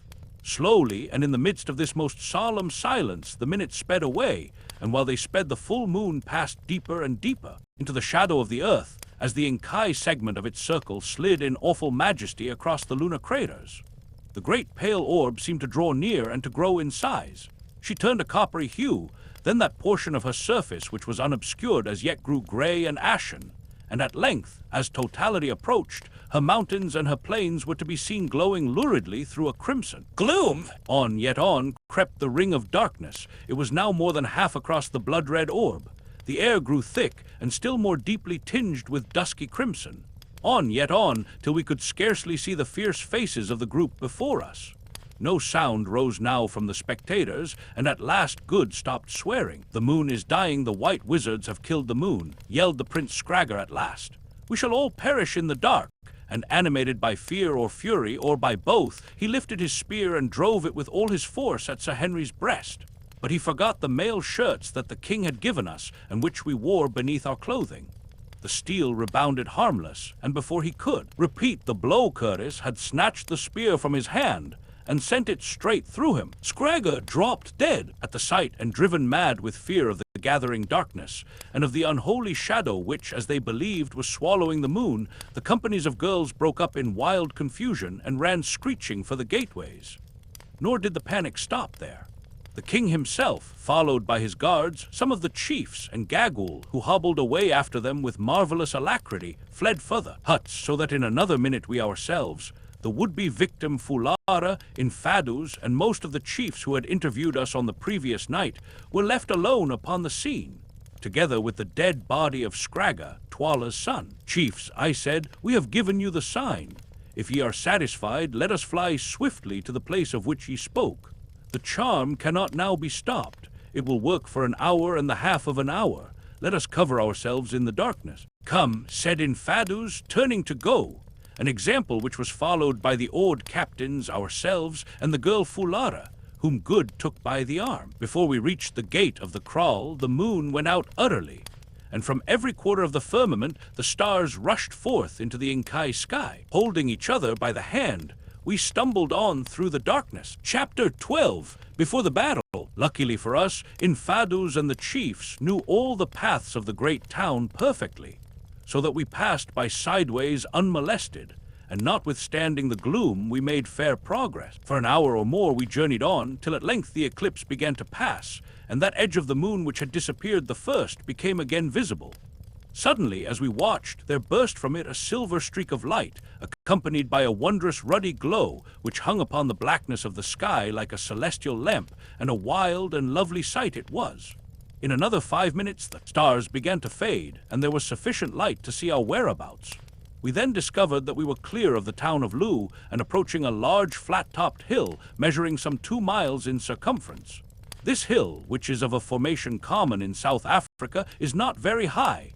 Indeed, its greatest elevation is scarcely more than 200 feet, but it is shaped like a horseshoe, and its sides are rather precipitous and strewn with boulders. On the grass tableland at its summit is ample camping ground, which had been utilized as a military cantonment of no mean strength. Its ordinary garrison was 1 regiment of 3,000 men, but as we toiled up the steep side of the mountain in the returning moonlight, we perceived that there were several of such regiments encamped there. Reaching the tableland at last, we found crowds of men roused from their sleep, shivering with fear, and huddled up together in the utmost consternation at the natural phenomenon which they were witnessing.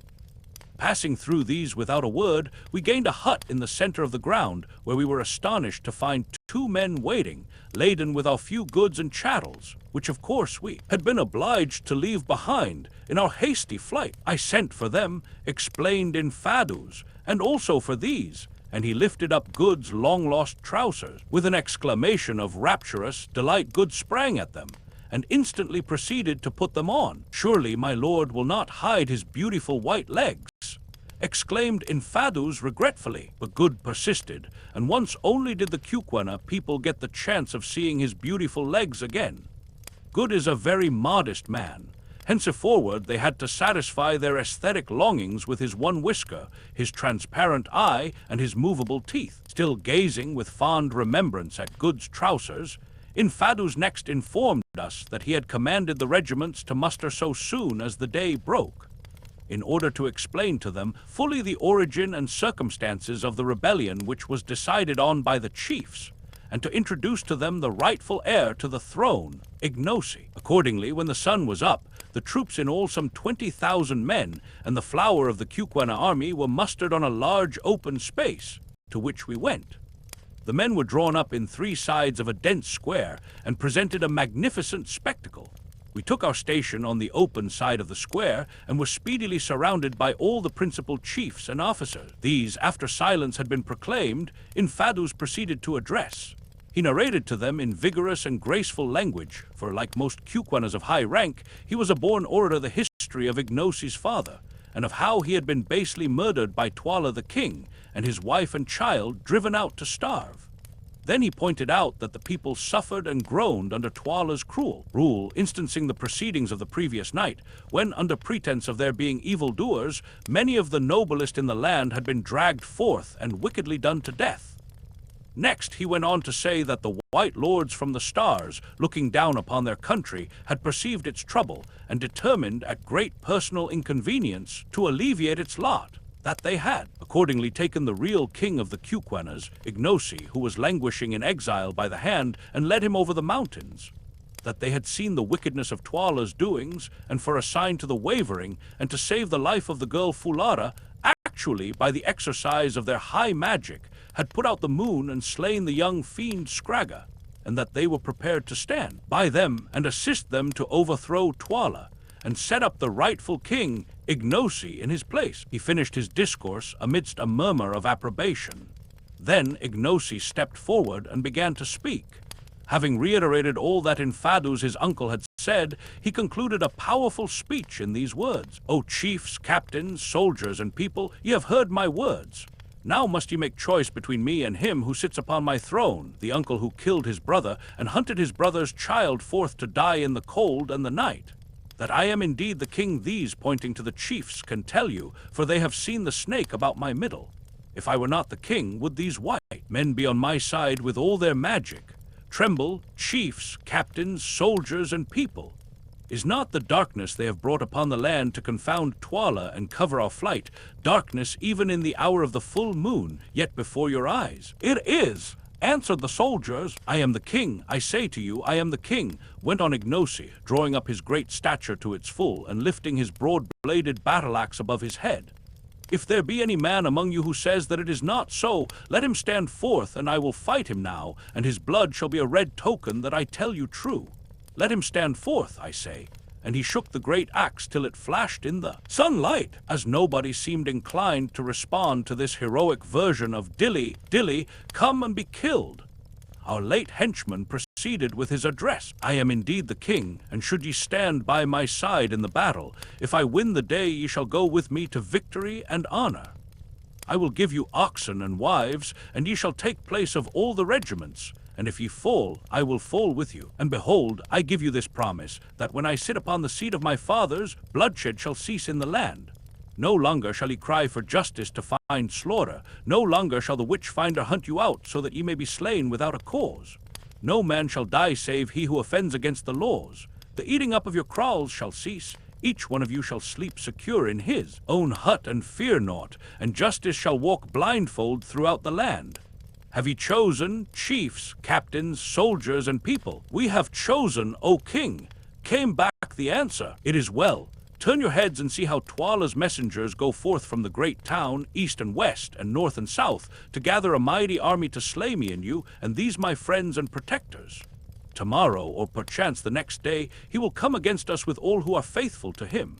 Then I shall see the man who is indeed my man, the man who fears not to die for his cause, and I tell you that he shall not be forgotten in the time of spoil.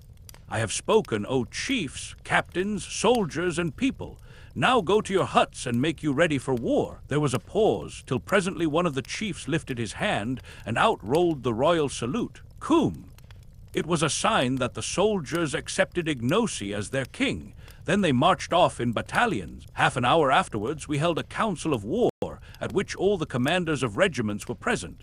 It was evident to us that before very long we should be attacked in overwhelming force. Indeed, from our point of vantage on the hill we could see troops mustering, and runners going forth from Lu in every direction, doubtless to summon soldiers to the king's assistance. We had on our side about 20,000 men, composed of 7 of the best regiments in the country. TWALA, so Infadus and the chiefs calculated, had at least 30 to 35,000 on whom he could rely at present assembled in Lu, and they thought that by midday on the morrow he would be able to gather another 5,000 or more to his aid. It was, of course, possible that some of his troops would desert and come over to us, but it was not a contingency which could be reckoned on. Meanwhile, it was clear that active preparations were being made by TWALA to subdue us. Already strong bodies of armed men were patrolling round and round the foot of the hill, and there were other signs also of coming assault. Infadus and the chiefs, however, were of opinion that no attack would take place that day, which would be devoted to preparation and to the removal of every available means of the moral effect produced upon the minds of the soldiery by the supposed magical darkening of the moon. The onslaught would be on the morrow, they said, and they proved to be right. Meanwhile, we set to work to strengthen the position in all ways possible. Almost every man was turned out, and in the course of the day, which seemed far too short, much was done. The paths up the hill that was rather a sanatorium than a fortress, being used generally as the camping place of regiments suffering from recent service in unhealthy portions of the country, were carefully blocked with masses of stones, and every other approach was made as impregnable as time would allow. Piles of boulders were collected at various spots to be rolled down upon an advancing enemy. Stations were appointed to the different regiments, and all preparation was made which our joint ingenuity could suggest. Just before sundown, as we rested after our toil, we perceived a small company of men advancing towards us from the direction of Lu, one of whom bore a palm leaf in his hand, for a sign that he came as a herald. As he drew near, IGNOSI, Infadus, 1 or 2 chiefs, and ourselves went down to the foot of the mountain to meet him. He was a gallant-looking fellow, wearing the regulation leopard-skin cloak. "Greeting," he cried as he came.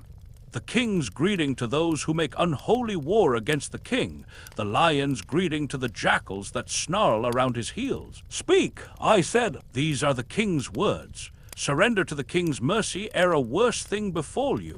Already the shoulder has been torn from the black bull, and the king drives him bleeding about the camp. 8. This cruel custom is not confined to the KUKUANAs, but is by no means uncommon amongst African tribes on the occasion of the outbreak of war or any other important public event. Q. What are TWALA's terms? I asked from curiosity. His terms are merciful, worthy of a great king. These are the words of TWALA, the one-eyed, the mighty, the husband of 1,000 wives, lord of the KUKUANAs, keeper of the great road, Solomon's road, beloved of the strange ones who sit in silence at the mountains yonder, the 3 witches, calf of the black cow, elephant whose tread shakes the earth, terror of the evildoer, ostrich whose feet devour the desert, huge one, black one, wise one, king from generation to generation. These are the words of TWALA. I will have mercy and be satisfied with a little blood. 1 in every 10 shall die, the rest shall go free. But the white man Incubu, who slew Scragga my son, and the black man his servant, who pretends to my throne, and Infadus my brother, who brews rebellion against me, these shall die by torture as an offering to the silent ones. Such are the merciful words of TWALA. After consulting with the others a little, I answered him in a loud voice, so that the soldiers might hear. Thus, go back, thou dog, to TWALA who sent thee, and say that we, IGNOSI, veritable king of the KUKUANAs, Incubu, Baugwin, and Macumazon, the wise ones from the stars, who make dark the moon, Infadus of the royal house, and the chiefs, captains, and people here gathered, make answer and say that we will not surrender. That before the sun has gone down twice, TWALA's corpse shall stiffen at TWALA's gate, and IGNOSI, whose father TWALA slew, shall reign in his stead. Now go, ere we whip thee away, and beware how thou dost lift a hand against such as we are. The herald laughed loudly. Ye frighten not men with such swelling words, he cried out. Show yourselves as bold tomorrow, O ye who darken the moon. Be bold, fight, and be merry, before the crows pick your bones till they are whiter than your faces. Farewell, perhaps we may meet in the fight. Fly not to the stars, but wait for me, I pray, white men. With this shaft of sarcasm he retired, and almost immediately the sun sank. That night was a busy one, for weary as we were, so far as was possible by the moonlight, all preparations for the morrow's fight were continued, and messengers were constantly coming and going from the place where we sat in council. At last, about an hour after midnight, everything that could be done was done, and the camp, save for the occasional challenge of a sentry, sank into silence. Sir Henry and I, accompanied by IGNOSI and one of the chiefs, descended the hill and made a round of the pickets. As we went, suddenly, from all sorts of unexpected places, spears gleamed out in the moonlight, only to vanish again when we uttered the password. It was clear to us that none were sleeping at their posts. Then we returned, picking our way warily through thousands of sleeping warriors, many of whom were taking their last earthly rest. The moonlight flickering along their spears played upon their features and made them ghastly. The chilly night wind tossed their tall and hearse-like plumes. There they lay in wild confusion, with arms outstretched and twisted limbs, their stern, stalwart forms looking weird and unhuman in the moonlight. How many of these do you suppose will be alive at this time tomorrow? Asked Sir Henry. I shook my head and looked again at the sleeping men, and to my tired and yet excited imagination, it seemed as though death had already touched them. My mind's eye singled out those who were sealed to slaughter, and there rushed in upon my heart a great sense of the mystery of human life, and an overwhelming sorrow at its futility and sadness.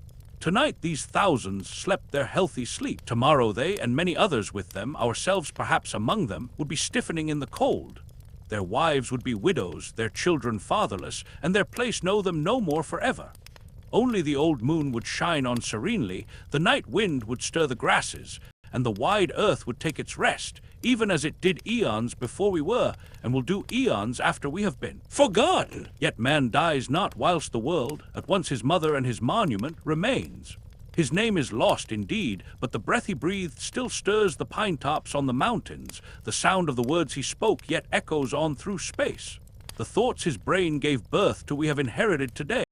His passions are our cause of life. The joys and sorrows that he knew are our familiar. Friends, the end from which he fled aghast will surely overtake us also. Truly, the universe is full of ghosts, not sheeted churchyard specters, but the inextinguishable elements of individual life, which having once been, can never die, though they blend and change again forever. All sorts of reflections of this nature passed through my mind, for as I grow older I regret to say that a detestable habit of thinking seems to be getting a hold of me while I stood and stared at those grim yet fantastic lines of warriors, sleeping, as their saying goes, upon their spears. Curtis, I said, I am in a condition of pitiable fear. Sir Henry stroked his yellow beard and laughed.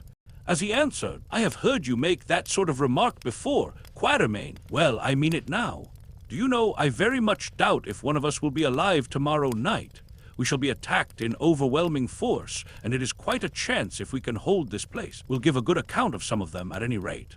Look here, Quatermain, this business is nasty, and one with which, properly speaking, we ought not to be mixed up, but we are in for it, so we must make the best of our job. Speaking personally, I had rather be killed fighting than any other way, and now that there seems little chance of our finding my poor brother, it makes the idea easier to me, but fortune favors the brave, and we may succeed.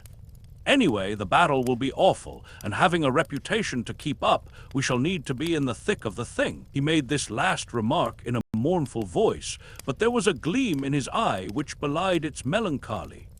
I have an idea Sir Henry Curtis actually likes fighting. After this, we went to sleep for a couple of hours or so. Just about dawn, we were awakened by Infadus, who came to say that great activity was to be observed in Loo, and that parties of the king's skirmishers were driving in our outposts. We rose and dressed ourselves for the fray, each putting on his chain armor shirt, for which garments at the present juncture we felt exceedingly thankful.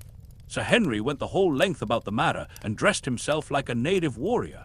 When you are in KUKUANALAND, do as the KUKUANAs do, he remarked, as he drew the shining steel over his broad breast, which it fitted like a glove. Nor did he stop there.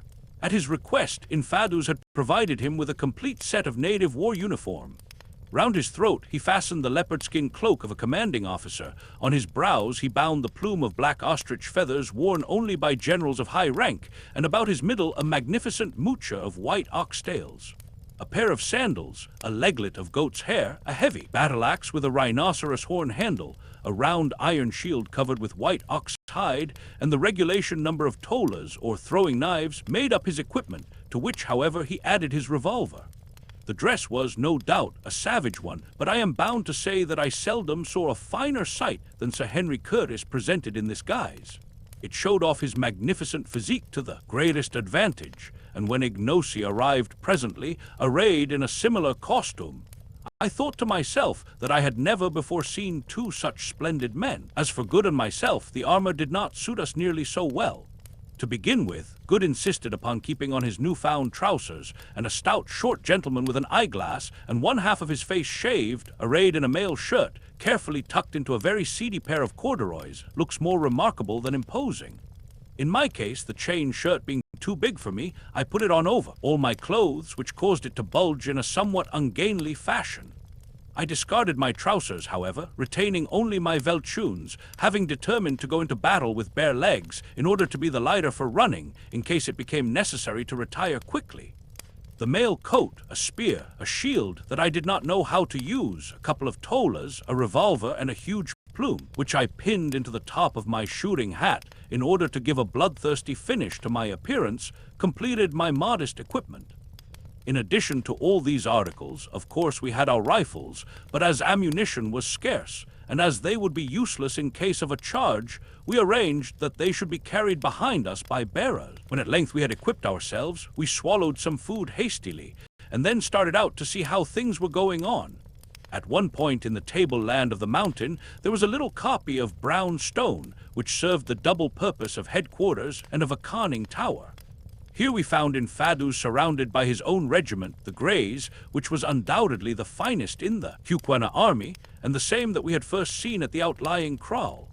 This regiment, now 3,500 strong, was being held in reserve, and the men were lying down on the grass in companies, and watching the king's forces creep out of Loo in long ant-like columns.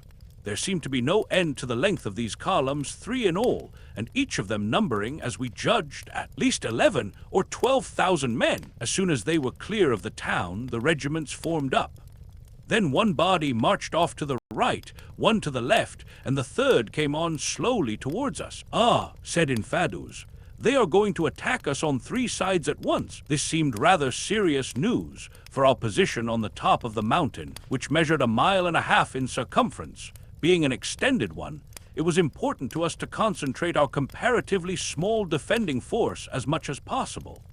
But since it was impossible for us to dictate in what way we should be assailed, we had to make the best of it, and accordingly sent orders to the various regiments to prepare to receive the separate onslaughts. Chapter 13, The Attack. Slowly, and without the slightest appearance of haste or excitement, the 3 columns crept on. When within about 500 yards of us, the main or center column halted at the root of a tongue of open plain which ran up into the hill, to give time to the other divisions to circumvent our position, which was shaped more or less in the form of a horseshoe, with its 2 points facing toward the town of Loo. The object of this maneuver was that the threefold assault should be delivered simultaneously. "Oh, for a Gatling!" groaned Good as he contemplated the serried phalanxes beneath us. "I would clear that plain in 20 minutes. We have not got one, so it is no use yearning for it. But suppose you try a shot, Quatermain," said Sir Henry. "See how near you can go to that tall fellow who appears to be in command. 2 to 1 you miss him, and an even sovereign to be honestly paid if ever we get out of this, that you don't drop the bullet within 5 yards. This piqued me, so loading the express with solid ball, I waited till my friend walked some 10 yards out from his force, in order to get a better view of our position, accompanied only by an orderly. Then, lying down and resting the express on a rock, I covered him. The rifle, like all expresses, was only sighted to 350 yards, so to allow for the drop in trajectory I took him, halfway down the neck, which ought, I calculated, to find him in the chest. He stood quite still and gave me every opportunity, but whether it was the excitement or the wind or the fact of the man being a long shot, I don't know, but this was what happened. Getting dead on, as I thought, a fine sight, I pressed, and when the puff of smoke had cleared away, to my disgust, I saw my man standing there unharmed, whilst his orderly, who was at least 3 paces to the left, was stretched upon the ground, apparently dead. Turning swiftly, the officer I had aimed at began to run towards his men in evident alarm. "Bravo, Quatermain!" sang out Good. "You frightened him." This made me very angry, for, if possible to avoid it, I hate to miss in public. When a man is master of only one art, he likes to keep up his reputation in that art. Moved quite out of myself at my failure, I did a rash thing. Rapidly covering the general as he ran, I let drive with the second barrel. Instantly the poor man threw up his arms and fell forward onto his face.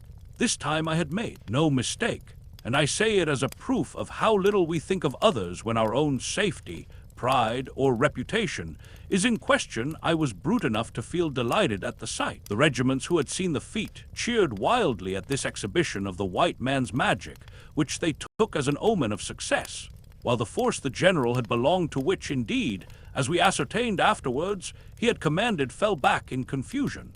Sir Henry and Good now took up their rifles and began to fire, the latter industriously browning the dense mass before him with another Winchester repeater. And I also had another shot or 2, with the result, so far as we could judge, that we put some 6 or 8 men hors de combat before they were out of range. Just as we stopped firing, there came an ominous roar from our far right, then a similar roar rose on our left. The 2 other divisions were engaging us. At the sound, the mass of men before us opened out a little, and advanced towards the hill and up the spit of bare grass land at a slow trot, singing a deep-throated song as they ran. We kept up a steady fire from our rifles as they came, IGNOSI joining in occasionally, and accounted for several men, but of course we produced no more effect upon that mighty rush of armed humanity than he who throws pebbles does on the breaking wave. On they came with a shout and the clashing of spears. Now they were driving in the pickets we had placed among the rocks at the foot of the hill. After that the advance was a little slower, for though as yet we had offered no serious opposition, the attacking forces must climb uphill, and they came slowly to save their breath. Our first line of defense was about halfway down the side of the slope, our second 50 yards further back, while our third occupied the edge of the plateau. On they stormed, shouting their war cry, "TWALA, TWALA, cheel, cheel, TWALA, TWALA, smite, smite, IGNOSI, IGNOSI, cheel, cheel," answered our people. They were quite close now, and the TWALAs, or throwing knives, began to flash backwards and forwards, and now with an awful yell the battle closed in. To and fro swayed the mass of struggling warriors, men falling fast as leaves in an autumn wind. But before long the superior weight of the attacking force began to tell, and our first line of defense was slowly pressed back till it merged into the second. Here the struggle was very fierce, but again our people were driven back and up, till at length, within 20 minutes of the commencement of the fight, our third line came into action. But by this time the assailants were much exhausted, and besides had lost many men killed and wounded, and to break through that third impenetrable hedge of spears proved beyond their powers. For a while the seething lines of savages swung backwards and forwards in the fierce ebb and flow of battle, and the issue was doubtful. Sir Henry watched the desperate struggle with a kindling eye, and then, without a word, he rushed off, followed by Good, and flung himself into the hardest of the fray. As for myself, I stopped where I was. The soldiers caught sight of his tall form as he plunged into battle, and there rose a cry of "Nanzia incubu, Nanzia unkungan clavo, here is the elephant, shield, shield." From that moment the end was no longer in doubt. Inch by inch, fighting with splendid gallantry, the attacking force was pressed back down the hillside, till at last it retreated upon its reserves in something like confusion. At that instant, too, a messenger arrived to say that the left attack had been repulsed, and I was just beginning to congratulate myself, believing that the affair was over for the present, when, to our horror, we perceived our men who had been engaged in the right defense being driven towards us across the plain, followed by swarms of the enemy, who had evidently succeeded at this point. IGNOSI, who was standing by me, took in the situation at a glance and issued a rapid order. Instantly the reserve regiment around us, the Greys, extended itself. Again IGNOSI gave a word of command, which was taken up and repeated by the captains, and in another second, to my intense disgust, I found myself involved in a furious onslaught upon the advancing foe. Getting as much as I could behind IGNOSI'S huge frame, I made the best of a bad job and toddled along to be killed as though I liked it. In a minute or two we were plunging through the flying groups of our men, who at once began to reform behind us, and then I am sure I do not know what happened. All I can remember is a dreadful rolling noise of the meeting of shields, and the sudden apparition of a huge ruffian, whose eyes seemed literally to be starting out of his head, making straight at me with a bloody spear.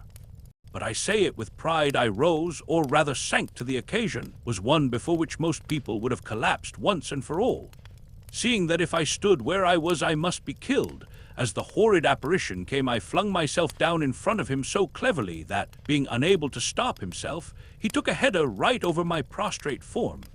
Before he could rise again, I had risen and settled the matter from behind with my revolver. Shortly after this, somebody knocked me down, and I remember no more of that charge. When I came to, I found myself back at the copy, with Good bending over me holding some water in a gourd. "How do you feel, old fellow?" he asked anxiously. I got up and shook myself before replying. "Pretty well, thank you," I answered. "Thank heaven, when I saw them carry you in, I felt quite sick. I thought you were done for." "Not this time, my boy. I fancy I only got a rap on the head, which knocked me stupid." "How has it ended?" "They are repulsed at every point for a while. The loss is dreadfully heavy. We have quite 2,000 killed and wounded, and they must have lost 3. Look, there's a sight." And he pointed to long lines of men advancing by 4s. In the center of every group of 4, and being borne by it, was a kind of hide tray, of which a KUKUANA force always carries a quantity, with a loop for a handle at each corner. On these trays and their number seemed endless lay wounded men, who, as they arrived, were hastily examined by the medicine men, of whom 10 were attached to a regiment. If the wound was not of a fatal character, the sufferer was taken away and attended to as carefully as circumstances would allow. But if, on the other hand, the injured man's condition proved hopeless, what followed was very dreadful, though doubtless it may have been the truest mercy. One of the doctors, under pretense of carrying out an examination, swiftly opened an artery with a sharp knife, and in a minute or two the sufferer expired, painlessly. There were many cases that day in which this was done. In fact, it was done in the majority of cases when the wound was in the body, for the gash made by the entry of the enormously broad spears used by the KUKUANAs generally rendered recovery impossible. In most instances, the poor sufferers were already unconscious, and in others, the fatal nick of the artery was inflicted so swiftly and painlessly that they did not seem to notice it. Still, it was a ghastly sight, and one from which we were glad to escape. Indeed, I never remember anything of the kind that affected me more than seeing those gallant soldiers thus put out of pain by the red-handed medicine men, except, indeed, on one occasion when, after an attack, I saw a force of Swazis burying their hopelessly wounded. Alive! Hurrying from this dreadful scene to the further side of the kopje, we found Sir Henry, who still held a battle-axe in his hand, IGNOSI, Infadus, and one or two of the chiefs in deep consultation. Thank heaven, here you are, Quatermain. I can't quite make out what IGNOSI wants to do. It seems that though we have beaten off the attack, TWALA is now receiving large reinforcements and is showing a disposition to invest us with the view of starving us out. That's awkward, yes, especially as Infadus says that the water supply has given out. My lord, that is so, said Infadus. The spring cannot supply the wants of so great a multitude, and it is failing rapidly. Before night we shall all be thirsty. Listen, Macumazahn, thou art wise, and hast doubtless seen many wars in the lands from whence thou camest, that is if indeed they make wars in the stars. Now tell us, what shall we do? TWALA has brought up many fresh men to take the place of those who have fallen. Yet TWALA has learnt his lesson. The hawk did not think to find the heron ready, but our beak has pierced his breast. He fears to strike at us again. We too are wounded, and he will wait for us to die. He will wind himself round us like a snake round a buck, and fight the fight of sit down. I hear thee. I said, so Macumazahn, thou seest we have no water here, and but a little food, and we must choose between these three things: to languish like a starving lion in his den, or to strive to break away towards the north. Or, and here he rose and pointed towards the dense mass of our foes, to launch ourselves straight at TWALA's throat. Incubu, the great warrior, for today he fought like a buffalo in a net, and TWALA's soldiers went down before his axe like young corn before the hail. With these eyes I saw it. Incubu says charge, but the elephant is ever prone to charge. Now what says Macumazahn, the wily old fox, who has seen much and loves to bite his enemy from behind? The last word is in IGNOSI the king, for it is a king's right to speak of war. But let us hear thy voice, O Macumazahn, who watchest by night, and the voice too of him of the transparent eye. What sayest thou, IGNOSI? I asked. Nay, my father, answered our quondam servant, who now, clad as he was in the full panoply of savage war, looked every inch a warrior king. Do thou speak, and let me, who am but a child in wisdom beside thee, hearken to thy words. Thus adjured, after taking hasty counsel with Good and Sir Henry, I delivered my opinion briefly to the effect that, being trapped, our best chance, especially in view of the failure of our water supply, was to initiate an attack upon TWALA's forces. Then I recommended that the attack should be delivered at once, before our wounds grew stiff, and also before the sight of TWALA's overpowering force caused the hearts of our soldiers to wax small like fat before a fire. Otherwise, I pointed out, some of the captains might change their minds, and making peace with TWALA, desert to him, or even betray us into his hands. This expression of opinion seemed, on the whole, to be favorably received. Indeed, among the KUKUANAs my utterances met with a respect which has never been accorded to them before or since. But the real decision as to our plans lay with IGNOSI, who, since he had been recognized as rightful king, could exercise the almost unbounded rights of sovereignty, including, of course, the final decision on matters of generalship. And it was to him that all eyes were now turned. At length, after a pause, during which he appeared to be thinking deeply, he spoke. Incubu, Macumazahn, and Baugwen, brave white men and my friends, Infadus, my uncle and chiefs, my heart is fixed.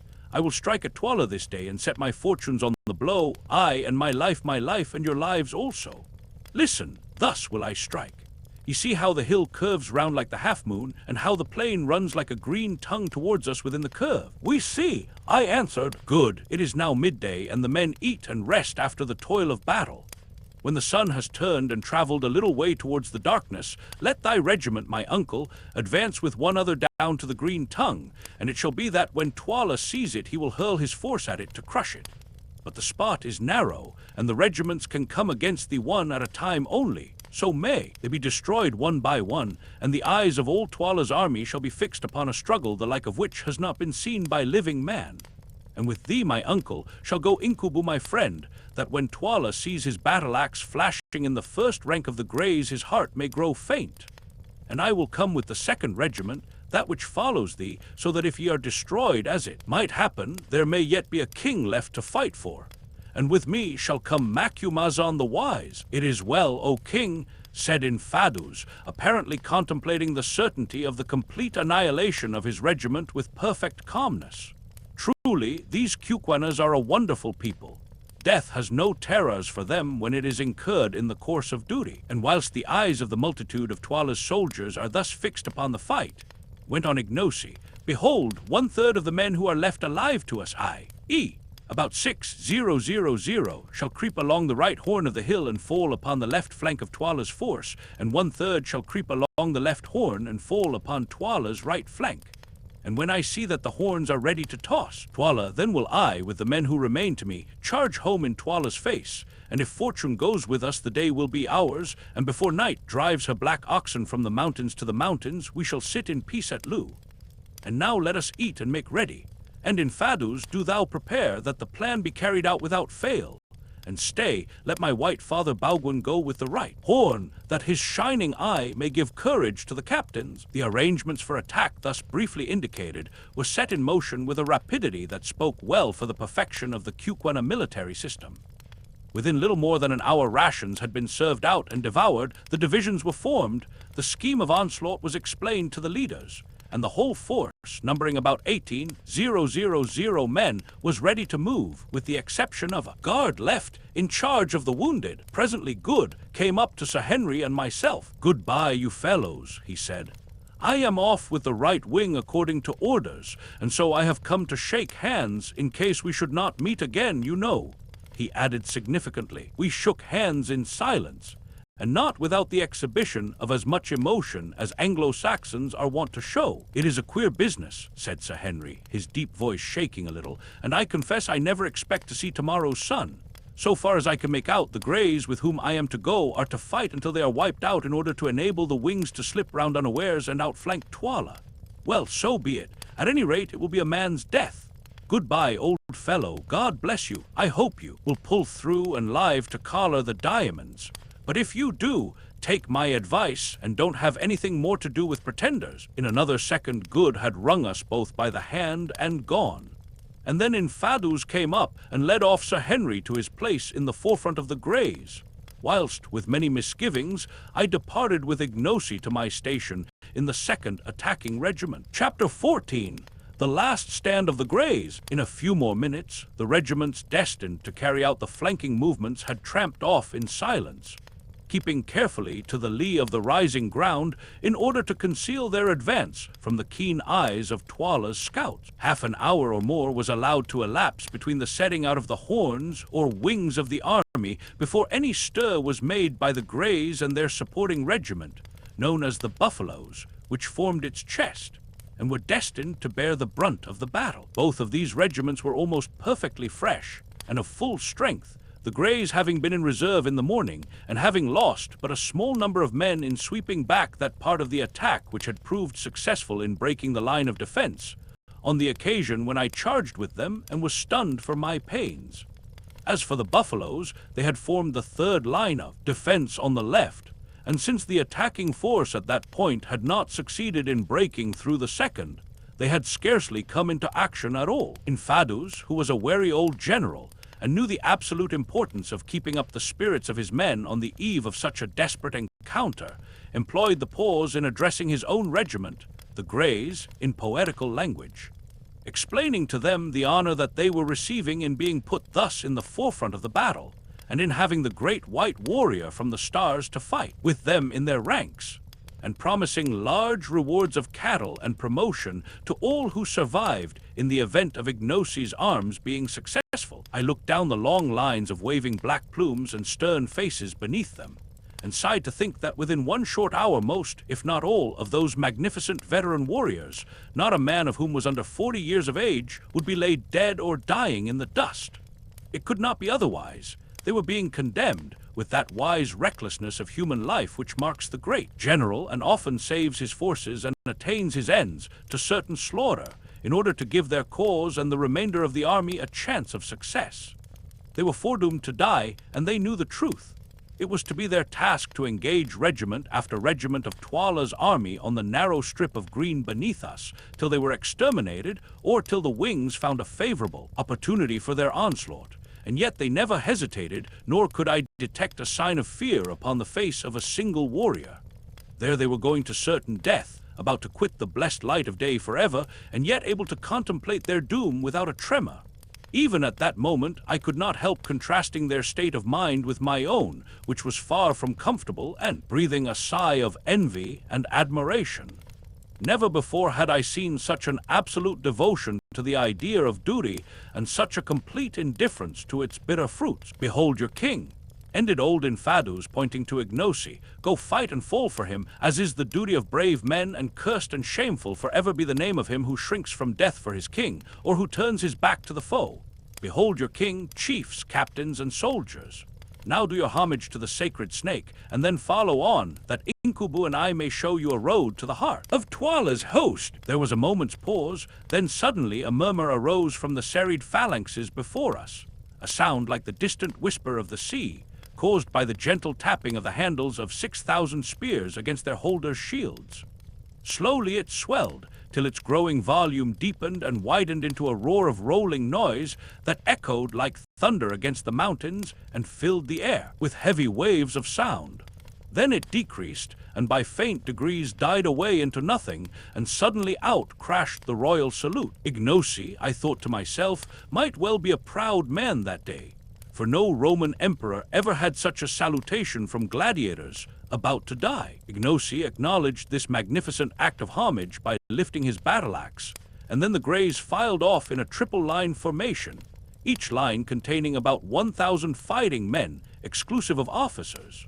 When the last companies had advanced some 500 yards, IGNOSI put himself at the head of the buffaloes, which regiment was drawn up in a similar threefold formation, and gave the word to march, and off we went, I, needless to say, uttering the most heartfelt prayers that I might emerge from that entertainment with a whole skin.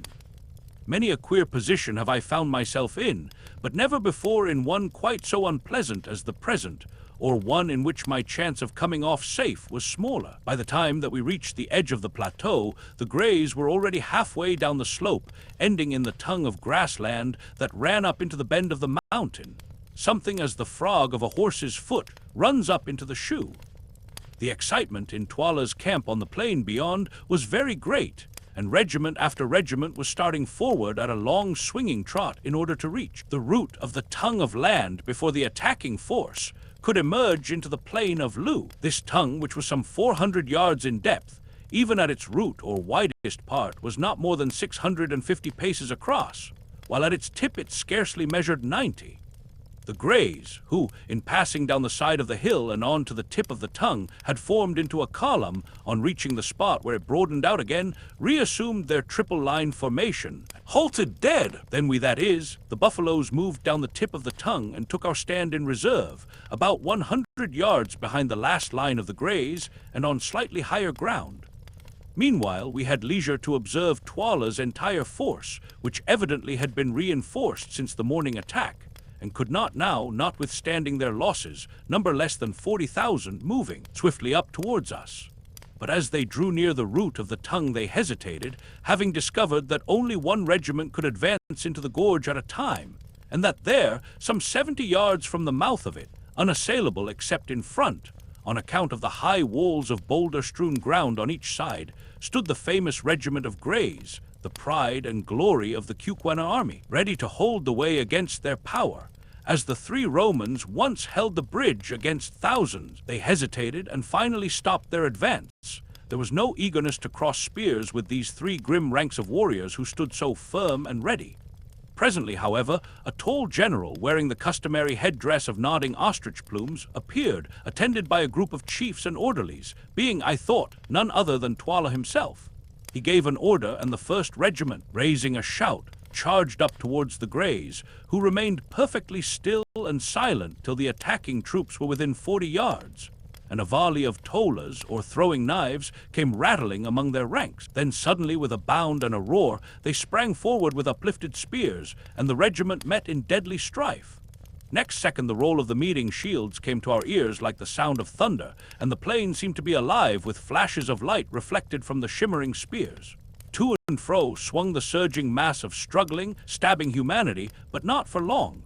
Suddenly, the attacking lines began to grow thinner, and then with a slow, long heave the Greys passed over them, just as a great wave heaves up its bulk and passes over a sunken ridge. It was done. That regiment was completely destroyed, but the Greys had but 2 lines left now. A third of their number were dead. Closing up shoulder to shoulder, once more they halted in silence and awaited attack. And I was rejoiced to catch sight of Sir Henry's yellow beard as he moved to and fro arranging the ranks. So he was yet alive. Meanwhile, we moved on to the ground of the encounter, which was cumbered by about 4,000 prostrate human beings, dead, dying, and wounded, and literally stained red with blood. IGNOSI issued an order, which was rapidly passed down the ranks, to the effect that none of the enemy's wounded were to be killed, and so far as we could see, this command was scrupulously carried out. It would have been a shocking sight if we had found time to think of such things. But now a second regiment, distinguished by white plumes, kilts, and shields, was moving to the attack of the 2,000 remaining Greys, who stood waiting in the same ominous silence as before, till the foe was within 40 yards or so, when they hurled themselves with irresistible force upon them. Again there came the awful roll of the meeting shields, and as we watched, the tragedy repeated itself. But this time the issue was left longer in doubt. Indeed, it seemed for a while almost impossible that the Greys should again prevail. The attacking regiment, which was formed of young men, fought with the utmost fury, and at first seemed by sheer weight to be driving the veterans back. The slaughter was truly awful, hundreds falling every minute, and from among the shouts of the warriors and the groans of the dying, set to the music of clashing spears, came a continuous hissing undertone of SG, SG. The note of triumph of each victor as he passed his assegai through and through the body of his fallen foe. But perfect discipline and steady and unchanging valor can do wonders, and one veteran soldier is worth 2 young ones, as soon became apparent in the present case. For just when we thought that it was all over with the Greys, and were preparing to take their place so soon as they made room by being destroyed, I heard Sir Henry's deep voice ringing out through the din, and caught a glimpse of his, circling battle-axe as he waved it high above his plumes. Then came a change. The Greys ceased to give. They stood still as a rock, against which the furious waves of spearmen broke again and again, only to recoil. Presently they began to move once more forward this time. As they had no firearms, there was no smoke, so we could see it all. Another minute and the onslaught grew fainter. Ah, these are men indeed.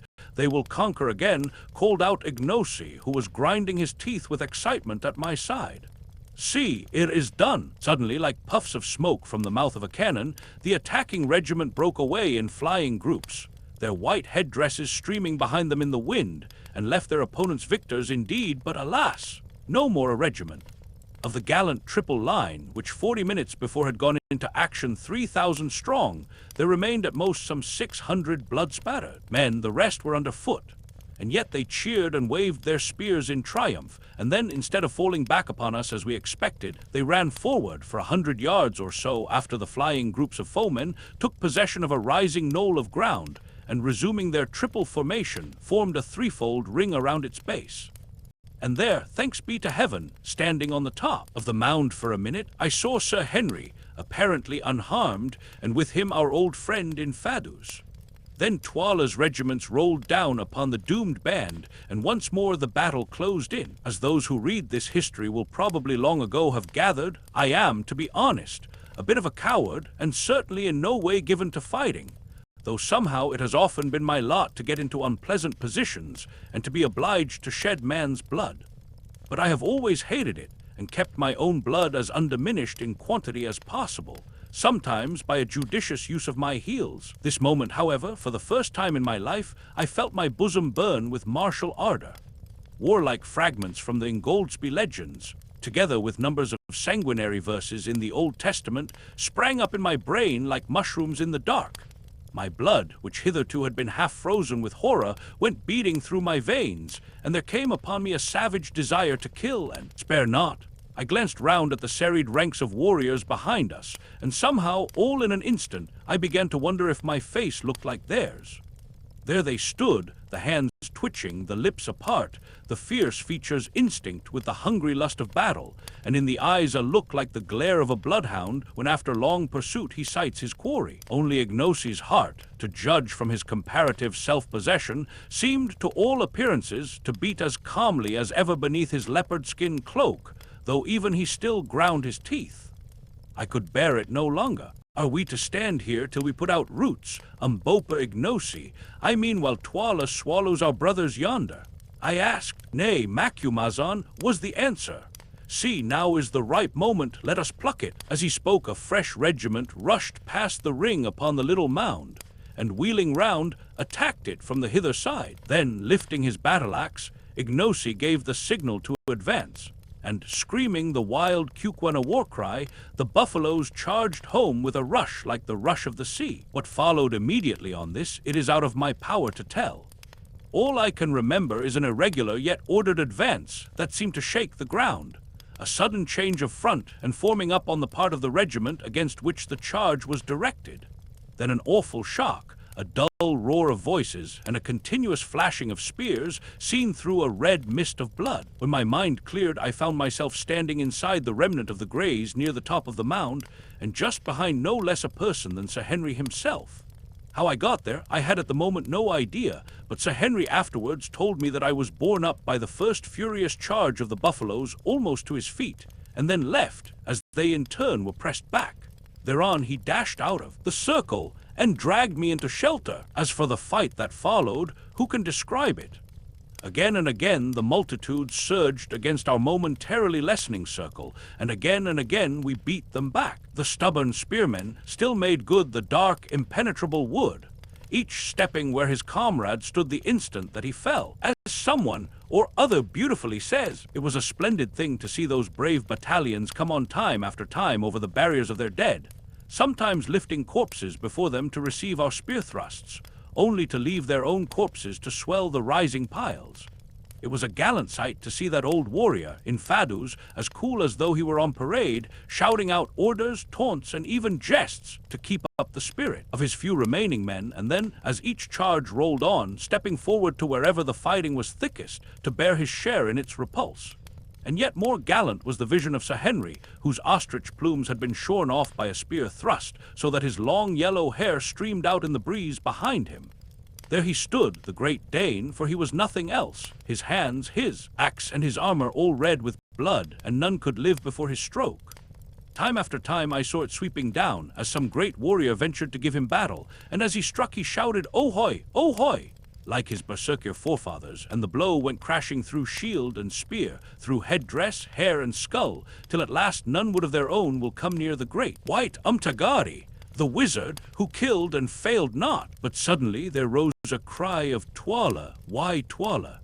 And out of the press sprang forward none other than the gigantic one-eyed king himself, also armed with battle-axe and shield, and clad in chain armor. "Where art thou, Incubu, thou white man, who slewest Scragga my son, see if thou canst slay me?" He shouted, and at the same time hurled a TWALA straight at Sir Henry, who fortunately saw it coming and caught it on his shield, which it transfixed, remaining wedged in the iron plate behind the hide. Then, with a cry, TWALA sprang forward straight at him, and with his battle-axe struck him such a blow upon the shield that the mere force and shock of it brought Sir Henry, strong man as he is, down upon his knees. But at this time the matter went no further. For that instant there rose from the regiments pressing round us something like a shout of dismay, and on looking up I saw the cause. To the right and to the left the plain was alive with the plumes of charging warriors. The outflanking squadrons had come to our relief. The time could not have been better chosen. All TWALA's army, as IGNOSI predicted would be the case, had fixed their attention on the bloody struggle which was raging round the remnant of the Greys and that of the buffaloes, who were now carrying on a battle of their own at a little distance, which 2 regiments had formed the chest of our army. It was not until our horns were about to close upon them that they had dreamed of their approach, for they believed these forces to be hidden in reserve upon the crest of the moon-shaped hill. And now, before they could even assume a proper formation for defense, the outflanking impies had leapt like greyhounds on their flanks. In 5 minutes, the fate of the battle was decided. Taken on both flanks, and dismayed at the awful slaughter inflicted upon them by the Greys and Buffaloes, TWALA's regiments broke into flight, and soon the whole plain between us and Loo was scattered with groups of running soldiers making good their retreat. As for the hosts that had so recently surrounded us and the Buffaloes, they melted away, as though by magic, and presently we were left standing there like a rock from which the sea has retreated. But what a sight it was! Around us the dead and dying lay in heaped-up masses, and of the gallant Greys there remained but 95 men upon their feet. More than 3,400 had fallen in this one regiment, most of them never to rise again. Men, said Infadus calmly, as between the intervals of binding a wound on his arm he surveyed what remained to him of his corps. Ye have kept up the reputation of your regiment, and this day's fighting will be well spoken of by your children's children. Then he turned round and shook Sir Henry Curtis by the hand. Thou art a great captain, Incubu, he said simply.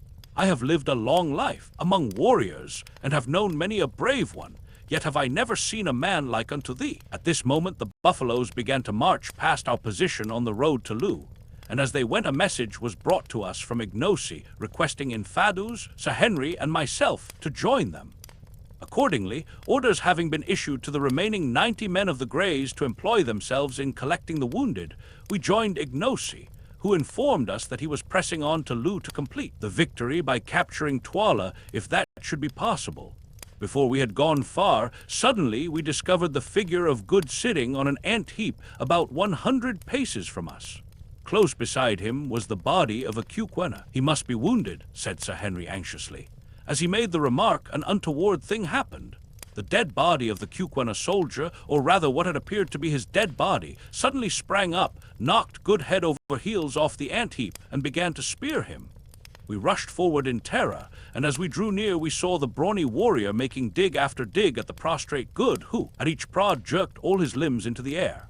Seeing us coming, the KUKUANA gave one final and most vicious dig, and with a shout of "Take that, wizard!" bolted away. Good did not move, and we concluded that our poor comrade was done for. Sadly we came towards him, and were astonished to find him pale and faint indeed, but with a serene smile upon his face, and his eyeglass still fixed in his. "Aye, capital armor this," he murmured, on catching sight of our faces, bending over him. "How sold that beggar must have been," and then he fainted.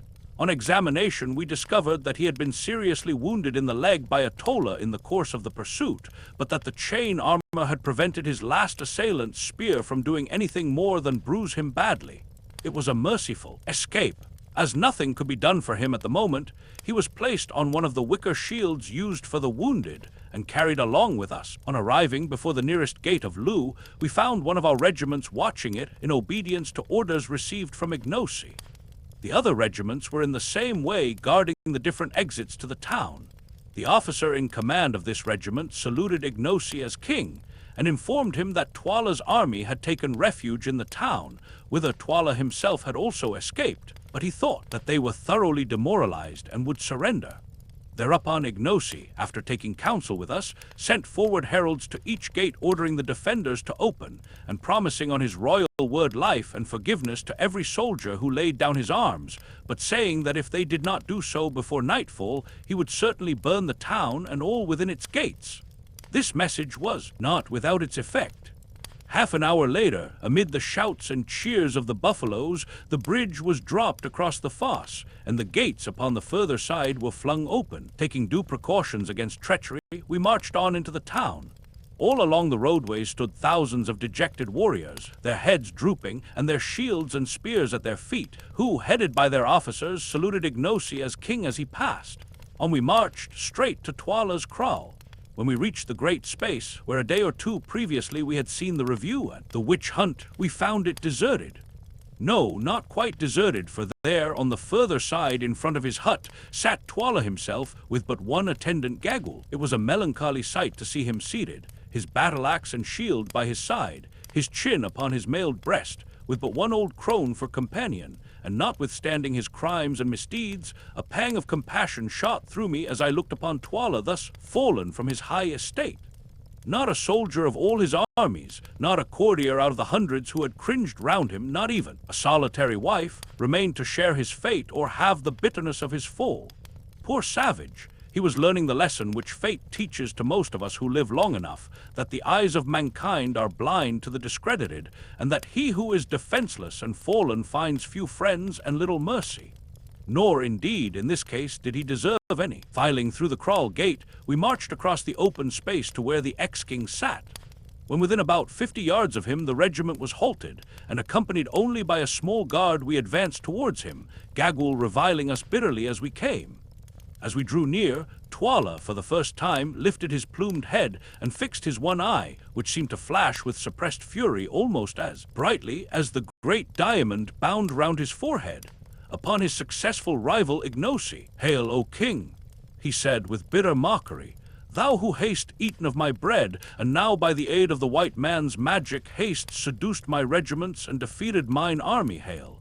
What fate hast thou in store for me, O king? The fate thou gavest to my father, whose throne thou hast sat on these many years," was the stern answer. "It is good. I will show thee how to die, that thou mayest remember it against thine own time. See, the sun sinks in blood," and he pointed with his battle-axe towards the setting orb. "It is well that my son should go down in its company. And now, O king, I am ready to die, but I crave the boon of the KUKUANA royal house 9 to die fighting. Thou canst not refuse it, or even those cowards who fled. Today will hold thee shamed. 9. It is a law amongst the KUKUANAs that no man of the direct royal blood can be put to death, unless by his own consent, which is, however, never refused. He is allowed to choose a succession of antagonists to be approved by the king with whom he fights till one of them kills him. A Q, it is granted. Choose with whom wilt thou fight. Myself I cannot fight with thee, for the king fights not. Except in war." TWALA's somber eye ran up and down our ranks, and I felt, as for a moment it rested on myself, that the position had developed a new horror. What if he chose to begin by fighting me? What chance should I have against a desperate savage 6 feet 5 high and broad in proportion? I might as well commit suicide at once. Hastily, I made up my mind to decline the combat, even if I were hooted out of KUKUANALAND as a consequence. It is, I think, better to be hooted than to be quartered with a battle-axe. Presently, TWALA spoke. "Incubu, what sayest thou? Shall we end what we began today? Or shall I call thee coward, white even to the liver?" "Nay," interposed IGNOSI hastily. "Thou shalt not fight with Incubu, not if he is afraid," said TWALA. Unfortunately, Sir Henry understood this remark, and the blood flamed up into his cheeks. "I will fight him," he said. "He shall see if I am afraid. For heaven's sake," I entreated, "don't risk your life against that of a desperate man. Anybody who saw you today will know that you are brave enough." "I will fight him," was the sullen answer. "No living man shall call me a coward. I am ready now." And he stepped forward and lifted his axe. I wrung my hands over this absurd piece of quixotism. But if he was determined on this deed, of course I could not stop him. "Fight not, my white brother," said IGNOSI, laying his hand affectionately on Sir Henry's arm. "Thou hast fought enough, and if aught befell thee at his hands, it would cut my heart in twain." "I will fight, IGNOSI," was Sir Henry's answer. "It is well, Incubu, thou art a brave man. It will be a good fray. Behold, TWALA the elephant is ready for thee." The ex-king laughed savagely, and stepping forward faced Curtis. For a moment they stood thus, and the light of the sinking sun caught their stalwart frames and clothed them both in fire. They were a well-matched pair. Then they began to circle round each other, their battle-axes raised. Suddenly Sir Henry sprang forward and struck a fearful blow at TWALA, who stepped to one side. So heavy was the stroke that the striker half overbalanced himself, a circumstance of which his antagonist took a prompt advantage. Circling his massive battle-axe round his head, he brought it down with tremendous force. My heart jumped into my mouth. I thought that the affair was already finished. But no, with a quick upward movement of the left arm, Sir Henry interposed his shield between himself and the axe, with the result that its outer edge was shorn away, the axe falling on his left shoulder, but not heavily enough to do any serious damage. In another moment, Sir Henry got in a second blow, which was also received by TWALA upon his shield. Then followed blow upon blow that were in turn either received upon the shields or avoided. The excitement grew intense. The regiment which was watching the encounter forgot its discipline, and drawing near, shouted and groaned at every stroke. Just at this time, Too Good, who had been laid upon the ground by me, recovered from his faint, and sitting up, perceived what was going on. In an instant he was up, and catching hold of my arm, hopped about from place to place on one leg, dragging me after him, and yelling encouragements to Sir Henry. "Go it, old fellow," he hallooed. "That was a good one. Give it him amidships," and so on. Presently Sir Henry, having caught a fresh stroke upon his shield, hit out with all his force. The blow cut through TWALA's shield and through the tough chain armor behind it, gashing him in the shoulder. With a yell of pain and fury, TWALA returned the blow with interest, and such was his strength, shore right through the rhinoceros horn handle of his antagonist's battle-axe, strengthened as it was with bands of steel, wounding Curtis in the face. A cry of dismay rose from the buffaloes as our hero's broad axe head fell to the ground, and TWALA, again raising his weapon, flew at him with a shout. I shut my eyes. When I opened them again, it was to see Sir Henry's shield lying on the ground, and Sir Henry himself with his great arms twined round TWALA's middle. To and fro they swung, hugging each other like bears, straining with all their mighty muscles for dear life and dearer honor. With a supreme effort, TWALA swung the Englishman clean off his feet, and down they came together, rolling over and over on the lime paving, TWALA striking out at Curtis' head with the battle-axe, and Sir Henry trying to drive the TWALA he had drawn from his belt through TWALA's armor. It was a mighty struggle, and an awful thing to see. "Get his axe!" yelled Good, and perhaps our champion heard him. At any rate, dropping the TWALA, he snatched at the axe, which was fastened to TWALA's wrist by a strip of buffalo hide, and still rolling over and over, they fought for it like wild cats, drawing their breath in heavy gasps. Suddenly the hide string burst, and then with a great effort, Sir Henry freed himself, the weapon remaining in his hand. Another second and he was upon his feet, the red blood streaming from the wound in his face, and so was TWALA. Drawing the heavy TWALA from his belt, he reeled straight at Curtis and struck him in the breast. The stab came home true and strong, but whoever it was who made that chain armor, he understood his art, for it withstood the steel. Again TWALA struck out with a savage yell, and again the sharp knife rebounded, and Sir Henry went, staggering back. Once more TWALA came on, and as he came our great Englishman gathered himself together, and swinging the big axe round his head with both hands, hit at him with all his force. There was a shriek of excitement from 1,000 throats, and behold! TWALA's head seemed to spring from his shoulders, then it fell and came rolling and bounding along the ground towards IGNOSI, stopping just at his feet. For a second the corpse stood upright, then with a dull crash it came to the earth, and the gold torque from its neck rolled away across the pavement.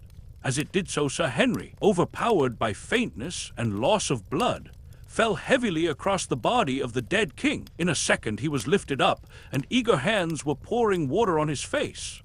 Another minute, and the grey eyes opened wide. He was not dead. Then I, just as the sun sank, stepping to where TWALA's head lay in the dust, unloosed the diamond from the dead brows and handed it to IGNOSI. "Take it," I said. "Lawful king of the KUKUANA's king by birth and victory." IGNOSI bound the diadem upon his brows. Then advancing, he placed his foot upon the broad chest of his headless foe and broke out into a chant, or rather a paean of triumph, so beautiful and yet so utterly savage that I despair of being able to give an adequate version of his words.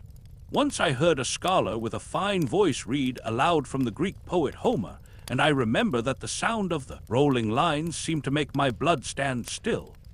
IGNOSI'S chant, uttered as it was in a language as beautiful and sonorous as the old Greek, produced exactly the same effect on me, although I was exhausted with toil and many emotions. "Now," he began, "now our rebellion is swallowed up in victory, and our evil-doing is justified by strength. In the morning the oppressors arose and stretched themselves.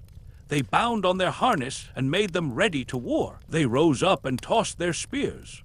The soldiers called to the captains, 'Come, lead us,' and the captains cried to the king, 'Direct thou the battle.' They laughed in their pride, 20,000 men, and yet a 20,000. Their plumes covered the valleys as the plumes of a bird cover her nest.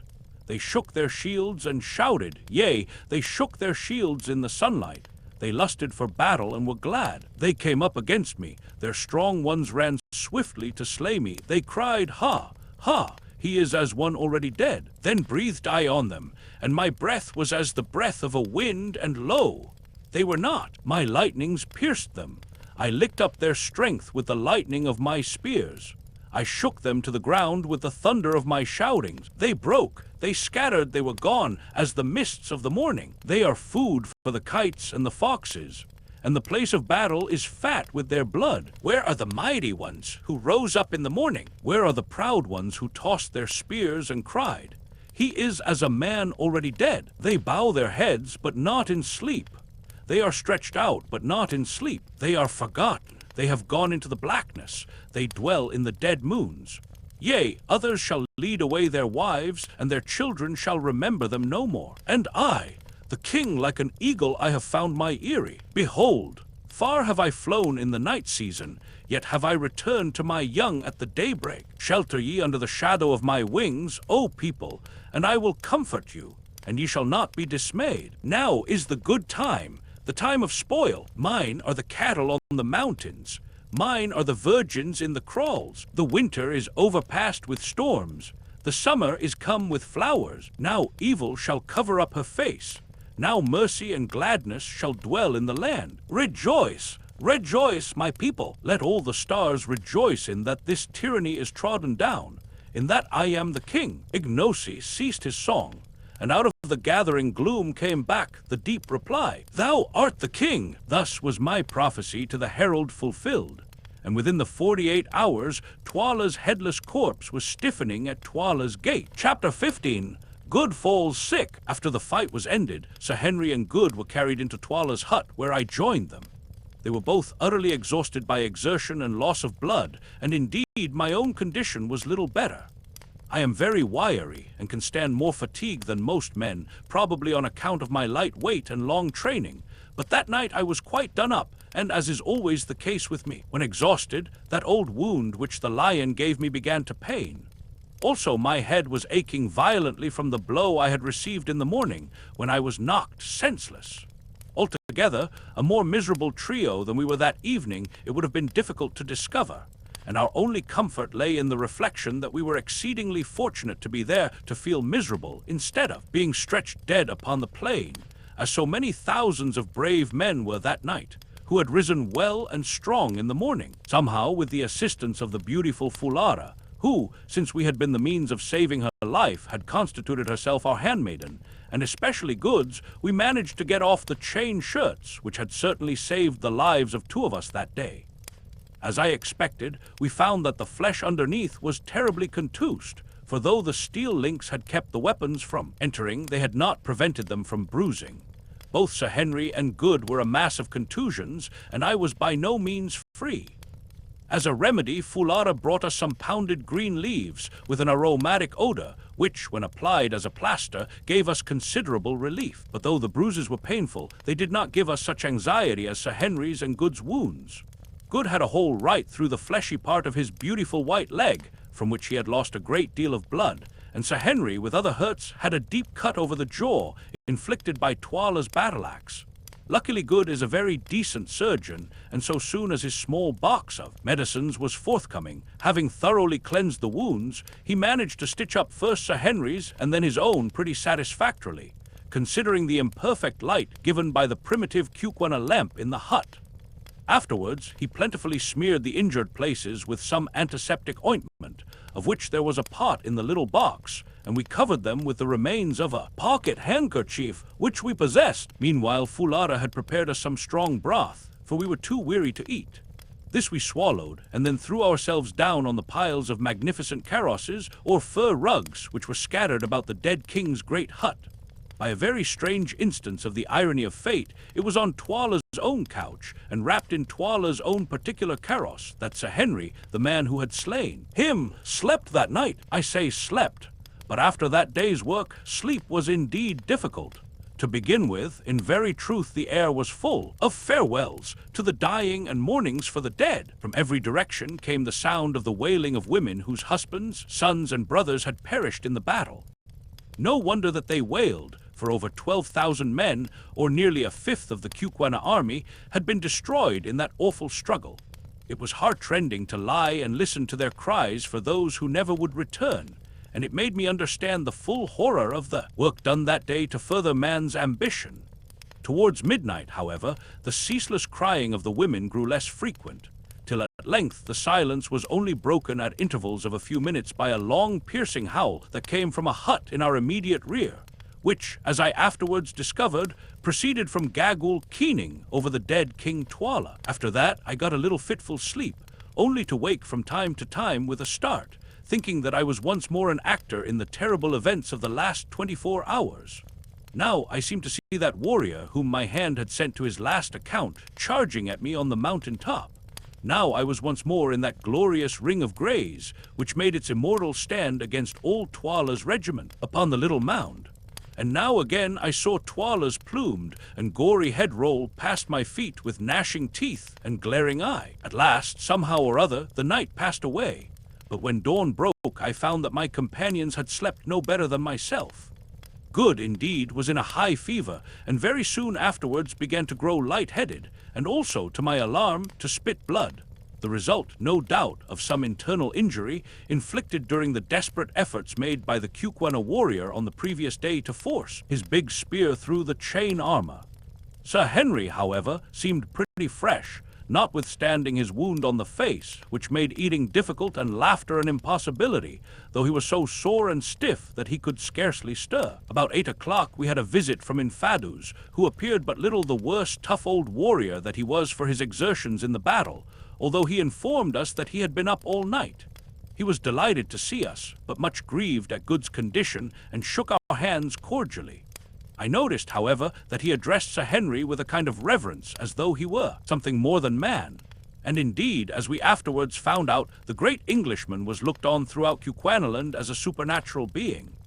No man, the soldiers said, could have fought as he fought, or, at the end of a day of such toil and bloodshed, could have slain TWALA, who, in addition to being the king, was supposed to be the strongest warrior in the country in single combat, shearing through his bull neck at a stroke. Indeed, that stroke became proverbial in KUKUANALAND, and any extraordinary blow or feat of strength was henceforth known as Incubu's blow. Infadus told us also that all TWALA's regiments had submitted to IGNOSI, and that like submissions were beginning to arrive from chiefs in the outlying country. TWALA's death at the hands of Sir Henry had put an end to all further chance of disturbance, for Scragga had been his only legitimate son, so there was no rival claimant to the throne left alive. I remarked that IGNOSI had swum to power through blood. The old chief shrugged his shoulders. "Yes," he answered, "but the KUKUANA people can only be kept cool by letting their blood flow sometimes. Many are killed indeed, but the women are left, and others must soon grow up to take the places of the fallen. After this, the land will be quiet for a while." Afterwards, in the course of the morning, we had a short visit from IGNOSI, on whose brows the royal diadem was now bound. As I contemplated him advancing with kingly dignity, an obsequious guard following his steps, I could not help recalling to my mind the tall Zulu who had presented himself to us at Durban some few months back, asking to be taken into our service, and reflecting on the strange revolutions of the wheel of fortune. "Hail, O king!" I said, rising. "Yes, Macumazahn. King at last, by the might of your 3 right hands," was the ready answer. All was, he said, going well, and he hoped to arrange a great feast in 2 weeks' time in order to show himself to the people. I asked him what he had settled to do with Gagul. "She is the evil genius of the land," he answered, "and I shall kill her and all the witch doctors with her. She has lived so long that none can remember when she was not very old, and she it is who has always trained the witch hunters and made the land wicked in the sight of the heavens above." "Yet she knows much," I replied. "It is easier to destroy knowledge, IGNOSI, than to gather it." "That is so," he said thoughtfully. "She, and she only, knows the secret of the 3 witches, yonder whither the great road runs, where the kings are buried and the silent ones sit. Yes, and the diamonds are. Forget not thy promise, IGNOSI. Thou must lead us to the mines, even if thou haste to spare Gagul alive to show the way." "I will not forget, Macumazahn, and I will think on what thou sayest." After IGNOSI's visit I went to see Good, and found him quite delirious. The fever set up by his wound seemed to have taken a firm hold of his system, and to be complicated with an internal injury. For 4 or 5 days his condition was most critical. Indeed, I believe firmly that had it not been for Fulara's indefatigable nursing, he must have died. Women are women, all the world over, whatever their color. Yet somehow it seemed curious to watch this dusky beauty bending night and day over the fevered man's couch and performing all the merciful errands of a sick room swiftly, gently, and with as fine an instinct as that of a trained hospital nurse. For the first night or two I tried to help her, and so did Sir Henry as soon as his stiffness allowed him to move, but Fulara bore our interference with impatience and finally insisted upon our leaving him to her, saying that our movements made him restless, which I think was true. Day and night she watched him and tended him, giving him his only medicine, a native cooling drink made of milk, in which was infused juice from the bulb of a species of tulip, and keeping the flies from settling on him. I can see the whole picture now as it appeared night after night by the light of our primitive lamp. Good tossing to and fro, his features emaciated, his eyes shining large and luminous and jabbering nonsense by the yard, and seated on the ground by his side, her back resting against the wall of the hut, the soft-eyed, shapely KUKUANA beauty, her face, weary as it was with her long vigil, animated by a look of infinite compassion. Or was it something more than compassion? For 2 days we thought that he must die, and crept about with heavy hearts. Only Fulara would not believe it. "He will live," she said. For 300 yards or more around TWALA's chief hut, where the sufferer lay, there was silence. For by the king's order all who lived in the habitations behind it, except Sir Henry and myself, had been removed, lest any noise should come to the sick man's ears. One night, it was the 5th of Good's illness. As was my habit, I went across to see how he was doing before turning in for a few hours. I entered the hut carefully. The lamp placed upon the floor showed the figure of Good tossing no more, but lying quite still. So it had come at last. In the bitterness of my heart, I gave something like a sob. "Hush, H," came from the patch of dark shadow behind Good's head. Then, creeping closer, I saw that he was not dead, but sleeping soundly, with Fulara's taper fingers clasped tightly in his poor white hand. The crisis had passed, and he would live. He slept like that for 18 hours, and I scarcely like to say it, for fear I should not be believed, but during the entire period did this devoted girl sit by him, fearing that if she moved and drew away her hand, it would wake him. What she must have suffered from cramp and weariness, to say nothing of want of food, nobody will ever know. But it is the fact that, when at last he woke, she had to be carried away. Her limbs were so stiff that she could not move them. After the turn had once been taken, Good's recovery was rapid and complete. It was not till he was nearly well that Sir Henry told him of all he owed to Fulara. And when he came to the story of how she sat by his side for 18 hours, fearing lest by moving she should wake him, the honest sailor's eyes filled with tears.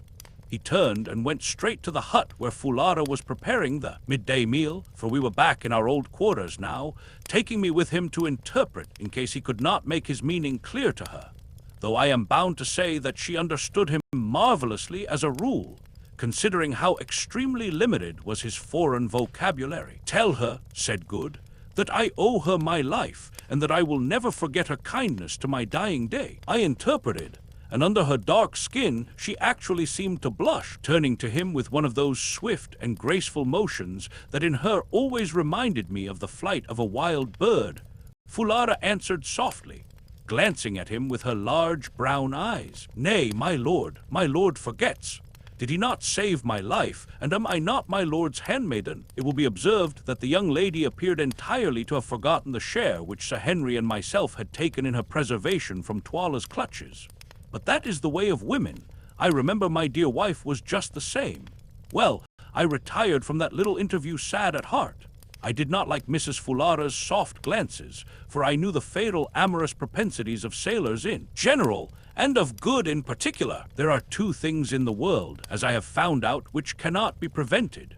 You cannot keep a Zulu from fighting, or a sailor from falling in love upon the slightest provocation. It was a few days after this last occurrence that IGNOSI held his great Indaba, or council, and was formally recognized as king by the Indunas, or headmen of KUKUANALAND. The spectacle was a most imposing one, including as it did a grand review of troops. On this day, the remaining fragments of the Greys were formally paraded, and in the face of the army thanked for their splendid conduct in the battle. To each man the king made a large present of cattle, promoting them one and all to the rank of officers in the new corps of Greys, which was in process of formation. An order was also promulgated throughout the length and breadth of KUKUANALAND that, whilst we honored the country by our presence, we three were to be greeted with the royal salute, and to be treated with the same ceremony and respect that was by custom accorded to the king. Also, the power of life and death was publicly conferred upon us. IGNOSI, too, in the presence of his people, reaffirmed the promises which he had made, to the effect that no man's blood should be shed without trial, and that witch hunting should cease in the land. When the ceremony was over, we waited upon IGNOSI, and informed him that we were now anxious to investigate the mystery of the mines to which Solomon's road ran, asking him if he had discovered anything about them. "My friends," he answered, "I have discovered this. It is there that the three great figures sit, who here are called the Silent Ones, and to whom TWALA would have offered the girl Fulara as a sacrifice. It is there, too, in a great cave deep in the mountain, that the kings of the land are buried. There ye shall find TWALA's body, sitting with those who went before him. There also is a deep pit, which at some time long dead men dug out, mayhap for the stones ye speak of, such as I have heard men in Nadal tell of at Kimberley. There, too, in the place of death is a secret chamber, known to none but the king and Gagul. But TWALA, who knew it, is dead, and I know it not, nor know I what is in it. Yet there is a legend in the land that once, many generations gone, a white man crossed the mountains, and was led by a woman to the secret chamber, and shown the wealth hidden in it. But before he could take it, she betrayed him, and he was driven by the king of that day back to the mountains. And since then no man has entered the place. The story is surely true, IGNOSI, for on the mountains we found the white man." I said, "Yes, we found him. And now I have promised you that if ye can come to that chamber, and the stones are there, the gem upon thy forehead proves that they are there." I put in, pointing to the great diamond I had taken from TWALA's dead brows. "Mayhap, if they are there," he said, "ye shall have as many as ye can take hence, if indeed ye would leave me my brothers." "First we must find the chamber," said I. "There is but one who can show it to thee, Gagul, and if she will not, then she must die," said IGNOSI sternly. "I have saved her alive but for this. Stay, she shall choose," and calling to a messenger, he ordered Gagul to be brought before him. In a few minutes she came, hurried along by two guards, whom she was cursing as she walked. "Leave her," said the king to the guards. So soon as their support was withdrawn, the withered old bundle, for she looked more like a bundle than anything else, out of which her two bright and wicked eyes gleamed like those of a snake, sank in a heap onto the floor. "What will ye with me, IGNOSI?" she piped. "Ye dare not touch me. If ye touch me, I will slay you as ye sit. Beware of my magic." "Thy magic could not save TWALA, old she-wolf, and it cannot hurt me," was the answer. "Listen, I will this of thee, that thou reveal to us the chamber where are the shining stones." "Ha, ha," she piped, "none know its secret but I, and I will never tell thee. The white devils shall go hence empty-handed." "Thou shalt tell me. I will make thee tell me." "How, O king? Thou art great, but can thy power wring the truth from a woman? It is difficult, yet will I do so." "How, O king? Nay, thus. If thou tellest not, thou shalt slowly die." "Die," she shrieked in terror and fury. "Ye dare not touch me, man, ye know not who I am. How old think ye am I? I knew your fathers and your fathers' fathers' fathers. When the country was young, I was here. When the country grows old, I shall still be here. I cannot die unless I be killed by chance, for none dare slay me. Yet will I slay thee. See, Gagul, mother of evil, thou art so old that thou canst no longer love thy life. What can life be to such a hag as thou, who hast no shape, nor form, nor hair, nor teeth haste naught, save wickedness and evil eyes?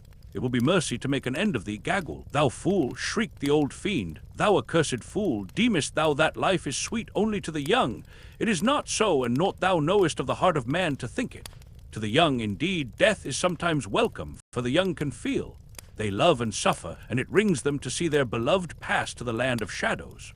But the old feel not, they love not, and ha, ha, they laugh to see another go out into the dark. Ha, ha, they laugh to see the evil that is done under the stars. All they love is life, the warm, warm sun, and the sweet, sweet air. They are afraid of the cold and the dark. Ha, ha, ha." And the old hag writhed in ghastly merriment on the ground. "Cease thine evil talk and answer me," said IGNOSI angrily. "Wilt thou show the place where the stones are, or wilt thou not? If thou wilt not, thou deest, even now," and he seized a spear and held it over her. "I will not show it. Thou darest not kill me, darest not. He who slays me will be accursed forever. Slowly IGNOSI brought down the spear, till it pricked the prostrate heap of rags. With a wild yell Gagul sprang to her feet, then fell again and rolled upon the floor. Nay, I will show thee. Only let me live, let me sit in the sun and have a bit of meat to suck, and I will show thee. It is well, I thought that I should find a way to reason with thee. Tomorrow shalt thou go with Infadus and my white brothers to the place, and beware how thou failest, for if thou showest it not, then thou shalt slowly die. I have spoken, I will not fail, IGNOSI. I always keep my word, ha, ha, ha. Once before a woman showed the chamber to a white man, and behold, evil befell him, and here her wicked eyes glinted. Her name was Gagul also, perchance I was that woman. Thou least, I said. That was 10 generations gone. Mayhap, when one lives long one forgets. Perhaps it was my mother's mother who told me. Surely her name was Gagul also. But mark, you will find in the place where the bright things are a bag of hide full of stones. The man filled that bag, but he never took it away. Evil befell him, I say, evil befell him. Perhaps it was my mother's mother who told me. It will be a merry journey we can't. See the bodies of those who died in the battle as we go. Their eyes will be gone by now, and their ribs will be hollow.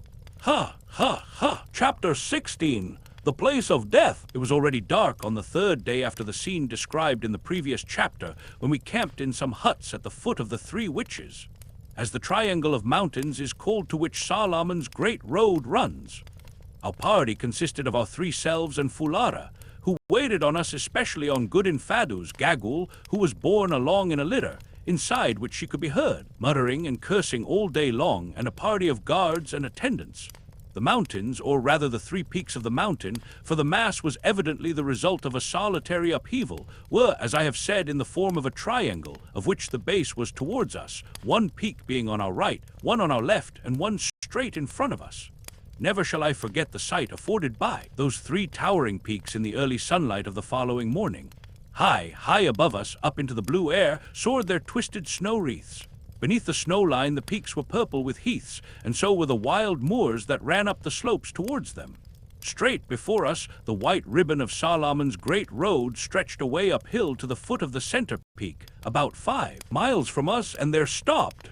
It was its terminus. I had better leave the feelings of intense excitement with which we set out on our march that morning to the imagination of those who read this history. At last we were drawing near to the wonderful mines that had been the cause of the miserable death of the old Portuguese Dom 3 centuries ago, of my poor friend, his ill-starred descendant, and also, as we feared, of George Curtis, Sir Henry's brother. Were we destined, after all that we had gone through, to fare any better? Evil befell them, as that old fiend Gagul said. Would it also befall us? Somehow, as we were marching up that last stretch of beautiful road, I could not help feeling a little superstitious about the matter, and so I think did good and Sir Henry. For an hour and a half or more, we tramped on up the heather-fringed way, going so fast in our excitement that the bearers of Gagul's hammock could scarcely keep pace with us, and its occupant piped out to us to stop. "Walk more slowly, white men," she said, projecting her hideous shriveled countenance between the grass curtains and fixing her gleaming eyes upon us. "Why will ye run to meet the evil that shall befall you, ye seekers after treasure?" And she laughed that horrible laugh which always sent a cold shiver down my back, and for a while quite took the enthusiasm out of us. However, on we went, till we saw before us, and between ourselves and the peak, a vast circular hole with sloping sides, 300 feet or more in depth and quite half a mile round. Can't you guess what this is? I said to Sir Henry and Good, who were staring in astonishment at the awful pit before us. They shook their heads. "Then it is clear that you have never seen the diamond diggings at Kimberley. You may depend on it that this is Solomon's diamond mine." "Look there," I said, pointing to the strata of stiff blue clay which were yet to be seen among the grass and bushes that clothed the sides of the pit. "The formation is the same. I'll be bound that if we went down there we should find pipes of soapy brecciated rock. Look, too," and I pointed to a series of worn flat slabs of stone that were placed on a gentle slope below the level of a watercourse, which in some past age had been cut out of the solid rock. "If those are not tables once used to wash the stuff, I'm a Dutchman." At the edge of this vast hole, which was none other than the pit marked on the old Dom's map, the great road branched into 2 and circumvented it. In many places, by the way, this surrounding road was built entirely out of blocks of stone, apparently with the object of supporting the edges of the pit and preventing falls of reef. Along this path we pressed, driven by curiosity to see what were the three towering objects which we could discern from the hither side of the great gulf. As we drew near, we perceived that they were colossi of some sort or another, and rightly conjectured that before us sat the three silent ones that are held in such awe by the KUKUANA people. But it was not until we were quite close to them that we recognized the full majesty of these silent ones, there upon huge pedestals of dark rock, sculptured with rude emblems of the phallic worship, separated from each other by a distance of 40 paces. And looking down the road, which crossed some 60 miles of plain to Lu, were three colossal seated forms, 2 male and 1 female, each measuring about 30 feet from the crown of its head to the pedestal. The female form, which was nude, was of great though severe beauty, but unfortunately the features had been injured by centuries of exposure to the weather. Rising from either side of her head were the points of a crescent. The 2 male colossi, on the contrary, were draped and presented a terrifying cast of features, especially the one to our right, which had the face of a devil. That to our left was serene in countenance, but the calm upon it seemed dreadful.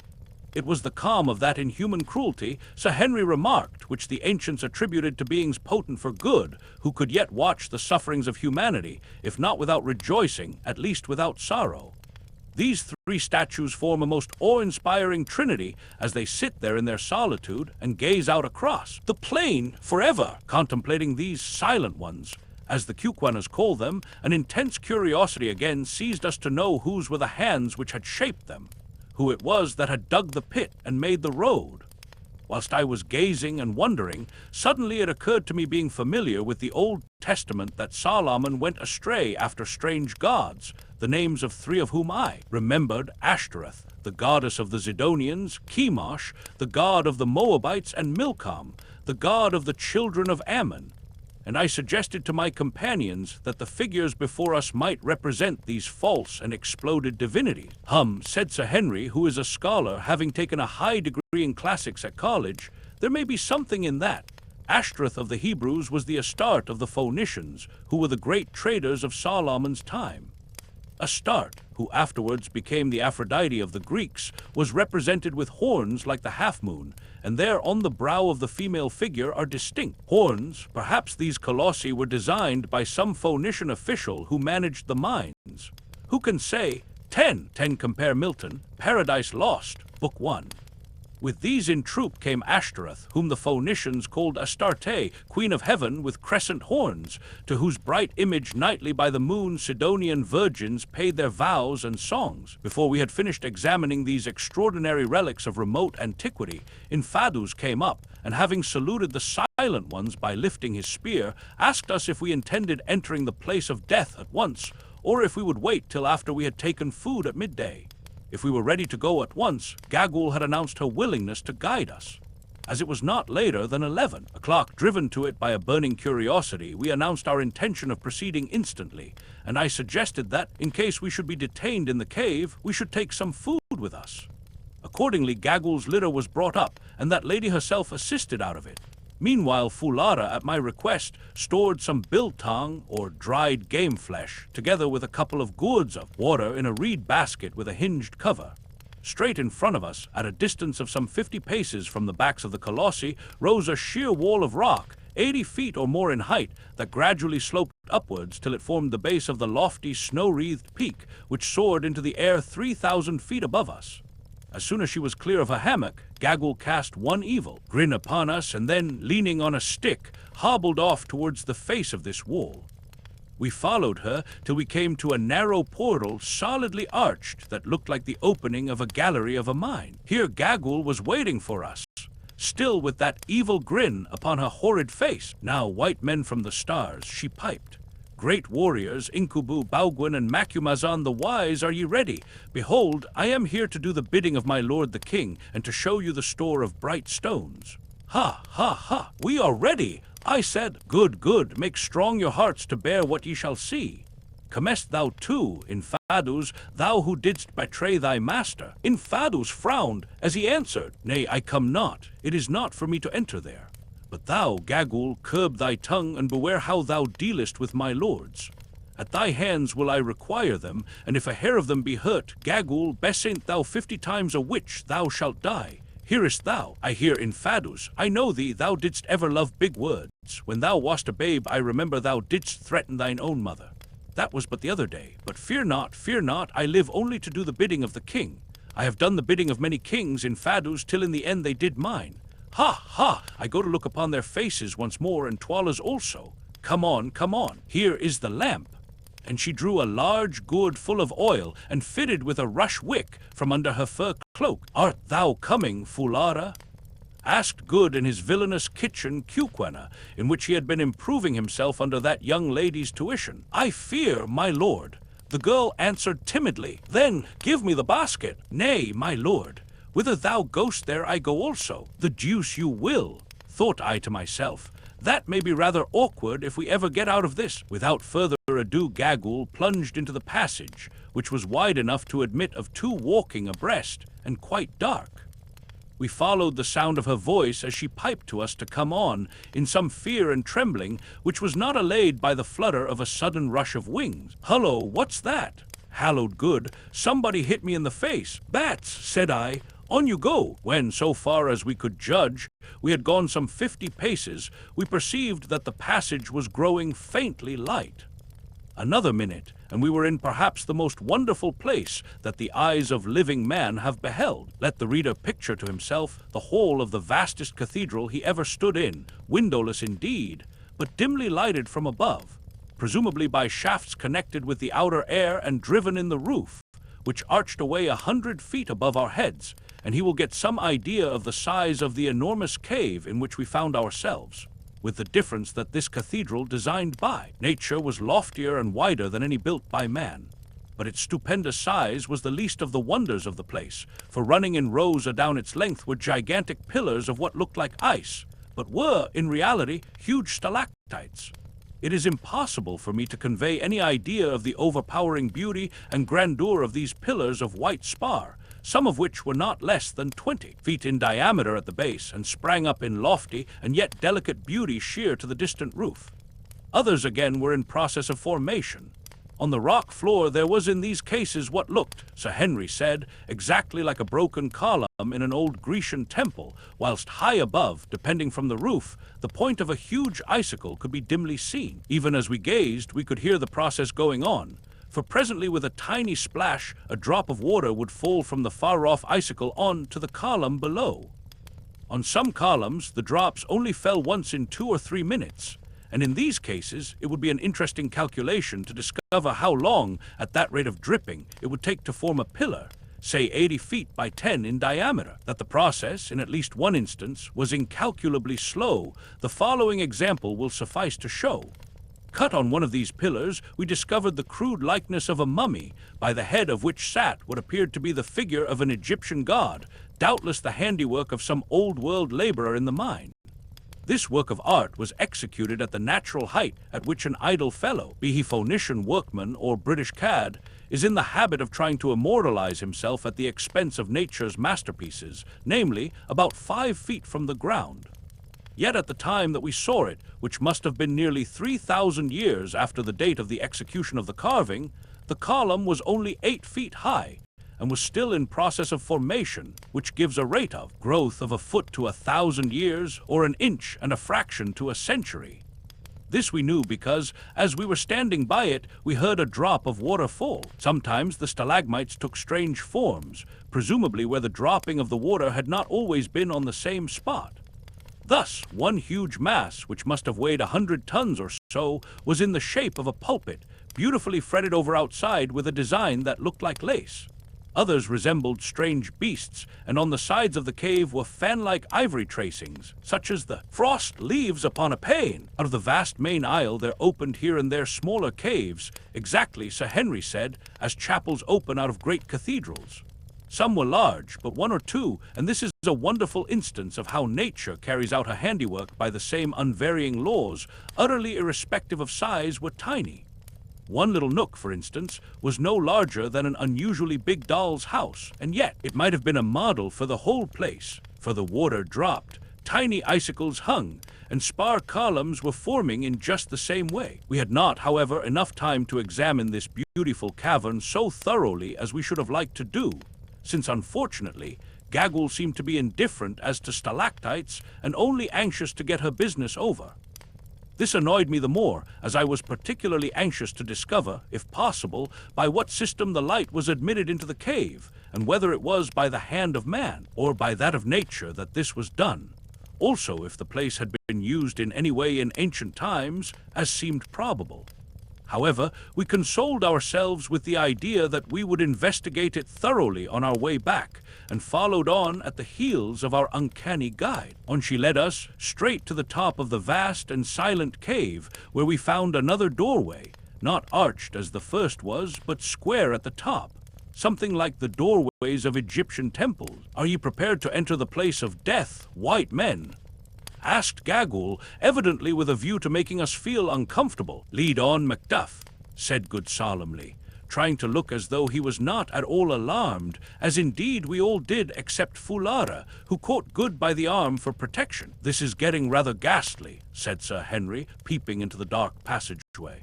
"Come on, Quatermain Senior's priors, we mustn't keep the old lady waiting." And he politely made way for me to lead the van, for which inwardly I did not bless him. Tap, tap went old Gaggle's stick down the passage, as she trotted along, chuckling hideously.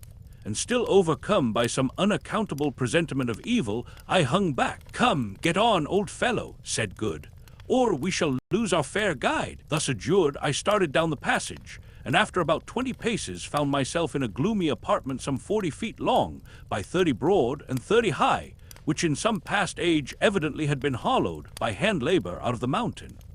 This apartment was not nearly so well lighted as the vast stalactite antecave, and at the first glance all I could discern was a massive stone table running down its length, with a colossal white figure at its head and life-sized white figures all round it.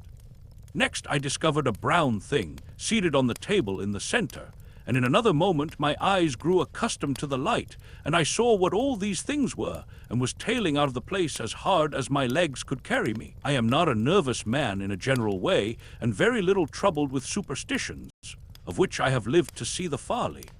But I am free to own that this sight quite upset me, and had it not been that Sir Henry caught me by the collar and held me, I do honestly believe that in another 5 minutes I should have been outside the stalactite cave, and that a promise of all the diamonds in Kimberly would not have induced me to enter it again, but he held me tight, so I stopped because I could not help myself.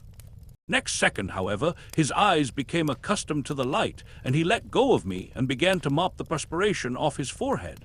As for Good, he swore feebly, while Fulara threw her arms round his neck and shrieked. Only Gaggle chuckled loud and long. It was a ghastly sight. There at the end of the long stone table, holding in his skeleton fingers a great white spear, sat Death himself, shaped in the form of a colossal human skeleton 15 feet or more in height. High above his head he held the spear, as though in the act to strike. One bony hand rested on the stone table before him, in the position a man assumes on rising from his seat, whilst his frame was bent forward so that the vertebrae of the neck and the grinning, gleaming skull projected towards us, and fixed its hollow eye places upon us, the jaws a little open, as though it were about to speak. "Great heavens!" said I faintly at last, "what can it be? And what are those things?" asked Good, pointing to the white company round the table. "And what on earth is that thing?" said Sir Henry, pointing to the brown creature seated on the table. He, laughed Gaggle. "To those who enter the hall of the dead, evil comes. He, ha, ha. Come, Incubu, brave in battle, come and see him thou slewest." And the old creature caught Curtis' coat in her skinny fingers and led him away towards the table. We followed. Presently she stopped and pointed at the brown object seated on the table. Sir Henry looked and started back with an exclamation, and no wonder, for there, quite naked, the head which Curtis' battle-axe had shorn from the body resting on its knees, was the gaunt corpse of TWALA, the last king of the KUKUANALAND. Yes, there, the head perched upon the knees, it sat in all its ugliness, the vertebrae projecting a full inch above the level of the shrunken flesh of the neck, for all the world like a black double of Hamilton Tigg. 11 over the surface of the corpse, there was gathered a thin, glassy film that made its appearance yet more appalling, for which we were, at the moment, quite unable to account, till presently we observed that from the roof of the chamber the water fell steadily, drip, drop, drip, onto the neck of the corpse, whence it ran down over the entire surface and finally escaped into the rock through a tiny hole in the table. Then I guessed what the film was. TWALA's body was being transformed into a stalactite. 11. Now haste ye, my handmaidens, haste, and see how he sits there and glowers with his head on his knee. A look at the white forms seated on the stone bench which ran round that ghastly board confirmed this view. They were human bodies indeed, or rather they had been human, now they were stalactites. This was the way in which the KUKUANA people had from time immemorial preserved their royal dead. They petrified them. What the exact system might be, if there was any, beyond the placing of them for a long period of years under the drip, I never discovered. But there they sat, iced over and preserved forever by the siliceous fluid. Anything more awe-inspiring than the spectacle of this long line of departed royalties. There were 27 of them, the last being IGNOSI'S father, wrapped, each of them, in a shroud of ice-like spar, through which the features could be dimly discovered, and seated round that inhospitable board, with Death himself for a host. It is impossible to imagine. That the practice of thus preserving their kings must have been an ancient one is evident from the number, which, allowing for an average reign of 15 years, supposing that every king who reigned was placed here an improbable thing, as some are sure to have perished in battle far from home, would fix the date of its commencement at 4¼ centuries back. But the colossal Death, who sits at the head of the board, is far older than that, and unless I am much mistaken, owes his origin to the same artist who designed the 3 colossi. He is hewn out of a single stalactite, and looked at as a work of art, is most admirably conceived and executed. Good, who understands such things, declared that, so far as he could see, the anatomical design of the skeleton is perfect down to the smallest bones. My own idea is that this terrific object was a freak of fancy on the part of some old-world sculptor, and that its presence had suggested to the KUKUANAs the idea of placing their royal dead under its awful presidency. Or perhaps it was set there to frighten away any marauders who might have designs upon the treasure chamber beyond. I cannot say. All I can do is to describe it as it is, and the reader must form his own conclusion. Such, at any rate, was the White Death, and such were the White Dead. Chapter 17. Solomon's Treasure Chamber. While we were engaged in recovering from our fright, and in examining the grisly wonders of the place of death, Gagul had been differently occupied. Somehow or other, for she was marvelously active when she chose, she had scrambled on to the great table, and made her way to where our departed friend TWALA was placed under the drip, to see, suggested good, how he was pickling, or for some dark purpose of her own. Then, after bending down to kiss his icy lips as though in affectionate greeting, she hobbled back, stopping now and again to address the remark, the tenor of which I could not catch, to one or other of the shrouded forms, just as you or I might welcome an old acquaintance. Having gone through this mysterious and horrible ceremony, she squatted herself down on the table, immediately under the White Death, and began, so far as I could make out, to offer up prayers.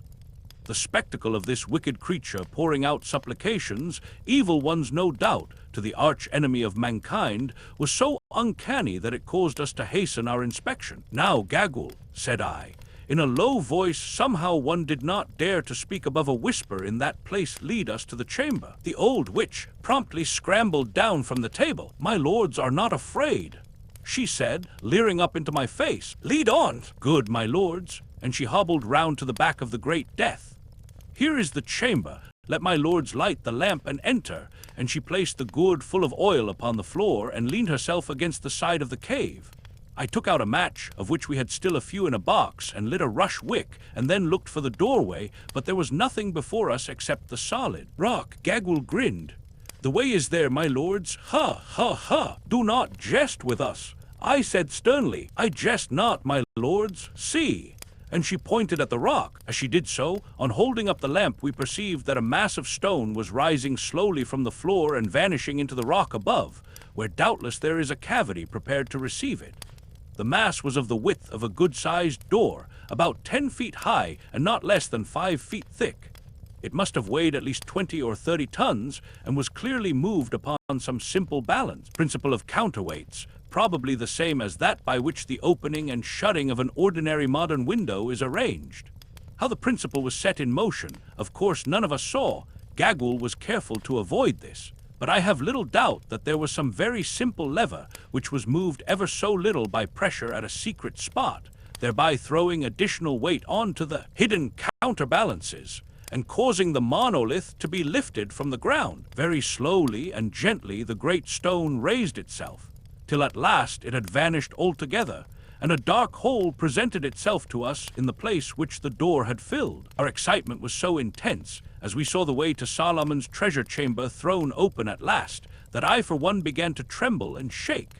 Would it prove a hoax after all, I wondered, or was old Da Silvestre right? Were there vast hoards of wealth hidden in that dark place, hoards which would make us the richest men in the whole world? We should know in a minute or two. Enter white men from the stars, said Gagul, advancing into the doorway. But first hear your servant, Gagul the Old. The bright stones that you will see were dug out of the pit over which the silent ones are set, and stored here, I know not by whom, for that was done longer ago than even I remember. But once has this place been entered since the time that those who hid the stones departed it, haste, leaving them behind.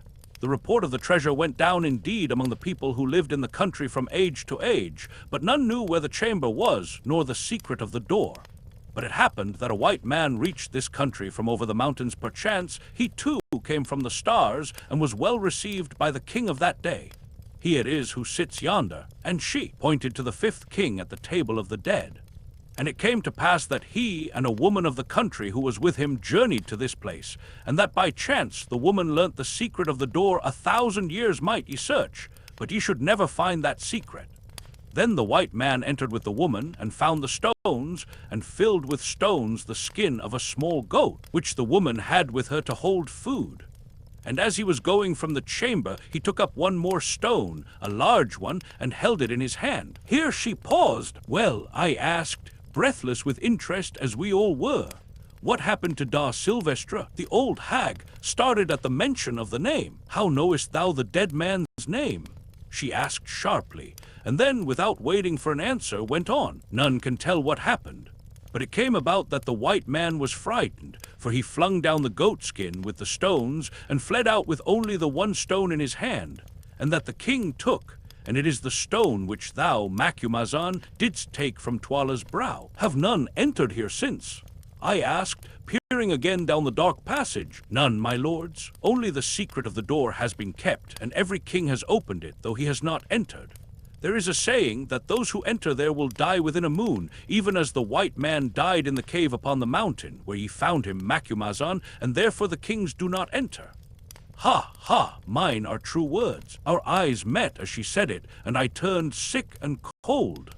How did the old hag know all these things? Enter, my lords. If I speak truth, the goatskin with the stones will lie upon the floor, and if there is truth as to whether it is death to enter here, that ye will learn afterwards.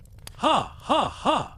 And she hobbled through the doorway, bearing the light with her, but I confess that once more I hesitated about following. Oh, confound it all, said Good. Here goes. I am not going to be frightened by that old devil. And followed by Fulara, who, however, evidently did not at all like the business, for she was shivering with fear, he plunged into the passage after Gagul, an example which we quickly followed. A few yards down the passage, in the narrow way hewn out of the living rock, Gagul had paused and was waiting for us. See, my lords, she said, holding the light before her. Those who stored the treasure here fled in haste, and bethought them to guard against any who should find the secret of the door, but had not the time. And she pointed to large square blocks of stone, which, to the height of 2 courses, about 2 feet 3, had been placed across the passage with a view to walling it up. Along the side of the passage were similar blocks ready for use, and most curious of all, a heap of mortar and a couple of trowels, which tools, so far as we had time to examine them, appeared to be of a similar shape, and make to those used by workmen to this day. Here Fulara, who had been in a state of great fear and agitation throughout, said that she felt faint and could go no farther, but would wait there. Accordingly, we set her down on the unfinished wall, placing the basket of provisions by her side, and left her to recover. Following the passage for about 15 paces farther, we came suddenly to an elaborately painted wooden door. It was standing wide open. Whoever was last there had either not found the time to shut it, or had forgotten to do so. Across the threshold of this door lay a skin bag, formed of a goat skin that appeared to be full of pebbles. He, white men, sniggered Gagul as the light from the lamp fell upon it. What did I tell you, that the white man who came here fled in haste and dropped the woman's bag? Behold it. Look within also, and ye will find a water gourd amongst the stones. Good stooped down and lifted it. It was heavy and jingled. By Jove, I believe it's full of diamonds, he said in an awed whisper. And indeed, the idea of a small goat skin full of diamonds is enough to awe anybody. Go on, said Sir Henry impatiently. Here, old lady, give me the lamp. And taking it from Gagul's hand, he stepped through the doorway and held it high above his head. We pressed in after him, forgetful for the moment of the bag of diamonds, and found ourselves in King Solomon's treasure chamber. At first, all that the somewhat faint light given by the lamp revealed was a room hewn out of the living rock, and apparently not more than 10 feet square. Next there came into sight, stored one on the other to the arch of the roof, a splendid collection of elephant tusks. How many of them there were we did not know, for of course we could not see to what depth they went back, but there could not have been less than the ends of 400 or 500 tusks of the first quality visible to our eyes. There alone was enough ivory to make a man wealthy for life. Perhaps, I thought, it was from this very store that Solomon drew the raw material for his great throne of ivory, of which there was not the like made in any kingdom. On the opposite side of the chamber were about a score of wooden boxes, something like Martini Henry ammunition boxes, only rather larger and painted red. There are the diamonds, cried I. Bring the light. Sir Henry did so, holding it close to the top box, of which the lid, rendered rotten by time even in that dry place, appeared to have been smashed in, probably by Da Silvestre himself. Pushing my hand through the hole in the lid, I drew it out full, not of diamonds, but of gold pieces, of a shape that none of us had seen before, and with what looked like Hebrew characters stamped upon them. Ah, I said, replacing the coin, we shan't go back empty-handed anyhow. There must be a couple of 1,000 pieces in each box, and there are 18 boxes. I suppose this was the money to pay the workmen and merchants. Well, putting good, I think that is the lot. I don't see any diamonds, unless the old Portuguese put them all into his bag. Let my lords look yonder where it is darkest, if they would find the stones, said Gagul, interpreting our looks.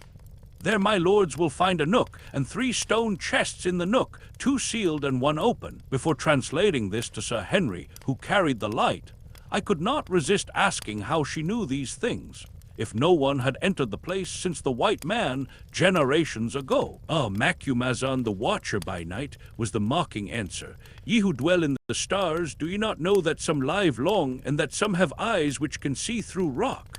Ha, ha, ha, look in that corner, Curtis, I said, indicating the spot Gagul had pointed out. Hullo, you fellows, he cried, here's a recess. Great heavens, see here! We hurried up to where he was standing in a nook, shaped something like a small bow window. Against the wall of this recess were placed 3 stone chests, each about 2 feet square. 2 were fitted with stone lids. The lid of the third rested against the side of the chest, which was open. See, he repeated hoarsely, holding the lamp over the open chest. We looked, and for a moment could make nothing out on account of a silvery sheen which dazzled us. When our eyes grew used to it, we saw that the chest was 3 parts full of uncut diamonds, most of them of considerable size. Stooping, I picked some up. Yes, there was no doubt of it. There was the unmistakable soapy feel about them. I fairly gasped as I dropped them. We are the richest men in the whole world, I said. Monte Cristo was a fool to us. We shall flood the market with diamonds. Said good. Got to get them there first, suggested Sir Henry. We stood still with pale faces and stared at each other, the lantern in the middle and the glimmering gems below, as though we were conspirators about to commit a crime, instead of being, as we thought, the most fortunate men on earth. He, cackled old Gagul behind us as she flitted about like a vampire bat. There are the bright stones ye love, white men, as many as ye will. Take them, run them through your fingers, eat of them, he, drink of them, ha, ha. At that moment, there was something so ridiculous to my mind at the idea of eating and drinking diamonds that I began to laugh outrageously, an example which the others followed without knowing why. There we stood and shrieked with laughter over the gems that were ours, which had been found for us thousands of years ago by the patient delvers in the great hole yonder, and stored for us by Solomon's long-dead overseer, whose name, perchance, was written in the characters stamped on the faded wax that yet adhered to the lids of the chest.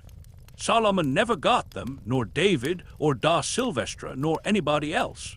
We had got them. There before us were millions of pounds worth of diamonds and thousands of pounds worth of gold and ivory only waiting to be taken away. Suddenly the fit passed off, and we stopped laughing. Open the other chests, white men, croaked Gagul, there are surely more therein. Take your fill, white lords, ha, ha, take your fill. Thus adjured, we set to work to pull up the stone lids on the other two. First, not without a feeling of sacrilege, breaking the seals that fastened them. Horror, they were full too, full to the brim. At least the second one was. No wretched burglarious da Silvestre had been filling goat skins out of that. As for the third chest, it was only about a fourth full, but the stones were all picked ones, none less than 20 carats, and some of them as large as pigeon eggs.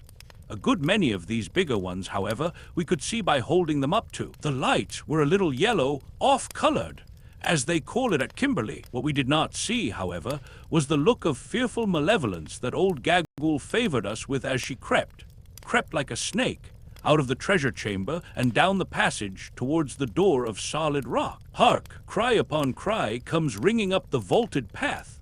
It is Fulada's voice. Oh, Bauguin, help, help! The stone falls. Leave go, girl! Then, help, help! She has stabbed me. By now we are running down the passage, and this is what the light from the lamp shows us. The door of the rock is closing down slowly. It is not 3 feet from the floor. Near it struggle Fulada and Gagul. The red blood of the former runs to her knee, but still the brave girl holds the old witch, who fights like a wild cat. Ah, she is free. Fulada falls, and Gagul throws herself on the ground to twist like a snake through the crack of the closing stone. She is under. Ah, God, too late, too late. The stone nips her and she yells in agony. Down, down it comes, all the 30 tons of it, slowly pressing her old body against the rock below. Shriek upon shriek, such as we have never heard, then a long sickening crunch, and the door was shut just as, rushing down the passage, we hurled ourselves against it. It was all done in 4 seconds. Then we turned to Fulada. The poor girl was stabbed in the body, and I saw that she could not live long. Ah, Bauguin, I die, gasped the beautiful creature.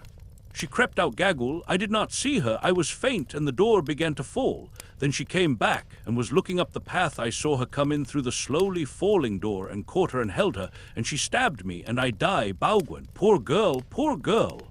Good cried in his distress, and then, as he could do nothing else, he fell to kissing her. Bauguin, she said after a pause, is Macumazahn there?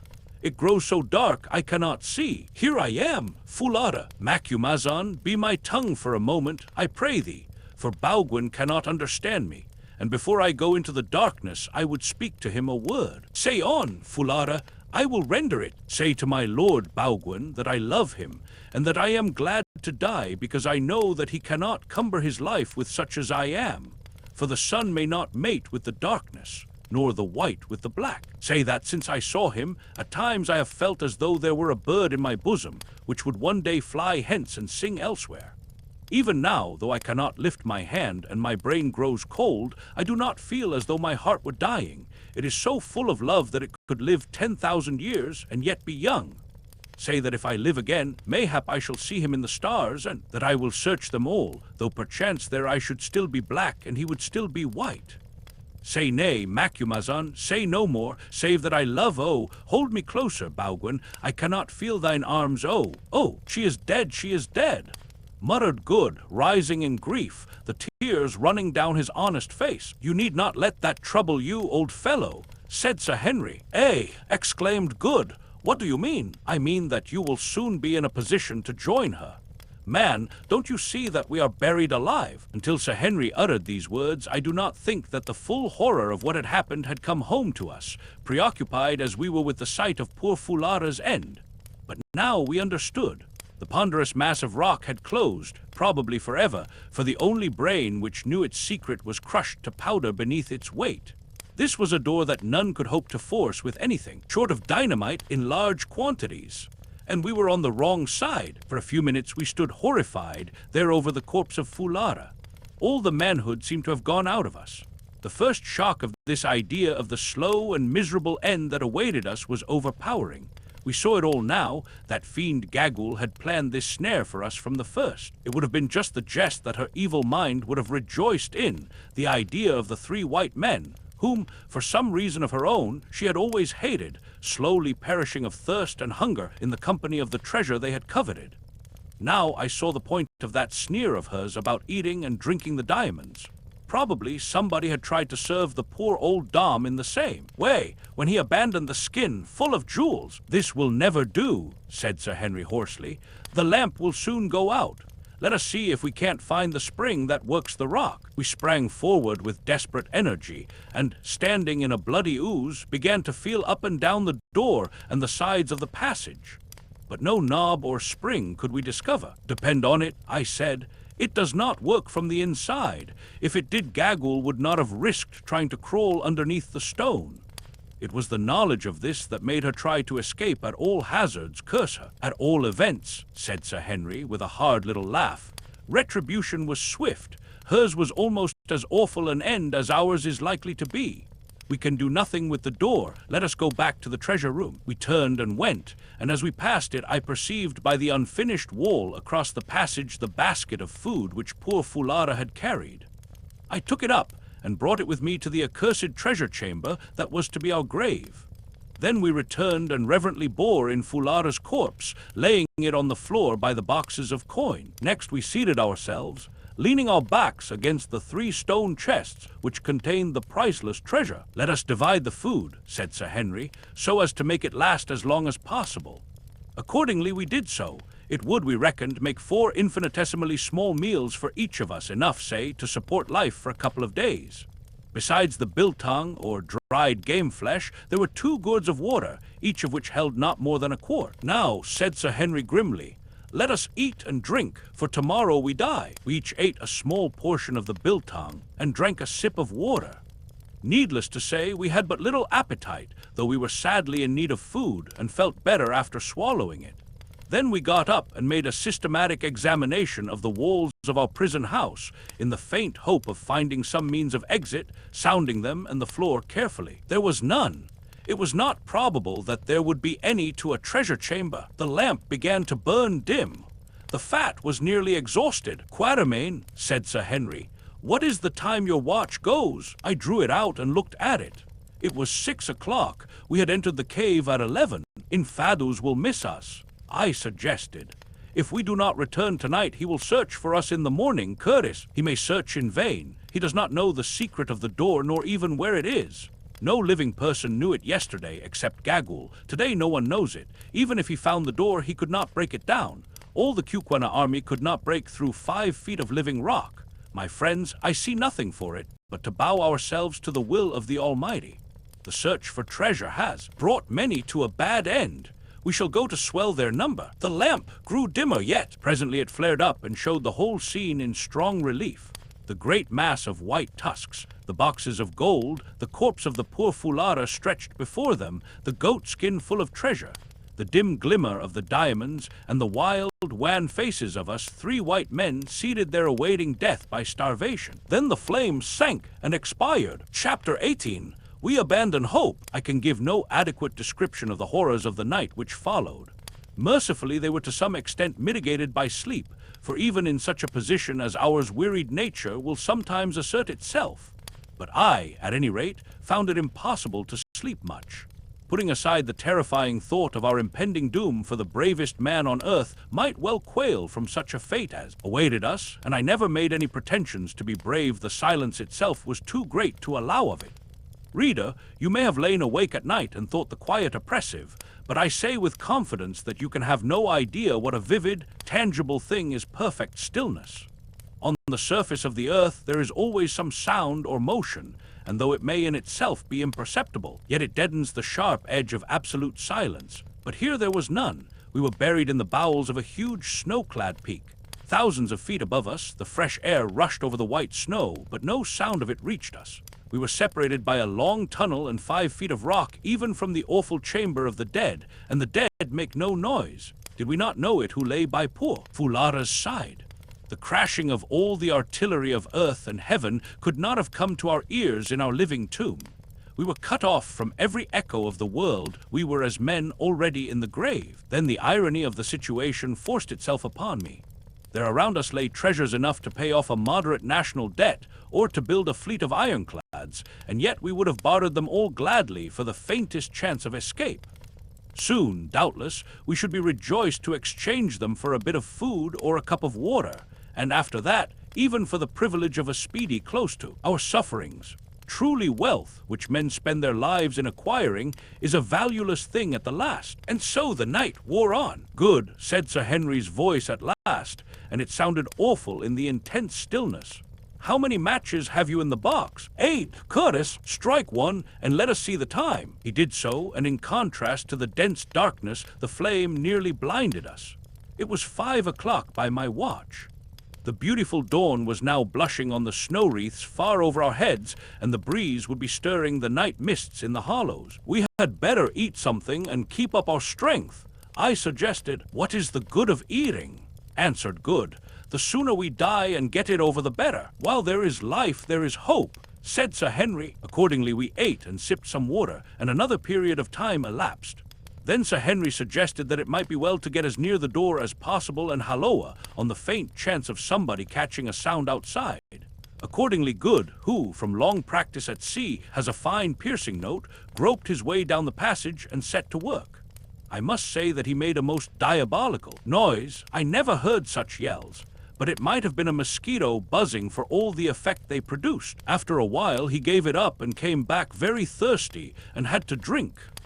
Then we stopped yelling as it encroached on the supply of water, so we sat down once more against the chests of useless diamonds in that dreadful inaction which was one of the hardest circumstances of our fate. And I am bound to say that, for my part, I gave way in despair. Laying my head against Sir Henry's broad shoulder, I burst into tears, and I think that I heard Good gulping away on the other side and swearing hoarsely at himself for doing so. Ah, how good and brave that great man was! Had we been two frightened children, and he our nurse, he could not have treated us more tenderly. Forgetting his own share of miseries, he did all he could to soothe our broken nerves, telling stories of men who had been in somewhat similar circumstances and miraculously escaped. And when these failed to cheer us, pointing out how, after all, it was, only anticipating an end which must come to us all, that it would soon be over, and that death from exhaustion was a merciful one, which is not true. Then, in a diffident sort of way, as once before I had heard him do, he suggested that we should throw ourselves on the mercy of a higher power, which for my part one did with great vigor. His is a beautiful character, very quiet but very strong, and so somehow the day went as the night had gone, if, indeed, one can use these terms where all was densest night. And when I lit a match to see the time, it was 7 o'clock. Once more we ate and drank. And as we did so, an idea occurred to me. How is it, said I, that the air in this place keeps fresh? It is thick and heavy, but it is perfectly fresh. Great heavens, said Good, starting up. I never thought of that. It can't come through the stone door, for it's airtight. If ever a door was, it must come from somewhere. If there were no current of air in the place, we should have been stifled or poisoned when we first came in. Let us have a look. It was wonderful what a change this mere spark of hope wrought in us. In a moment, we were all three groping about on our hands and knees, feeling for the slightest indication of a draught. Presently my ardor received a check. I put my hand on something cold. It was dead Fulara's face. For an hour or more we went on feeling about, till at last Sir Henry and I gave it up in despair, having been considerably hurt by constantly knocking our heads against tusks, chests, and the sides of the chamber. But Good still persevered, saying, with an approach to cheerfulness, that it was better than doing nothing. I say, you fellows, he said presently, in a constrained sort of voice, come here. Needless to say, we scrambled towards him quickly enough. Quatermain, put your hand here where mine is. Now, do you feel anything? I think I feel air coming up. Now listen. He rose and stamped upon the place, and a flame of hope shot up in our hearts. It rang hollow. With trembling hands I lit a match. I had only 3 left, and we saw that we were in the angle of the far corner of the chamber, a fact that accounted for our not having noticed the hollow sound of the place during our former exhaustive examination. As the match burnt, we scrutinized the spot. There was a join in the solid rock floor, and great heavens! There, let in level with the rock, was a stone ring. We said no word, we were too excited, and our hearts beat too wildly with hope to allow us to speak. Good had a knife, at the back of which was one of those hooks that are made to extract stones from horses' hoofs. He opened it and scratched round the ring with it. Finally, he worked it under and levered away gently for fear of breaking the hook. The ring began to move, being of stone. It had not rusted fast in all the centuries it had lain there, as would have been the case had it been of iron. Presently it was upright. Then he thrust his hands into it and tugged with all his force, but nothing budged. "Let me try," I said impatiently, for the situation of the stone, right in the angle of the corner, was such that it was impossible for two to pull at once. I took hold and strained away, but no results. Then Sir Henry tried and failed, taking the hook again. Good scratched all round the crack, where we felt the air coming up. "Now, Curtis," he said, "tackle on and put your back into it. You are as strong as two. Stop!" And he took off a stout black silk handkerchief, which, true to his habits of neatness, he still wore, and ran it through the ring. "Quatermain, get Curtis round the middle and pull for dear life when I give the word." Now, Sir Henry put out all his enormous strength, and Good and I did the same, with such power as nature had given us. "Heave, heave, it's giving," gasped Sir Henry, and I heard the muscles of his great back cracking. Suddenly there was a grating sound, then a rush of air, and we were all on our backs on the floor with a heavy flagstone upon the top of us. Sir Henry's strength had done it, and never did muscular power stand a man in better stead. "Light a match, Quatermain," he said, so soon as we had picked ourselves up and got our breath. Carefully now. I did so, and there before us, heaven be praised, was the first step of a stone stair. "Now, what is to be done?" asked Good. "Follow the stair, of course, and trust to Providence." "Stop," said Sir Henry. "Quatermain, get the bit of biltong and the water that are left. We may want them." I went, creeping back to our place by the chests for that purpose, and as I was coming away, an idea struck me. We had not thought much of the diamonds for the last 24 hours or so. Indeed, the very idea of diamonds was nauseous, seeing what they had entailed upon us. But, reflected I may as well pocket some in case we ever should get out of this ghastly hole. So I just put my fist into the first chest and filled all the available pockets of my old shooting coat and trousers. Topping up this was a happy thought with a few handfuls of big ones from the third chest. Also, by an afterthought, I stuffed Fulara's basket, which, except for one water gourd and a little biltong, was empty now, with great quantities of the stone. "I say, you fellows," I sang out, "won't you take some diamonds with you? I've filled my pockets and the basket." "Oh, come on, Quatermain, and hang the diamonds," said Sir Henry. "I hope that I may never see another." As for Good, he made no answer. He was, I think, taking his last farewell of all that was left of the poor girl who had loved him so well. And curious as it may seem to you, my reader, sitting at home at ease and reflecting on the vast, indeed the immeasurable, wealth which we were thus abandoning, I can assure you that if you had passed some 28 hours with next to nothing to eat and drink in that place, you would not have cared to cumber yourself with diamonds whilst plunging down into the unknown bowels of the earth, in the wild hope of escape from an agonizing death. If from the habits of a lifetime, it had not become a sort of second nature with me never to leave anything worth having behind if there was the slightest chance of my being able to carry it away, I am sure that I should not have bothered to fill my pockets and that basket. "Come on, Quatermain," repeated Sir Henry, who was already standing on the first step of the stone stair. "Steady, I will go first. Mind where you put your feet. There may be some awful hole underneath." I answered, "Much more likely to be another room," said Sir Henry, while he descended slowly, counting the steps as he went. When he got to 15, he stopped. "Here's the bottom," he said. "Thank goodness, I think it's a passage. Follow me down." Good went next, and I came last, carrying the basket, and on reaching the bottom, lit one of the two remaining matches. By its light, we could just see that we were standing in a narrow tunnel, which ran right and left at right angles to the staircase we had descended. Before we could make out any more, the match burnt my fingers and went out. Then arose the delicate question of which way to go. Of course, it was impossible to know what the tunnel was or where it led to, and yet to turn one way might lead us to safety and the other to destruction. We were utterly perplexed, till suddenly it struck Good that, when I had lit the match, the draught of the passage blew the flame to the left. "Let us go against the draught," he said. "Air draws inwards, not outwards." We took this suggestion, and feeling along the wall with our hands, whilst trying the ground before us at every step, we departed from that accursed treasure chamber on our terrible quest for life.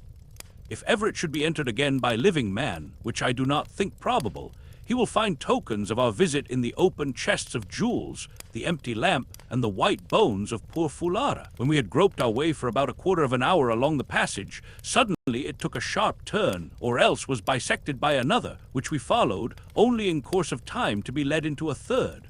And so it went on for some hours. We seemed to be in a stone labyrinth that led nowhere. What all these passages are, of course, I cannot say, but we thought that they must be the ancient workings of a mine, of which the various shafts and adits travelled hither and thither as the ore led them. This is the only way in which we could account for such a multitude of galleries. At length we halted, thoroughly worn out with fatigue, and with that hope deferred which maketh the heart sick, and ate up our poor remaining piece of biltong, and drank our last sup of water, for our throats were like lime kilns. It seemed to us that we had escaped death in the darkness of the treasure chamber, only to meet him in the darkness of the tunnel. As we stood, once more utterly depressed, I thought that I caught a sound, to which I called the attention of the others. It was very faint and very far off, but it was a sound, a faint, murmuring sound, for the others heard it too, and no words can describe the blessedness of it after all those hours of utter, awful stillness. "By heaven, it's running water," said Good. "Come on!" Off we started again in the direction from which the faint murmur seemed to come, groping our way as before along the rocky walls. I remember that I laid down the basket full of diamonds, wishing to be rid of its weight, but on second thoughts took it up again. One might as well die rich as poor, I reflected. As we went the sound became more and more audible, till at last it seemed quite loud in the quiet. On, yet on. Now we could distinctly make out the unmistakable swirl of rushing water. And yet, how could there be running water in the bowels of the earth? Now we were quite near it, and Good, who was leading, swore that he could smell it. "Go gently, Good," said Sir Henry. "We must be close." Splash, and a cry from Good. He had fallen in. "Good, Good, where are you?" we shouted in terrified distress. To our intense relief, an answer came back in a choky voice. "All right, I've got hold of a rock. Strike a light to show me where you are." Hastily I lit the last remaining match. Its faint gleam discovered to us a dark mass of water running at our feet. How wide it was we could not see, but there, some way out, was the dark form of our companion hanging on to a projecting rock. "Stand clear to catch me," sung out Good. "I must swim for it." Then we heard a splash and a great struggle. Another minute, and he had grabbed at and caught Sir Henry's outstretched hand, and we had pulled him up high and dry into the tunnel. "My word," he said between his gasps, "that was touch and go. If I hadn't managed to catch that rock and known how to swim, I should have been done. It runs like a mill race, and I could feel no bottom." We dared not follow the banks of the subterranean river for fear lest we should fall into it again in the darkness. So after Good had rested a while, and we had drunk our fill of the water, which was sweet and fresh, and washed our faces, that needed it sadly as well as we could, we started from the banks of this African Styx, and began to retrace our steps along the tunnel, Good dripping unpleasantly in front of us. At length we came to another gallery leading to our right. "We may as well take it," said Sir Henry wearily. "All roads are alike here. We can only go on till we drop." Slowly, for a long, long while, we stumbled, utterly exhausted, along this new tunnel, Sir Henry now leading the way. Again I thought of abandoning that basket, but did not. Suddenly he stopped, and we bumped up against him. "Look," he whispered. "Is my brain going, or is that light?" We stared with all our eyes, and there, yes, there, far ahead of us was a faint, glimmering spot, no larger than a cottage window pane. It was so faint that I doubt if any eyes, except those which, like ours, had for days seen nothing but blackness, could have perceived it at all. With a gasp of hope we pushed on. In 5 minutes there was no longer any doubt. It was a patch of faint light. A minute more and a breath of real live air was fanning us. On we struggled. All at once the tunnel narrowed. Sir Henry went on his knees. Smaller yet it grew, till it was only the size of a large fox's earth. It was earth now, mind you. The rock had ceased. A squeeze, a struggle, and Sir Henry was out, and so was Good, and so was I, dragging Fulara's basket after me, and there above us were the blessed stars, and in our nostrils was the sweet air. Then suddenly something gave, and we were all rolling over and over and over through grass and bushes and soft, wet soil. The basket caught in something, and I stopped. Sitting up, I hallooed lustily. An answering shout came from below, where Sir Henry's wild career had been checked by some level ground. I scrambled to him and found him unhurt, though breathless. Then we looked for good. A little way off we discovered him also, hammed in a forked root. He was a good deal knocked about, but soon came to himself. We sat down together, there on the grass, and the revulsion of feeling was so great that really I think we cried with joy. We had escaped from that awful dungeon, which was so near to becoming our grave. Surely some merciful power guided our footsteps to the jackal hole, for that is what it must have been at the termination of the tunnel. And see, yonder on the mountains, the dawn we had never thought to look upon again was blushing rosy red. Presently the grey light stole down the slopes, and we saw that we were at the bottom, or rather nearly at the bottom, of the vast pit in front of the entrance to the cave. Now we could make out the dim forms of the three colossi who sat upon its verge. Doubtless those awful passages, along which we had wandered the livelong night, had been originally in some way connected with the great diamond. Mine, as for the subterranean river in the bowels of the mountain, heaven only knows what it is, or whence it flows, or whither it goes. I, for one, have no anxiety to trace its course. Lighter it grew, and lighter yet. We could see each other now, and such a spectacle as we presented I have never set eyes on before or since. Gaunt-cheeked, hollow-eyed wretches, smeared all over with dust and mud, bruised, bleeding, the long fear of imminent death yet written on our countenances, we were indeed a sight to frighten the daylight. And yet it is a solemn fact that Good's eyeglass was still fixed in Good's eye. I doubt whether he had ever taken it out at all. Neither the darkness, nor the plunge in the subterranean river, nor the roll down the slope had been able to separate Good and his eyeglass. Presently we rose, fearing that our limbs would stiffen if we stopped there longer, and commenced with slow and painful steps to struggle up the sloping sides of the great pit. For an hour or more we toiled steadfastly up the blue clay, dragging ourselves on by the help of the roots and grasses with which it was clothed. But now I had no more thought of leaving the basket. Indeed, nothing but death should have parted us. At last it was done, and we stood by the great road, on that side of the pit which is opposite to the colossi. At the side of the road, 100 yards off, a fire was burning in front of some huts, and round the fire were figures. We staggered towards them, supporting one another and halting every few paces. Presently one of the figures rose, saw us, and fell onto the ground, crying out for fear. "Infados, infados! It is we, thy friends!" He rose, he ran to us, staring wildly and still shaking with fear. "Oh, my lords, it is indeed you come back from the dead! Come back from the dead!" And the old warrior flung himself down before us, and clasping Sir Henry's knees, he wept aloud for joy. Chapter 19. IGNOSI'S farewell. 10 days from that eventful morning found us once more in our old quarters at Loo, and, strange to say, but little the worse for our terrible experience, except that my stubbly hair came out of the treasure cave about 3 shades grayer than it went in, and that Good never was quite the same after Fulara's death, which seemed to move him very greatly. I am bound to say, looking at the thing from the point of view of an oldish man of the world, that I consider her removal was a fortunate occurrence, since otherwise complications would have been sure to ensue. The poor creature was no ordinary native girl, but a person of great, I had almost said stately, beauty, and of considerable refinement of mind.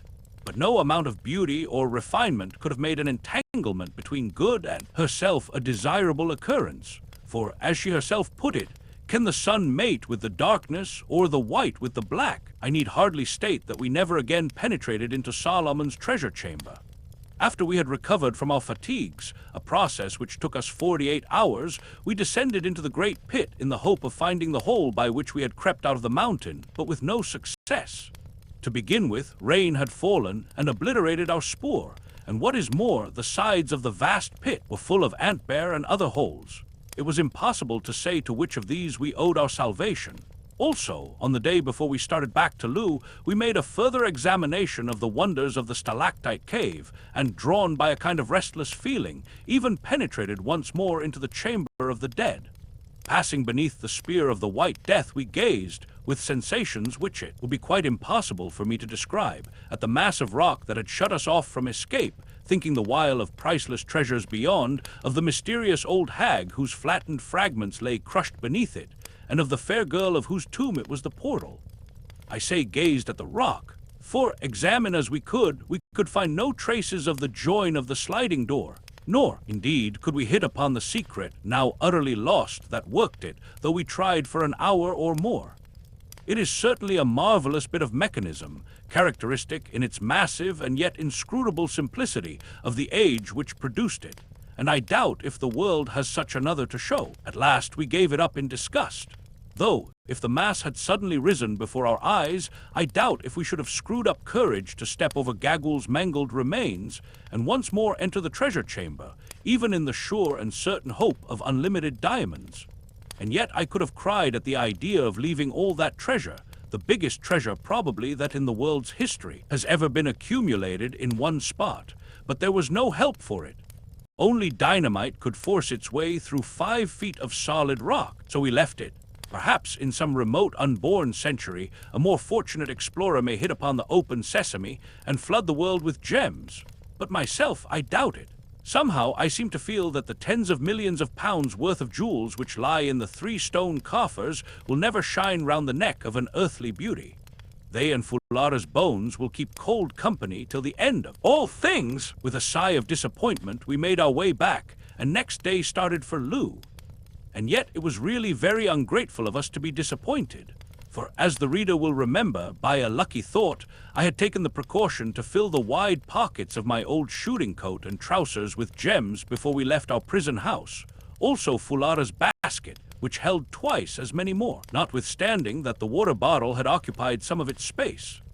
A good many of these fell out in the course of our roll down the side of the pit, including several of the big ones, which I had crammed in on the top in my coat pockets. But comparatively speaking, an enormous quantity still remained, including 93 large stones ranging from over 200 to 70 carats in. Wait, my old shooting coat and the basket still held sufficient treasure to make us all, if not millionaires as the term is understood in America, at least exceedingly wealthy men, and yet to keep enough stones each to make the 3 finest sets of gems in Europe. So we had not done so badly. On arriving at Loo, we were most cordially received by IGNOSI, whom we found well and busily engaged in consolidating his power and reorganizing the regiments which had suffered most in the great struggle with TWALA. He listened with intense interest to our wonderful story, but when we told him of old Gaggul's frightful end, he grew thoughtful. "Come hither," he called to a very old Induna or counselor, who was sitting with others in a circle round the king, but out of earshot. The ancient man rose, approached, saluted, and seated himself. "Thou art aged," said IGNOSI. "Aye, my lord the king. Thy father's father and I were born on the same day. Tell me, when thou wast little, didst thou know Gaggeola, the witch doctress?" "Aye, my lord the king." "How was she then, young, like thee?" "Not so, my lord the king. She was even as she is now, and as she was in the days of my great-grandfather before me. Old and dried, very ugly, and full of wickedness." "She is no more. She is dead." "So, O king, then is an ancient curse taken from the land. Go!" "Coom, I go, black puppy who tore out the old dog's throat. Coom, ye see, my brothers," said IGNOSI, "this was a strange woman, and I rejoice that she is dead. She would have let you die in the dark place, and mayhap afterwards she had found a way to slay me, as she found a way to slay my father, and set up TWALA, whom her black heart loved, in his place.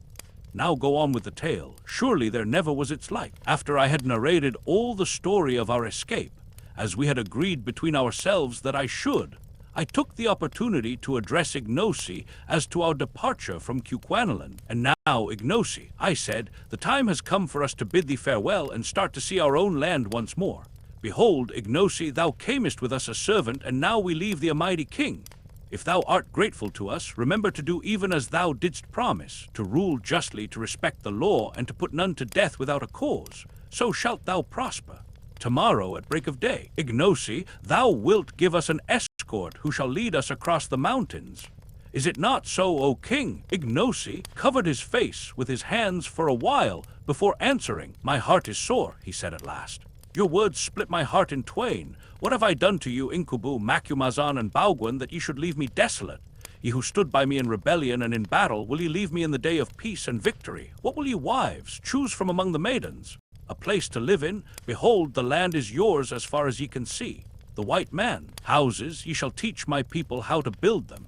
Cattle for beef and milk. Every married man shall bring you an ox or a cow. Wild game to hunt. Does not the elephant walk through my forests, and the river horse sleep in the reeds? Would ye make war? My impies wait your word. If there is anything more which I can give, that will I give you. Nay, Ignosi, we want none of these things. I answered, we would seek our own place. Now do I learn, said Ignosi bitterly, and with flashing eyes, that ye love the bright stones more than me your friend. Ye have the stones. Now you would go to Nadal and across the moving black water and sell them and be rich, as it is the desire of a white man's heart to be. Cursed for your sake be the white stones, and cursed he who seeks them. Death shall it be to him who sets foot in the place of death to find them. I have spoken. White men, ye can go. I laid my hand upon his arm. Ignosi, I said, tell us, when thou didst wander in Zululand and among the white people of Nadal, did not thine heart turn to the land thy mother told thee of, thy native place, where thou didst see the light, and play when thou wast little, the land where thy place was? It was even so, Macumazan, in like manner, Ignosi, do our hearts turn to our land and to our own place. Then came a silence. When Ignosi broke it, it was in a different voice. I do perceive that now as ever thy words are wise and full of reason, Macumazan. That which flies in the air loves not to run along the ground. The white man loves not to live on the level of the black or to house among his kraals. Well, ye must go and leave my heart sore, because ye will be as dead to me, since from where ye are no tidings can come to me. But listen, and let all your brothers know my words. No other white man shall cross the mountains, even if any man live to come so far.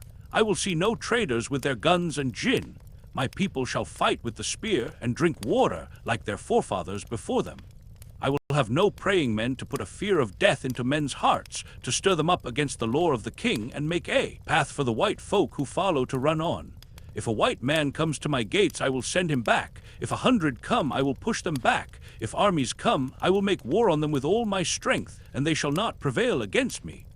None shall ever seek for the shining stones. No, not an army, for if they come, I will send a regiment and fill up the pit and break down the white columns in the caves and choke them with rocks, so that none can reach even to that door of which ye speak, and whereof the way to move it is lost.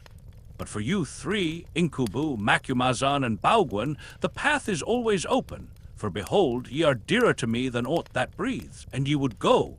Infadus, my uncle, and my Induna shall take you by the hand and guide you with a regiment. There is, as I have learned, another way across the mountains that he shall show you.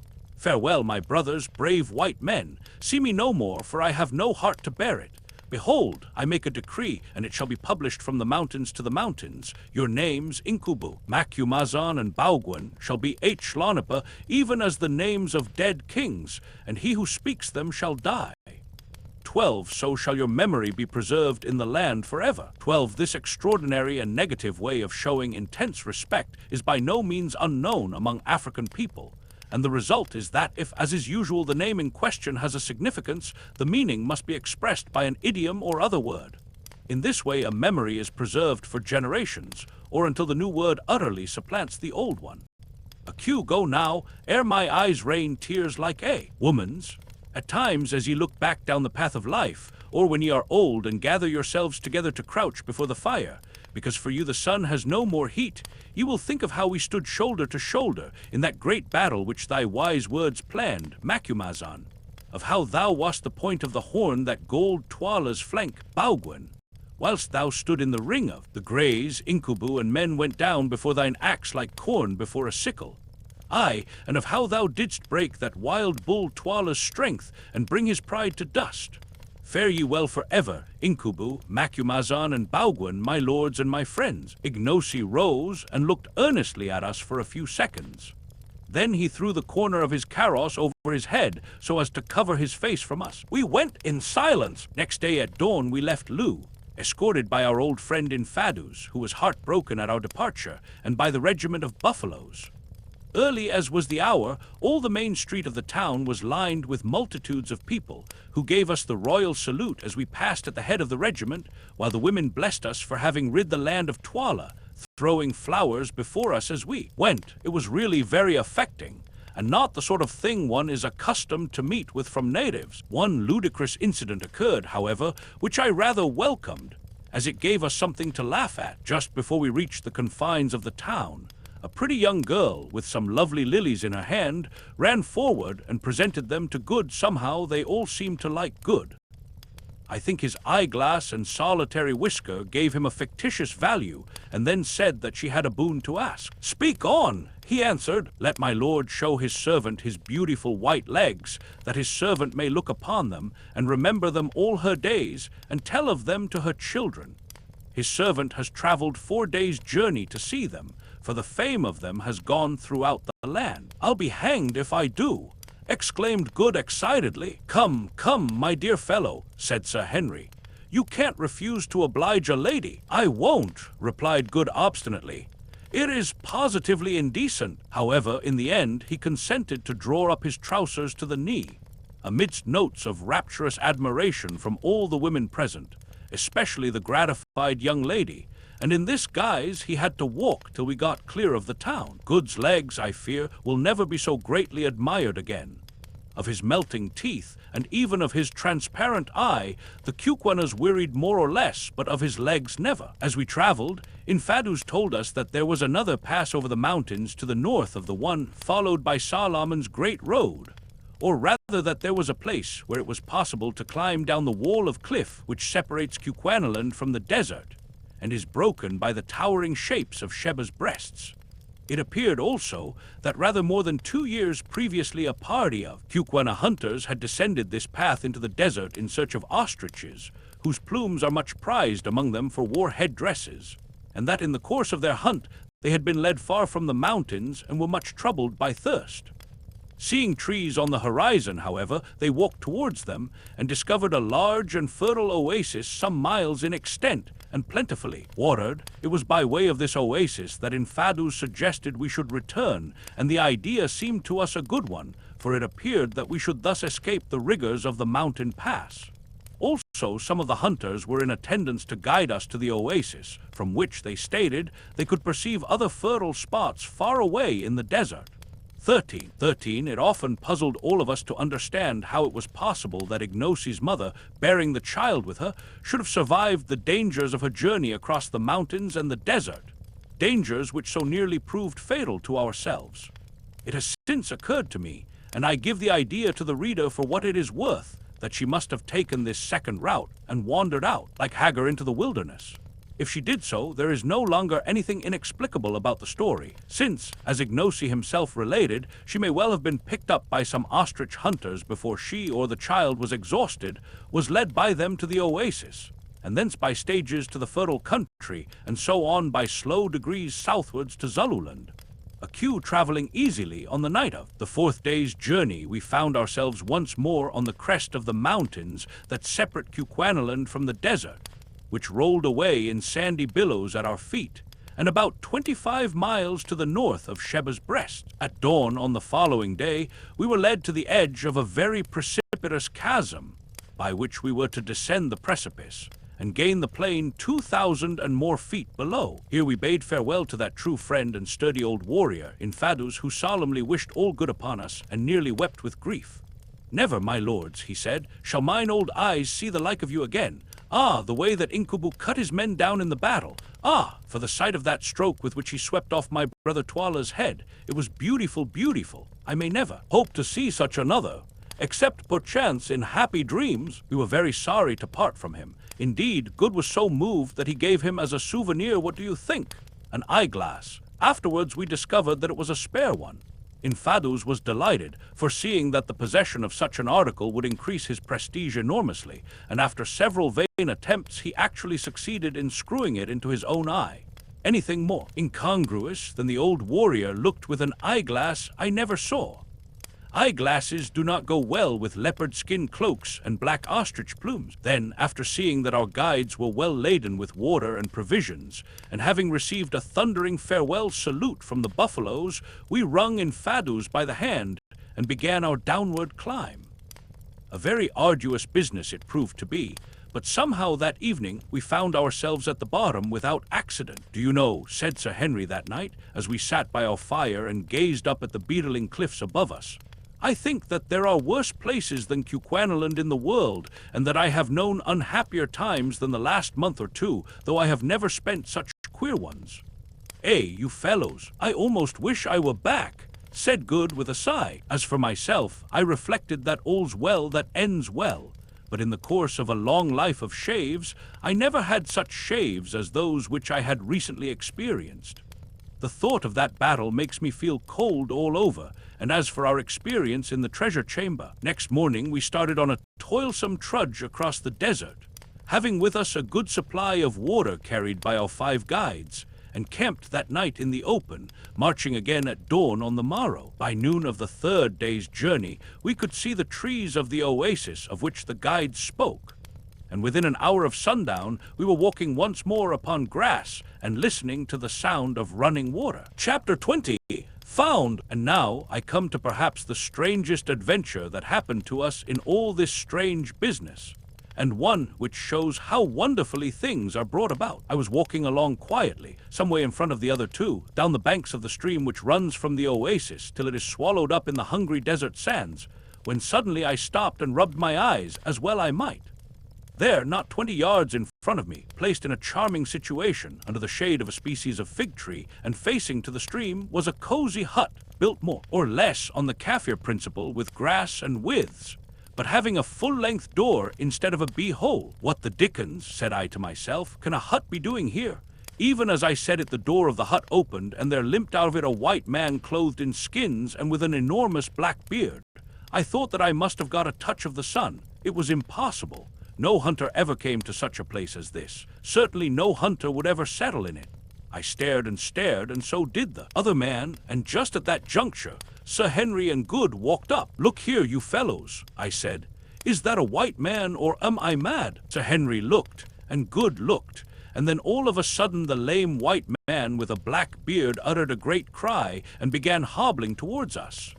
When he was close, he fell down in a sort of faint. With a spring, Sir Henry was by his side. "Great powers!" he cried. "It is my brother George." At the sound of this disturbance, another figure, also clad in skins, emerged from the hut, a gun in his hand, and ran towards us. On seeing me, he too gave a cry. "Macumazahn," he hallooed, "don't you know me, Bars? I'm Jim the Hunter. I lost the note you gave me to give to the Bars, and we have been here nearly 2 years." And the fellow fell at my feet and rolled over and over, weeping for joy. "You careless scoundrel," I said. "You ought to be well esjambocked, that is, hided." Meanwhile, the man with the black beard had recovered and risen, and he and Sir Henry were pump-handling away at each other, apparently without a word to say. But whatever they had quarreled about in the past, I suspect it was a lady, though I never asked it, was evidently forgotten now. "My dear old fellow," burst out Sir Henry at last, "I thought you were dead. I have been over Solomon's mountains to find you. I had given up all hope of ever seeing you again, and now I come across you perched in the desert like an old Virgil. 14 vulture! I tried to cross Solomon's mountains nearly 2 years ago," was the answer, spoken in the hesitating voice of a man who has had little recent opportunity of using his tongue. "But when I reached here, a boulder fell on my leg and crushed it, and I have been able to go neither forward nor back. Then I came up. 'How do you do, Mr. Neville?' I said. 'Do you remember me?' 'Why,' he said, 'isn't it Hunter Quatermain, and Good too? Hold on a minute, you fellows, I am getting dizzy again. It is all so very strange, and when a man has ceased to hope, so very happy." That evening, over the campfire, George Curtis told us his story, which, in its way, was almost as eventful as our own, and put shortly amounted to this. A little less than 2 years before, he had started from Sitanda's Kraal to try to reach Suleiman's Bug. As for the note I had sent him by Jim, that worthy lost it, and he had never heard of it till today. but acting upon information he had received from the natives, he headed not for Sheba's breasts, but for the ladder-like descent of the mountains down which we had just come, which is clearly a better route than that marked out in old Dom Sylvester's plan. In the desert, he and Jim had suffered great hardships, but finally they reached this oasis, where a terrible accident befell George Curtis. On the day of their arrival, he was sitting by the stream, and Jim was extracting the honey from the nest of a stingless bee which is to be found in the desert, on the top of a bank immediately above him.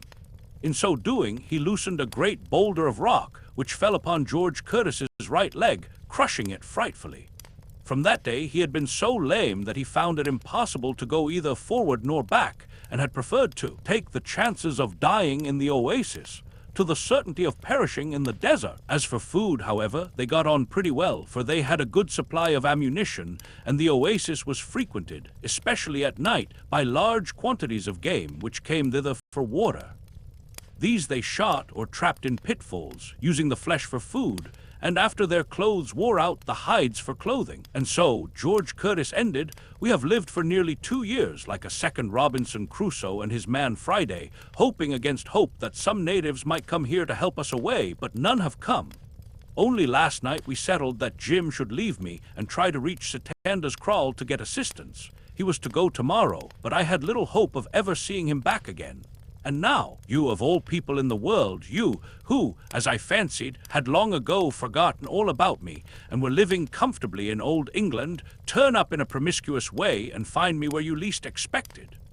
It is the most wonderful thing that I have ever heard of, and the most merciful too. Then Sir Henry set to work, and told him the main facts of our adventures, sitting till late into the night to do it. By Jove, said George Curtis, when I showed him some of the diamonds, well, at least you have got something for your pains, besides my worthless self. Sir Henry laughed.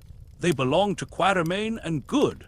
It was a part of the bargain that they should divide any spoils there might be. This remark set me thinking, and having spoken to Good, I told Sir Henry that it was our joint wish that he should take a third portion of the diamonds, or, if he would not, that his share should be handed to his brother, who had suffered even more than ourselves on the chance of getting them. Finally, we prevailed upon him to consent to this arrangement, but George Curtis did not know of it until some time afterwards. Here, at this point, I think that I shall end my history. Our journey across the desert back to Satanda's Kraal was most arduous, especially as we had to support George Curtis, whose right leg was very weak indeed, and continually threw out splinters of bone. But we did accomplish it somehow, and to give its details would only be to reproduce much of what happened to us on the former occasion, 6 months from the date of our rearrival at Satanda's, where we found our guns and other goods quite safe, though the old rascal in charge was much disgusted at our surviving to claim them, saw us all once more safe and sound at my little place on the Berea near Durban, where I am now writing. Thence I bid farewell to all who have accompanied me through the strangest trip I ever made in the course of a long and varied experience. P.S. Just as I had written the last word, a Kaffir came up my avenue of orange trees, carrying a letter in a cleft stick, which he had brought from the post. It turned out to be from Sir Henry, and as it speaks for itself, I give it in full. October 1, 1884. Brayley Hall, Yorkshire. My dear Quatermain, I send you a line a few mails back to say that the 3 of us, George, Good, and myself, fetched up all right in England. We got off the boat at Southampton and went up to town. You should have seen what a swell Good turned out the very next day, beautifully shaved, frock coat fitting like a glove, brand new eyeglass, etc., etc.